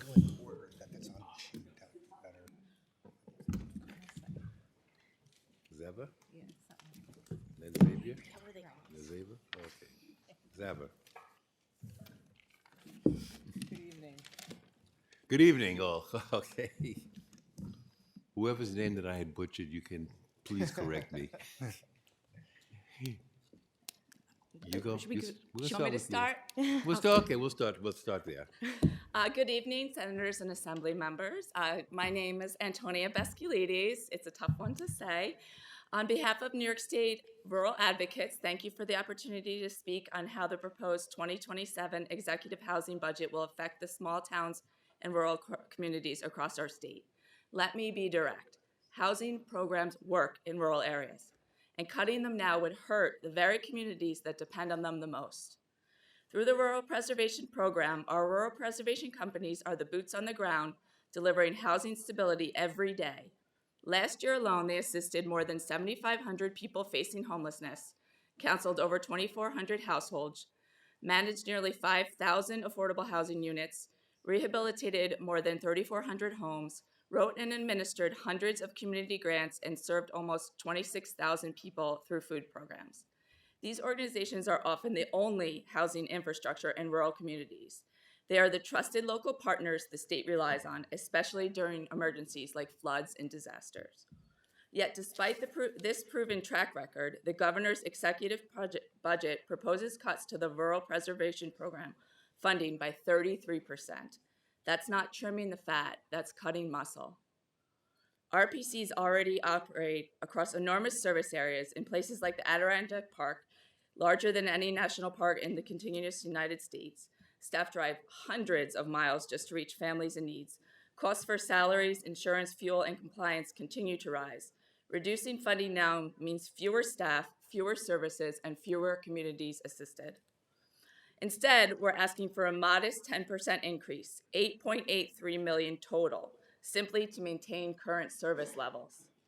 Beyond program delivery, rural housing needs are urgent. More than 70% of rural households are homeowners, many living in aging homes with failing wells, septic systems, and heating. The Affordable Housing Corporation is oversubscribed. We recommend increasing that funding to $30 million and fully funding Restore and Access to Home so seniors, disabled, and low-income families can safely stay in their homes. Rental housing is just as critical. Over 12,000 of our lowest income residents rely on federally assisted rural rental properties that are aging and at the risk of disappearing. Preserving those units must be a priority. We support full funding for rural rental assistance and an additional $10 million to support continued preservation of the Section 515 portfolio. We also urge the creation of a permanent small rental development program so that small towns can benefit and build the modest right-sized projects that they need. At a time of uncertainty in federal programs, New York cannot afford to weaken the very network that already works. Investing in rural housing isn't charity, it's stability, infrastructure, and smart policy. We respectfully ask you to protect and strengthen these programs so rural New Yorkers are not left behind. Thank you. Good evening, Mike Borges, Executive Director of the Rural Housing Coalition in New York. You have my testimony, so I'll just go over the highlights. I first want to thank the legislature for the outstanding work that you did last year in supporting housing programs that serve rural and small communities throughout the state, such as the 6% increase we got last year for the Rural Preservation Program, the $10 million in funding for the Small Rental Development Initiative, and the $10 million for the USDA 515 Preservation Program. Unfortunately, the governor did not appreciate your efforts as much as I do, and Antonia's, and since she cut or eliminated the funding for many of these same programs, despite an ongoing housing crisis. We recently commissioned a Marist poll. You may have seen it in your email boxes. The poll of 1,500 New Yorkers said that a majority of them continue to rate housing as housing affordability as the #1 issue impacting their communities. And when asked to rank what issues state policymakers should make a priority for funding in the state budget, housing came in as #1, followed by public safety and then healthcare. So even though the state has made significant investments in housing, Voters are not satisfied with the results so far, and much more needs to be done.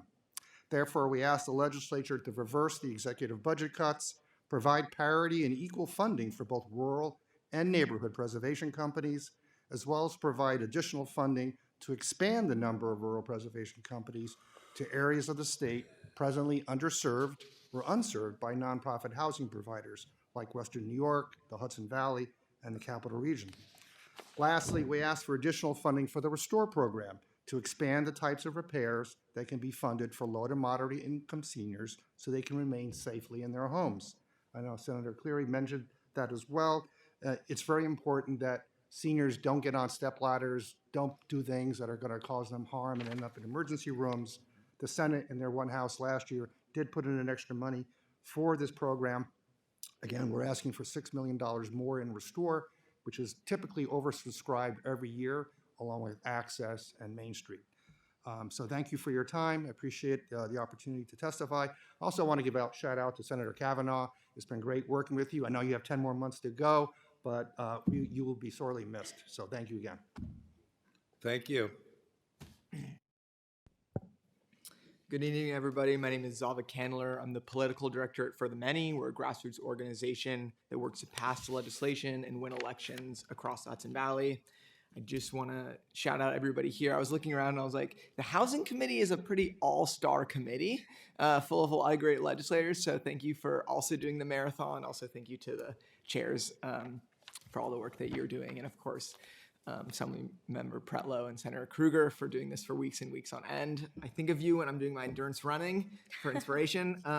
So every week, our volunteers are knocking on doors, right? They're talking to tenants, and we hear the same stories again and again. People having their rents jacked up like 20%, people being pushed onto the street. And in Kingston alone, where I live, rents have doubled since 2019. Homelessness is up 80% over the past decade. This is clearly a crisis and it's getting worse. And of course, we have made pretty significant progress in New York State, but I'm asking you to support 3 critical actions to continue that progress. First is investing the $250 million in the Housing Access Voucher Program. I have a lot written about it here, but I'm gonna move on since we've discussed it in depth. I'll just say in the Hudson Valley, already we're seeing demand outpace supply. We just simply need more money to make this program work. The second is to pass the REST Act and to fund DHCR accordingly. As we all know, in 2019, we expanded the ability outside of New York City in the suburbs to have rent stabilization.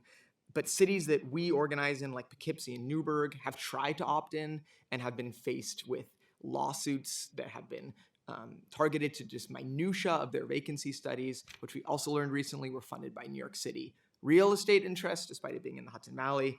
And then Albany and Rochester have done studies, and even though they did not qualify, the people who wrote those studies said it was clear that they are in a housing emergency. So, of course, we would love to see the REST Act pass. It is a common sense fix to this huge problem that we're facing. And I'm happy to talk more about what's going on in Kingston if anyone has any questions. I live there. I know all the minutiae about Kingston. So finally, I'll just say we've heard a lot about all these great programs, right? And it's clear that all of them need more money.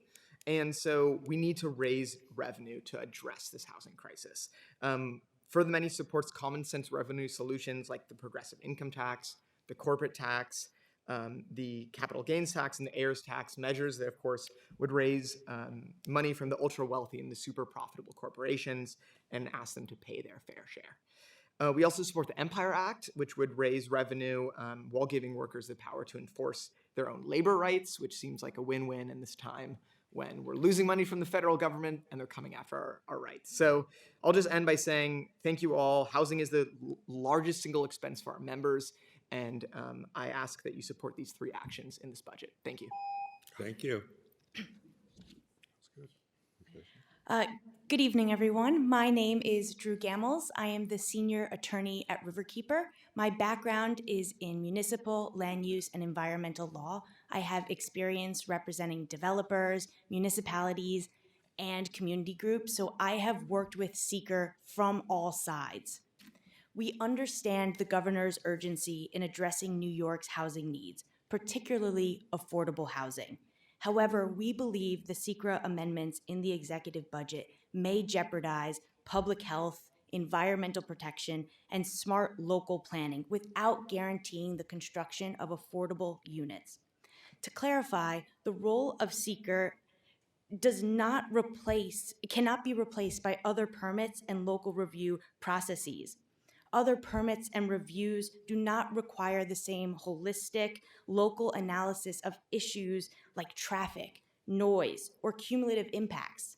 Seeker is the only process that requires applicants to provide this information and address these concerns.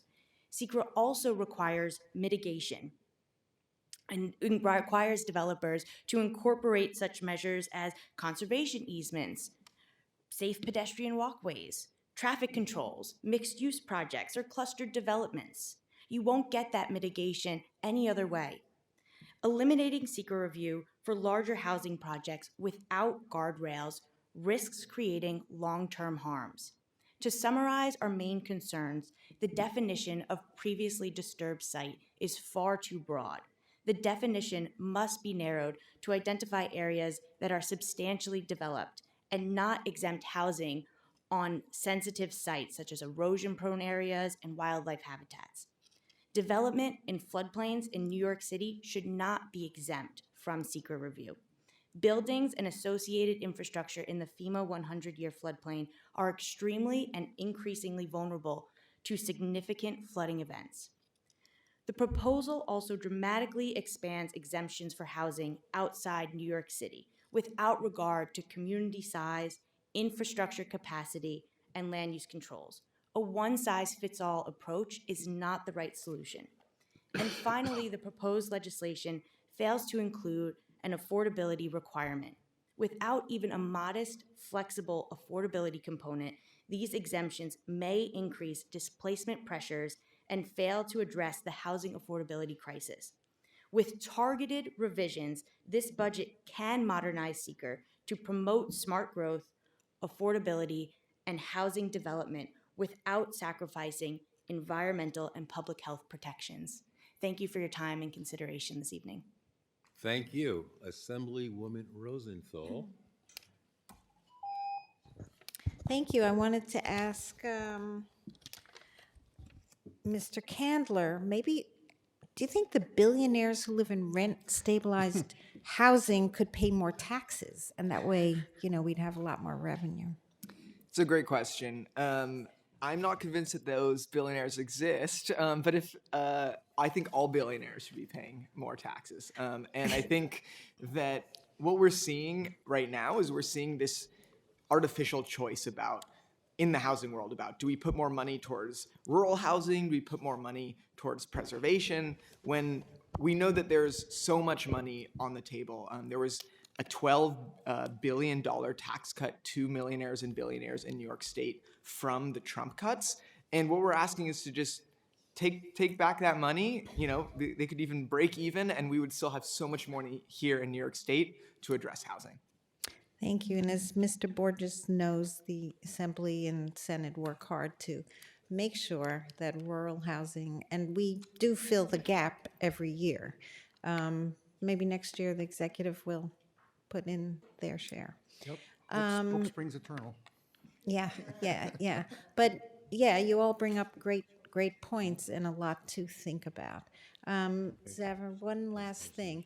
What is the status of the Kingston attempt to get some rent stabilized units? Yeah, so we currently have rent stabilization, and there is going to be another lawsuit. The real estate landlord group had signaled that they will indeed sue again.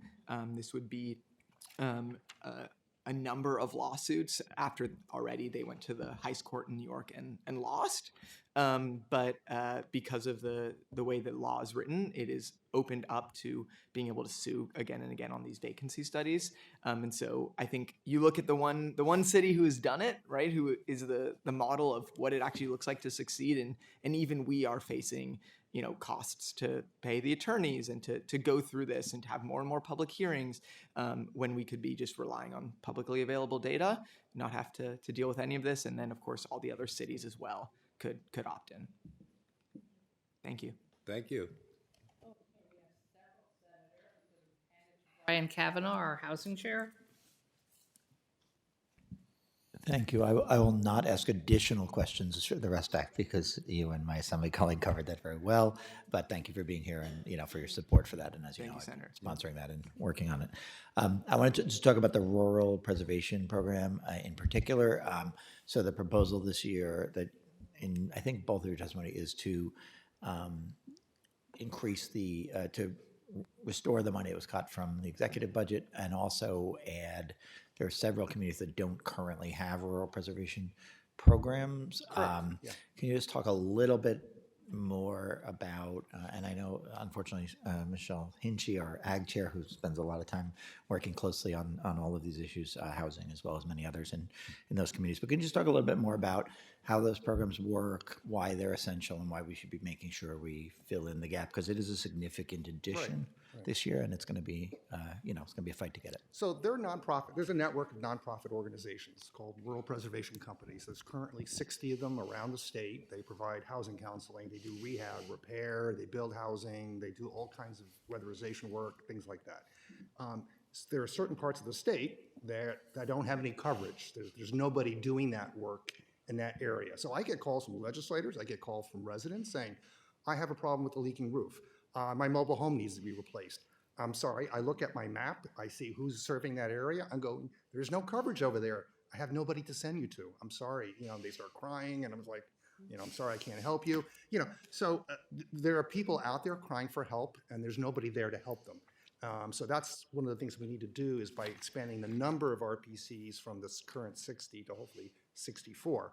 The other thing we're asking for, again, is more funding for the Rural Preservation Program. Our ask is, as we did last year, we asked for parity. Right now, neighborhood preservation companies get $142,000 per organization. We get $130,000 per. I don't understand why there's there a disconnect. Why are urban areas given more money than rural areas? We just want equality and equity when it comes to funding for the Rural Preservation Program. And Rural Advocates is asking for an increase this year, mainly because of large funding cuts on the federal level. I'm a member of Rural Advocates, but I'm also an executive director of a rural preservation company that covers 3 counties. And like I said in our statement, we have a huge area to cover, and funding cuts would mean, on my level, I would have to let go of a staff member, most likely our business or community development program, which does business training, microenterprise grants, and because we focus on housing and we use the Rural Preservation Program funding to allow us to do other projects that are well needed in our communities, and that's funding that we don't get from other grants. Thank you. Thank you, Assemblywoman Kellis.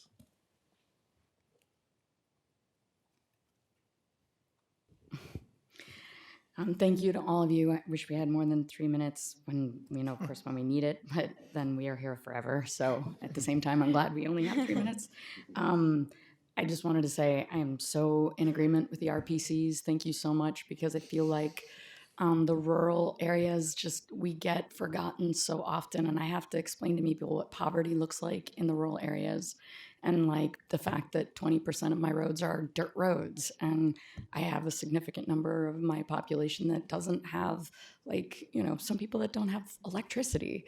I have a couple people that have outhouses instead of bathrooms inside, and I get looks like it's crazy, but there's a pretty wide range of what poverty looks like. And rural shouldn't be left behind. So the RPC is having the funding and make sure that we actually can address the fact that New York State has the oldest housing stock in the country. So thank you for bringing that up. And I'm especially, RPCs, SRDI. So thank you. I'm going to jump to seeker. Thank you so much for bringing that up. A couple of things about it. Obviously, Senator May and I have worked on this extensively. One of the issues that I'm the most worried about, of course, that you brought up, we were able to get to the moon, literally. We can do tiered system of matching how many units based on the size of the municipality. But what will it be if we had it universal across the board? Yeah, we're going to see communities be burdened with developments that they can't handle, that they don't have the infrastructure to take on. And there will be no seeker review to kind of go through that analysis about whether it's appropriate for that municipality.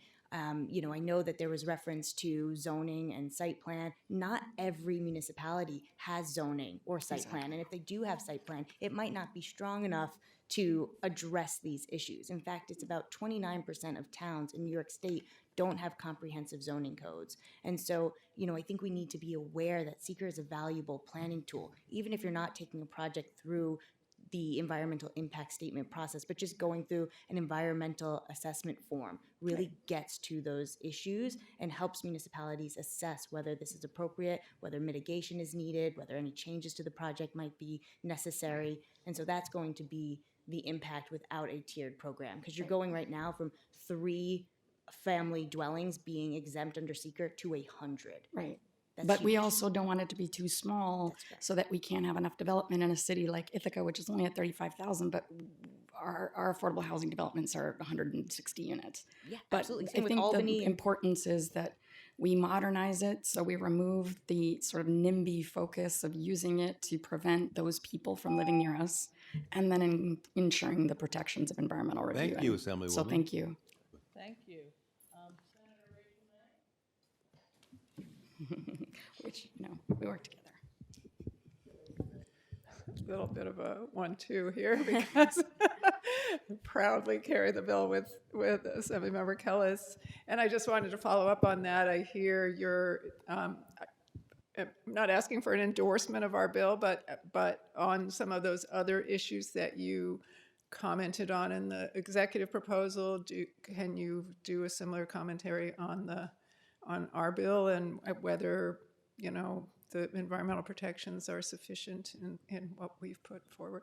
And before I ask that question, because I will run out of time, I just want to thank our rural champions. As the chair of Rural Resources, what you do is really, really important. I want to thank you.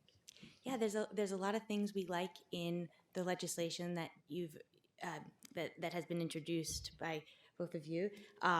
We are still reviewing and assessing. There are still, like, the tiered program we support. We like to see that. We think it's valuable, especially the selection of a 90,000 population is a good number to look at. That separates some of those larger cities, like Albany is above that. So that's a good number to work from. I think that there are some improvements to be had in the definition of previously disturbed site. I think that there are some changes that could be made to the language on affordability, but it is in the legislation, which is something that we like to see, and that's a really hard topic as to what exactly is the right language.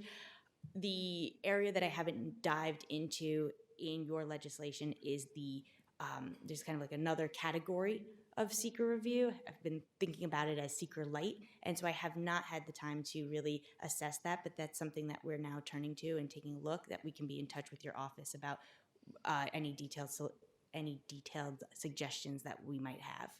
Perfect. Thank you so much. Thank you. Assemblyman Palasamno. Hi, good evening. I'm from a very rural area, upstate New York, southern tier Finger Lakes area, so appreciate the work that you do, especially Antonia and Michael. Really, my comments are more for you. And, my colleagues mentioned rural equity, rural parity. You mentioned parity. We talk about roads, we talk about housing, of course, with housing, and you mentioned that with the housing program. And I'll get to my question, I was going to ask you, what are 2 things we could do to help bring more rural equity and more rural parity to the housing and things to the representatives that you represent? But I did want to ask another area if I could too, but I wanted to put that out there just so you know. In my area, a lot of people are concerned about these electrification mandates. I don't know if you're seeing the ramifications or impacts of that yet. Obviously, our constituents are feeling the rising utility prices that are going on. But studies saying to convert your home over from natural gas to full electrification costs anywhere from $20,000 to $50,000. 3 different studies. New York State Builders Association have said these, the All Electric Buildings Act, and that's not implemented yet, but can increase the price of new construction by $25,000. And we know the studies say for every 1,000 increase in the price of a home, 7,000 New Yorkers are denied home ownership.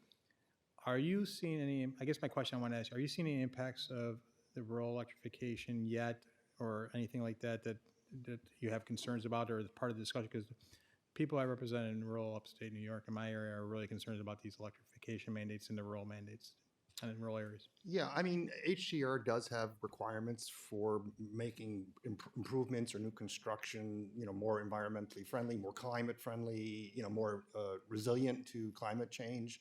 So, we are aware that these things come with price tags. As long as the state wants to pay for those extra things, we're okay with it. Because our communities, as you know, are impacted by climate change. We have flooding, we have all kinds of natural disasters that are impacting housing in those communities. We need to do our part, but the state needs to subsidize and provide support for us to address that. And then I guess I'll go back to my other question, if you'd like, about the rural equity but parity.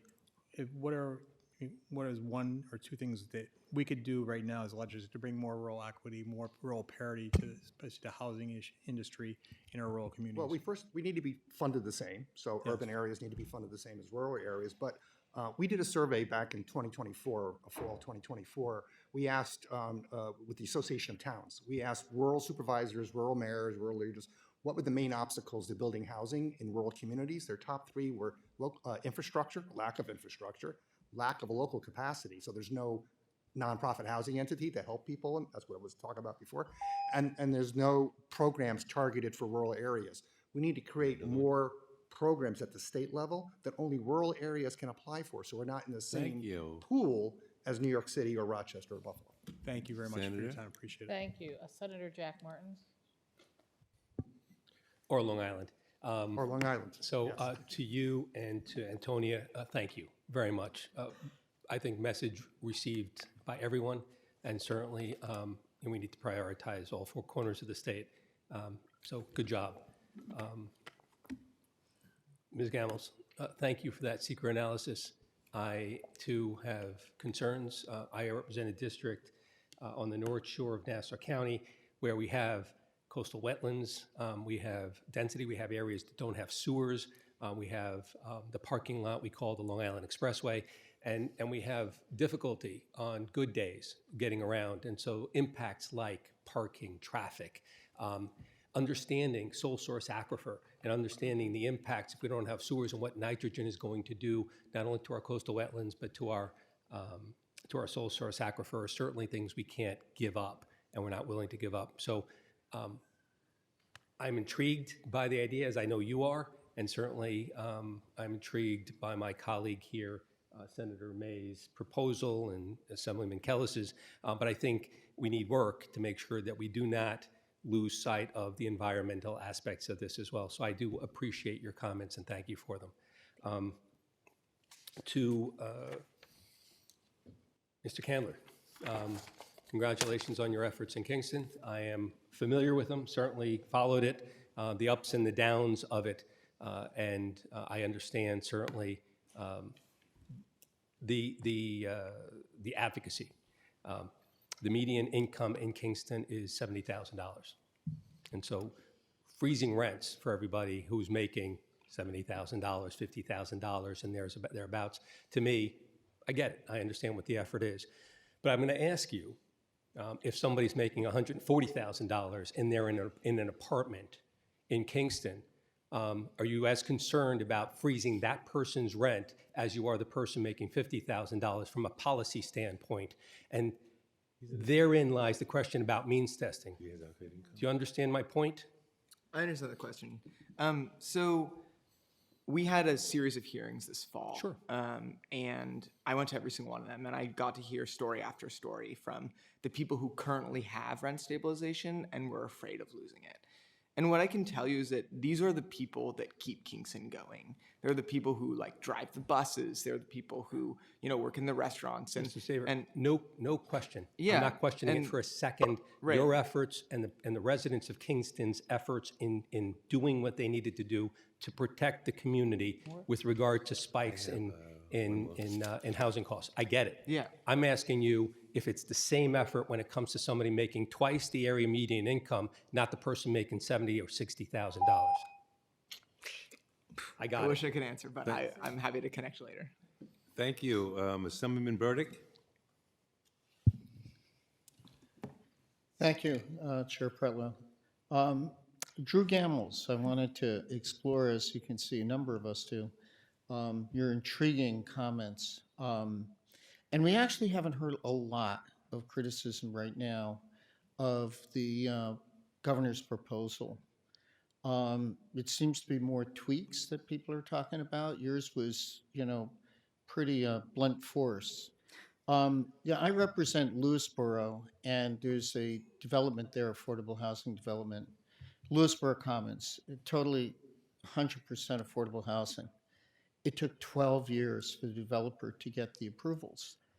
It's that kind of thing that sparks this interest. On the other hand, I really do share some of the concerns that you have outlined. And I also think that those instances are actually few and far between. And I actually think that localities do a pretty good job in applying seeker. And so I wanted to know whether you think that you obviously took a hard look at the Article 7.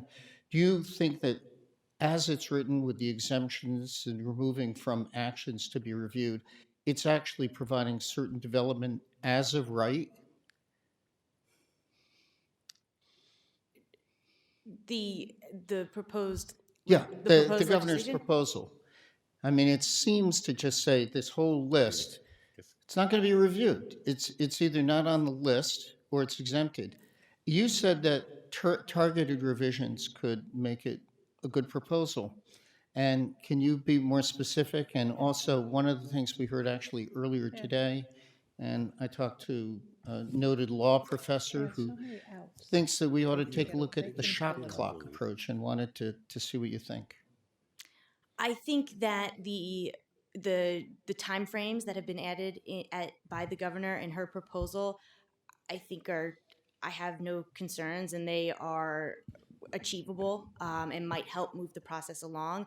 I actually really like the statute of limitations that And was so put what in, changes would you want to see? yeah, so changes, I think we really need to change the definition of previously disturbed site first and foremost, and that's just striking out references to lawns or other non-vegetated maintained areas and public infrastructure utilities. Before reading it all, do you have your list of what you think should be changed? Because I think it'd be helpful if you were to share that with the committee.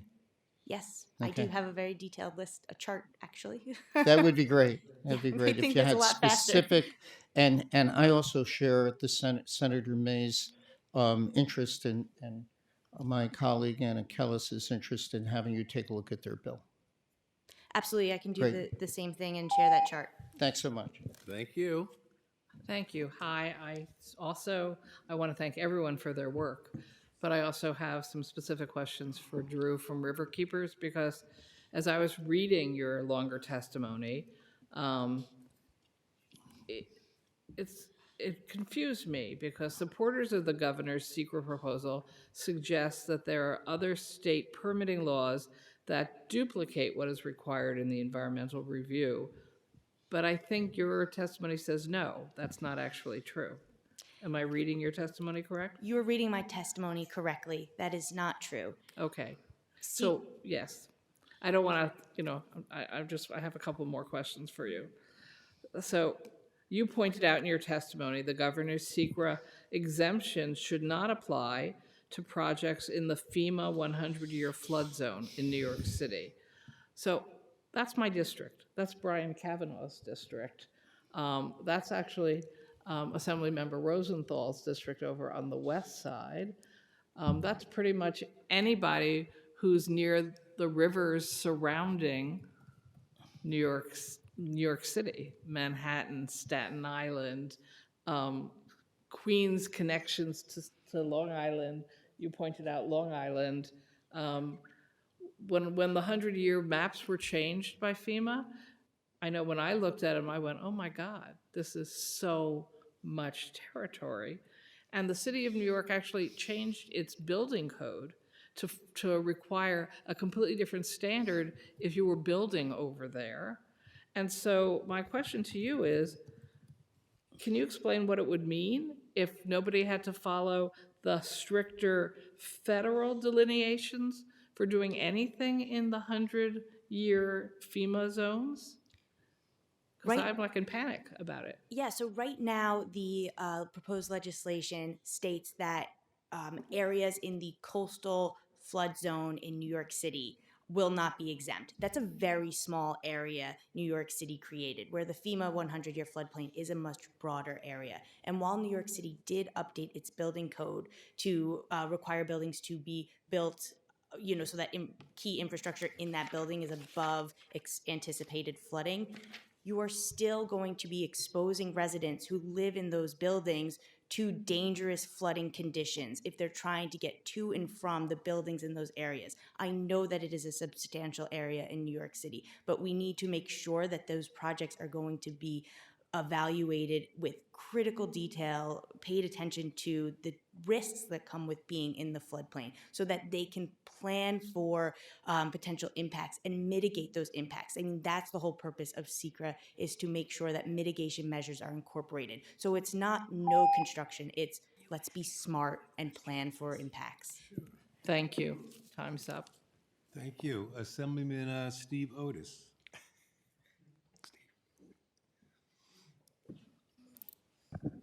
Drew, one quick question for you.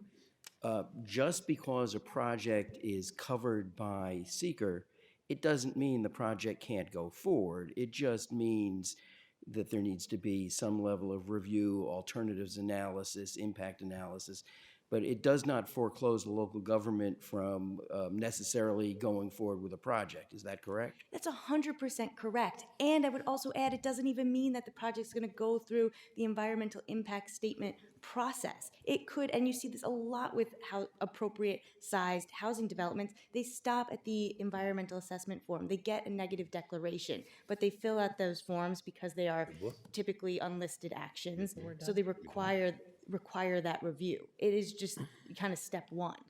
So many do not go through the whole process, but you get information through the environmental assessment forms that help, evaluate the project. Thank you. That's all I have. Yield back my time. Thank you. Close this section of the hearing. Panel E, we most appreciate you staying this late. And now I will call on panel F, which is the West Side Federation for Senior and Supportive Housing, United Tenants of Albany, Neighbors Together, National Union of the Homeless, and the Coalition for the Homeless.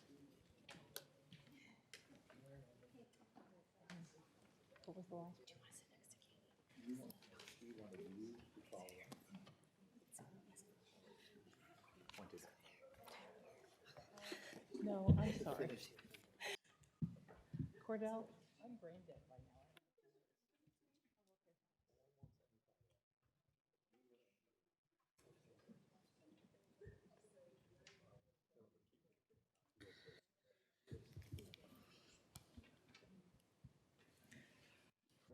Jack and I agree completely on this. You know something's wrong. I'm just teasing you. I'm sorry, Jack. Okay. Someone is missing. Exactly, scaring you. We're going to start from my left, your right. Hi there. I am Annalise Denio.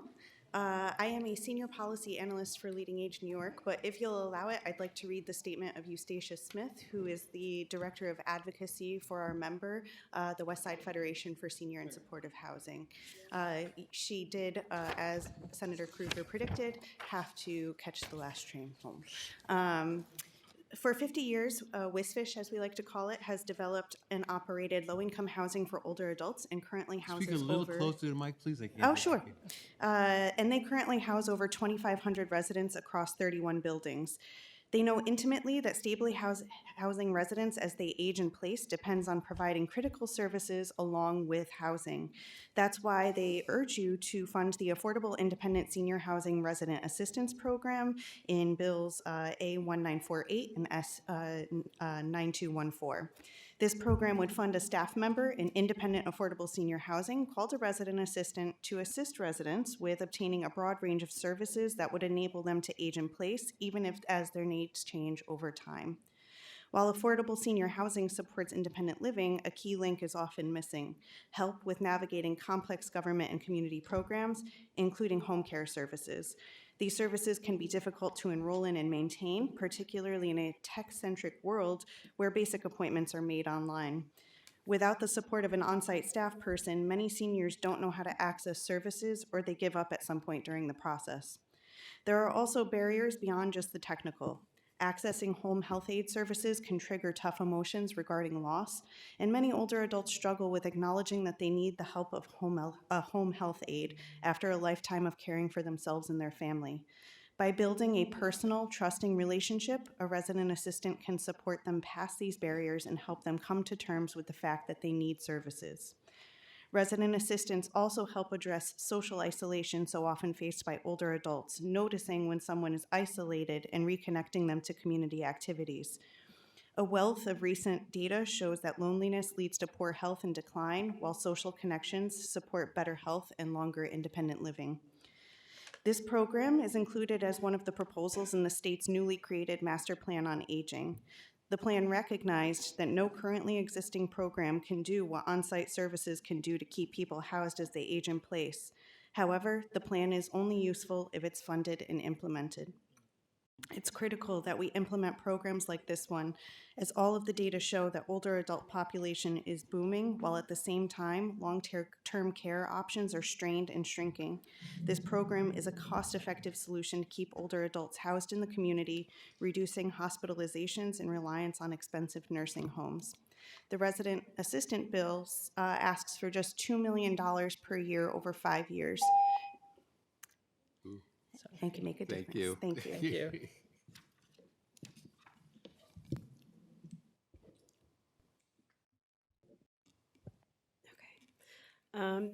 Thank you, Chairs Rosenthal, Pretlow, Kavanaugh, and Kruger. Thank you, members of the committee and the staff. My name is Amy Bloomsack. I'm the Director of Organizing and Policy at Neighbors Together, a small community-based organization located in central Brooklyn. We have 3 programs. We have a soup kitchen, a direct services program, and a grassroots organizing program with our members called the Community Action Program. In the Community Action Program, 80% of our members are people who have experienced homelessness, are homeless, and who have or are seeking rental assistance vouchers. I think it is no secret that New York State is experiencing a homelessness and housing affordability crisis. And I'm here today to say that the Housing Access Voucher Program is a key tool in mitigating that crisis. Neighbors Together was extremely grateful to see HAVP funded at $50 million in last year's budget. However, $50 million isn't nearly enough to meet the need. It created approximately 1,900 vouchers statewide, and we know that the crisis is far larger than that. So we're here today to ask that HAVP be fully funded at $250 million in the upcoming budget and made permanent.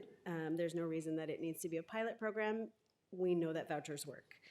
This is particularly important with the current instability at the federal level with federal housing programs. At Neighbors Together, we have members using the emergency housing voucher, for which funding has been discontinued. And our members who have EHV are terrified about what will happen. They're grinding every day to do what they can to avoid falling back into homelessness, but without the help of a rental assistance voucher, the outlook is extremely bleak. One of our members with a NYCHA EHV has been taking on multiple jobs to try and save as much as he can for himself and his daughter so that they aren't left in the cold when their EHV voucher runs out. But the fact is that currently there is no guarantee for them, particularly for people with EHV through NYCHA, of which there are approximately 5,000 people in New York City alone. So, you know, I think it is important that we really push for funding for HAVP this year. I think it is absolutely cruel to let people who have survived the trauma of homelessness and finally stabilized be dropped right back into homelessness again. It's also deeply illogical. So we're asking that the state step in and do more, continue to advocate for more to protect tenants and homeless New Yorkers, and to say that you can do exactly that by increasing HAVP funding to $250 million. I also want to say that we support the REST Act, the Tenant Opportunity to Purchase Act, the Social Housing Development Authority Bill, and screen injury reform. Housing and homelessness are a huge issue in this state, and we appreciate all of your efforts to address the crisis, and we really look forward to seeing HAVP funded at $250 million. Thank you. Thank you. Good evening. Please don't mind my voice. I was at a rally this morning. This is protest voice. My name is Bevan Francis, and I am the lead tenant organizer with United Tenants of Albany, a co-organizer with the National Union of the Homeless, co-legislative advocacy and co-governance co-chair with Housing Justice for All, but most importantly, I am a working class tenant of Albany. I'm here today to talk to you about making rent affordable for New Yorkers statewide. Affordability seems to be a buzzword in today's political climate, but for the majority of New Yorkers, affordability is not a hot topic, it is a struggle. My personal affordability crisis reflects the reality for thousands of New Yorkers. Like me, many tenants have lost everything due to a sudden loss of income, whether from a divorce, the death of a partner, a healthcare crisis, or simply being priced out of their home. Like me, countless New Yorkers have faced homelessness because the safety net was inadequate. And like me, thousands are rent burdened, forced to choose between groceries and paying rent. And like me, so many families lack the space and stability that they need to thrive. When the governor talks about plans for housing affordability, I have to ask, affordable for who? Like so many others here in New York State, I pay half of my income to my rent, and I live paycheck to paycheck. Affordable housing often frames the crisis as a supply issue, as if building more units alone would solve it, rather than addressing the underlying issues of price and power. That framing sidelines tools like rent stabilization and strong tenant protections, which directly limit exploitation but challenge real estate profits. Housing Justice for All's platform to make rent affordable by expanding rent stabilization, protecting existing tenant protections, and ensuring tenants have the financial support they need to stay housed. By expanding rent stabilization statewide through REST, the Rent Emergency Stabilization for Tenants Act, the platform limits rent hikes and gives municipalities the tools to keep working-class New Yorkers, like me, in their homes, while shielding communities from landlord lawsuits. By protecting rent stabilization and defending the 2019 tenant protection, the platform preserves affordability, true affordability, for millions and prevents powerful real estate interests from rolling back hard-won rights. And by fully funding and implementing the Housing Access Voucher Program, New York can protect tenants from homelessness and displacement, especially as federal affordable housing programs face severe cuts. This platform defines what true housing affordability means to everyday New Yorkers and not big real estate. Good evening. Thank you all for sticking it out. I know this has been terribly long, but I really appreciate everybody's time. My name is Canyon Ryan. I'm a board member of Tenants PAC, which is a volunteer organization that works to support tenant-centric legislators and policies. I'm also the executive director of United Tenants of Albany, which is a 52-year-old community-based organization located here in the city of Albany.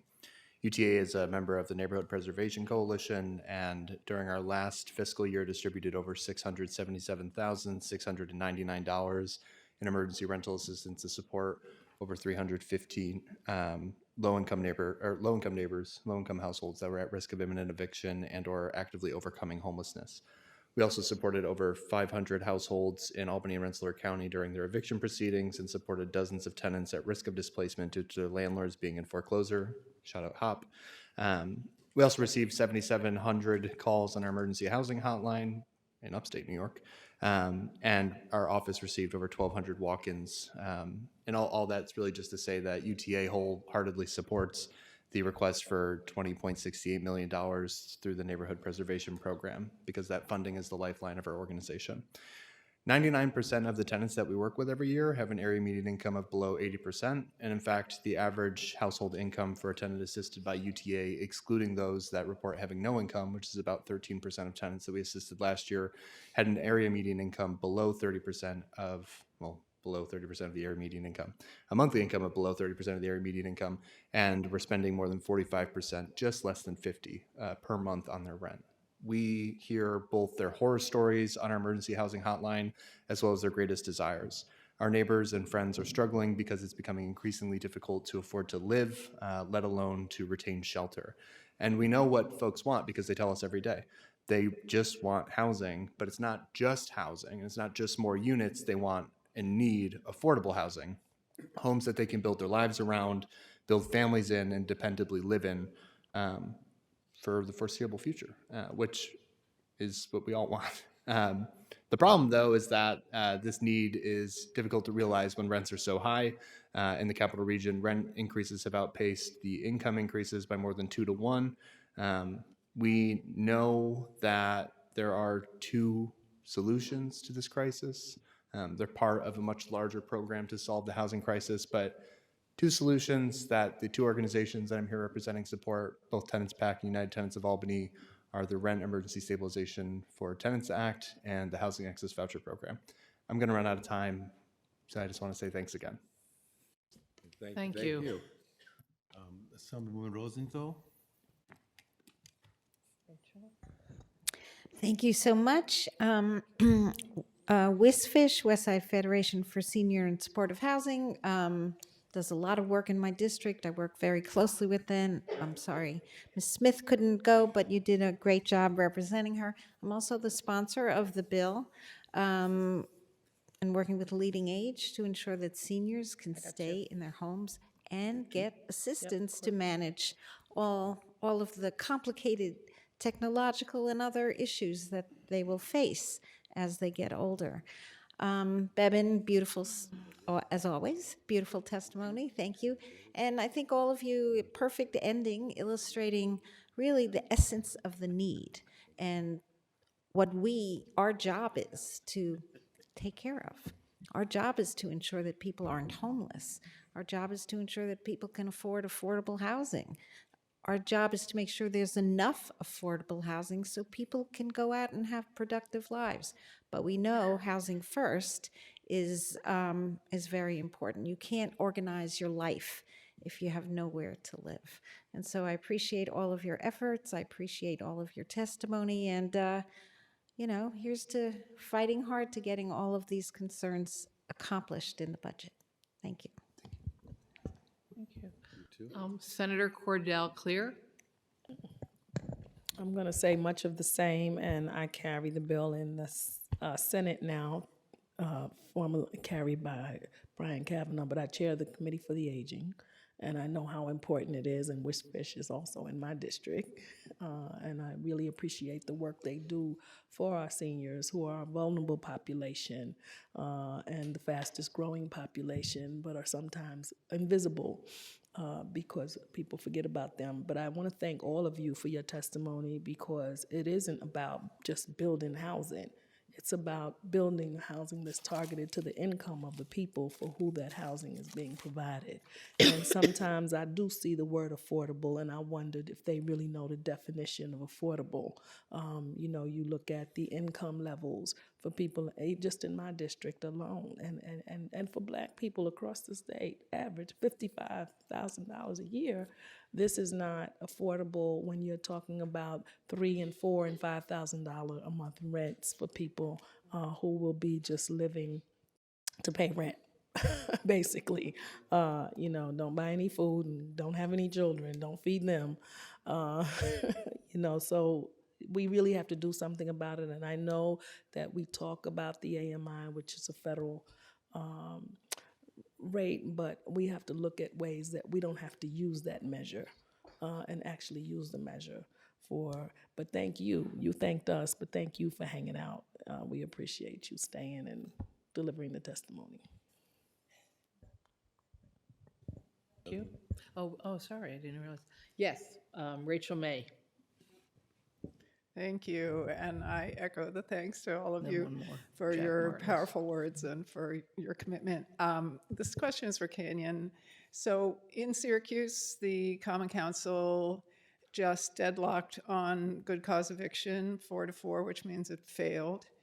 And it came out in the debate on that 61% of the residents of Syracuse are renters, 0 people on the Common Council are renters, and precious few people in city government at all are renters. And I've been trying to think about this for a long time, like what we can do to help tenants have more power at the ballot box so that they can be making policy in, or at least have tenant-centered policies in our cities. And I just wonder if you have thoughts about that. I have a bill called Tenants Organizing for Power that's specifically about allowing people into apartment buildings to, either campaign or give, share information with the tenants, but that it feels like small bore stuff. So I'm just curious what your message would be to the tenants of Syracuse.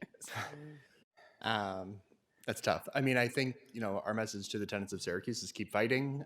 We know that there is this vacancy on the council that should soon be filled, and this hopefully is a person who supports tenant initiatives. Really disappointed to see it end in a deadlock like that. I actually spoke to Donna Moore. She told me she supported good cause and would vote in favor of it. She didn't. But I think when it comes to what we're doing with Tenants PAC, the whole goal is to bring tenants forward and engage them in the political process beyond just being voting at the ballot box and even getting their names on the ballot box. There's a group called Syracuse Tenants Union up in your neighborhood, of course, and I think we would encourage people to engage in those kinds of organizations, engage in organizations that allow you to identify as a tenant, to build tenant consciousness, to base built around those issues, and to come out of those organizations as a leader and somebody who wants to get involved in the political process that has historically neglected their voice. So to the Syracuse and tenants, my message is keep fighting, join Syracuse Tenants Union, win good cause, and start running. Thank you. Thank you. Senator Jack Martins. Thank you. I just wanted to take the opportunity, Madam Chair, to thank you all. I can tell you without a question in my mind that we're going to disagree on policy. And yet I want to thank you because I know that what you're doing is from a good place, from a place of helping people and helping people and giving them a hand up, not a handout, but the ability and provide dignity at a time when they probably reach rock bottom. I think there are ways of us getting there, and I do think there's common ground, but I did want to, since it's 8:30 and we're all still here, I did want to thank you for your testimony here today, and I do appreciate it. Thank you. Thank you.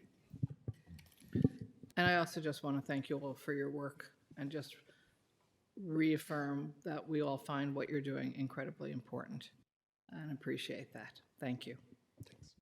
And I too want to thank you for all that you do. And homelessness is an issue. I don't know how we solve it.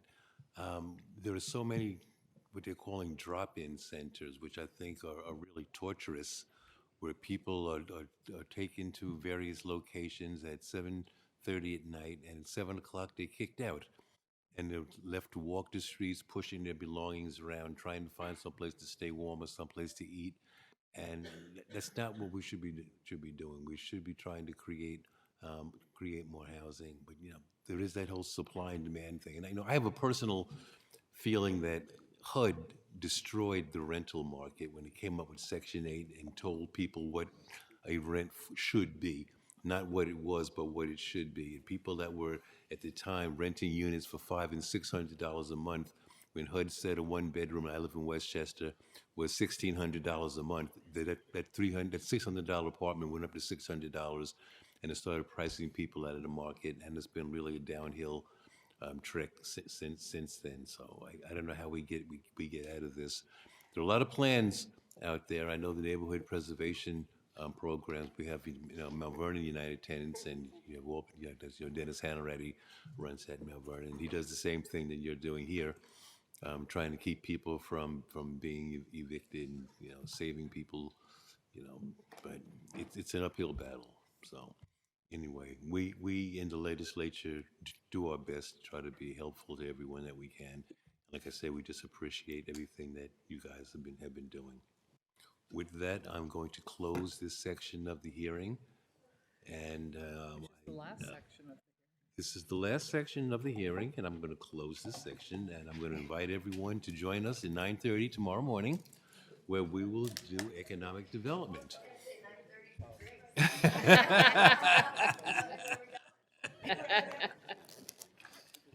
Thank you, everyone. Thank you. Okay.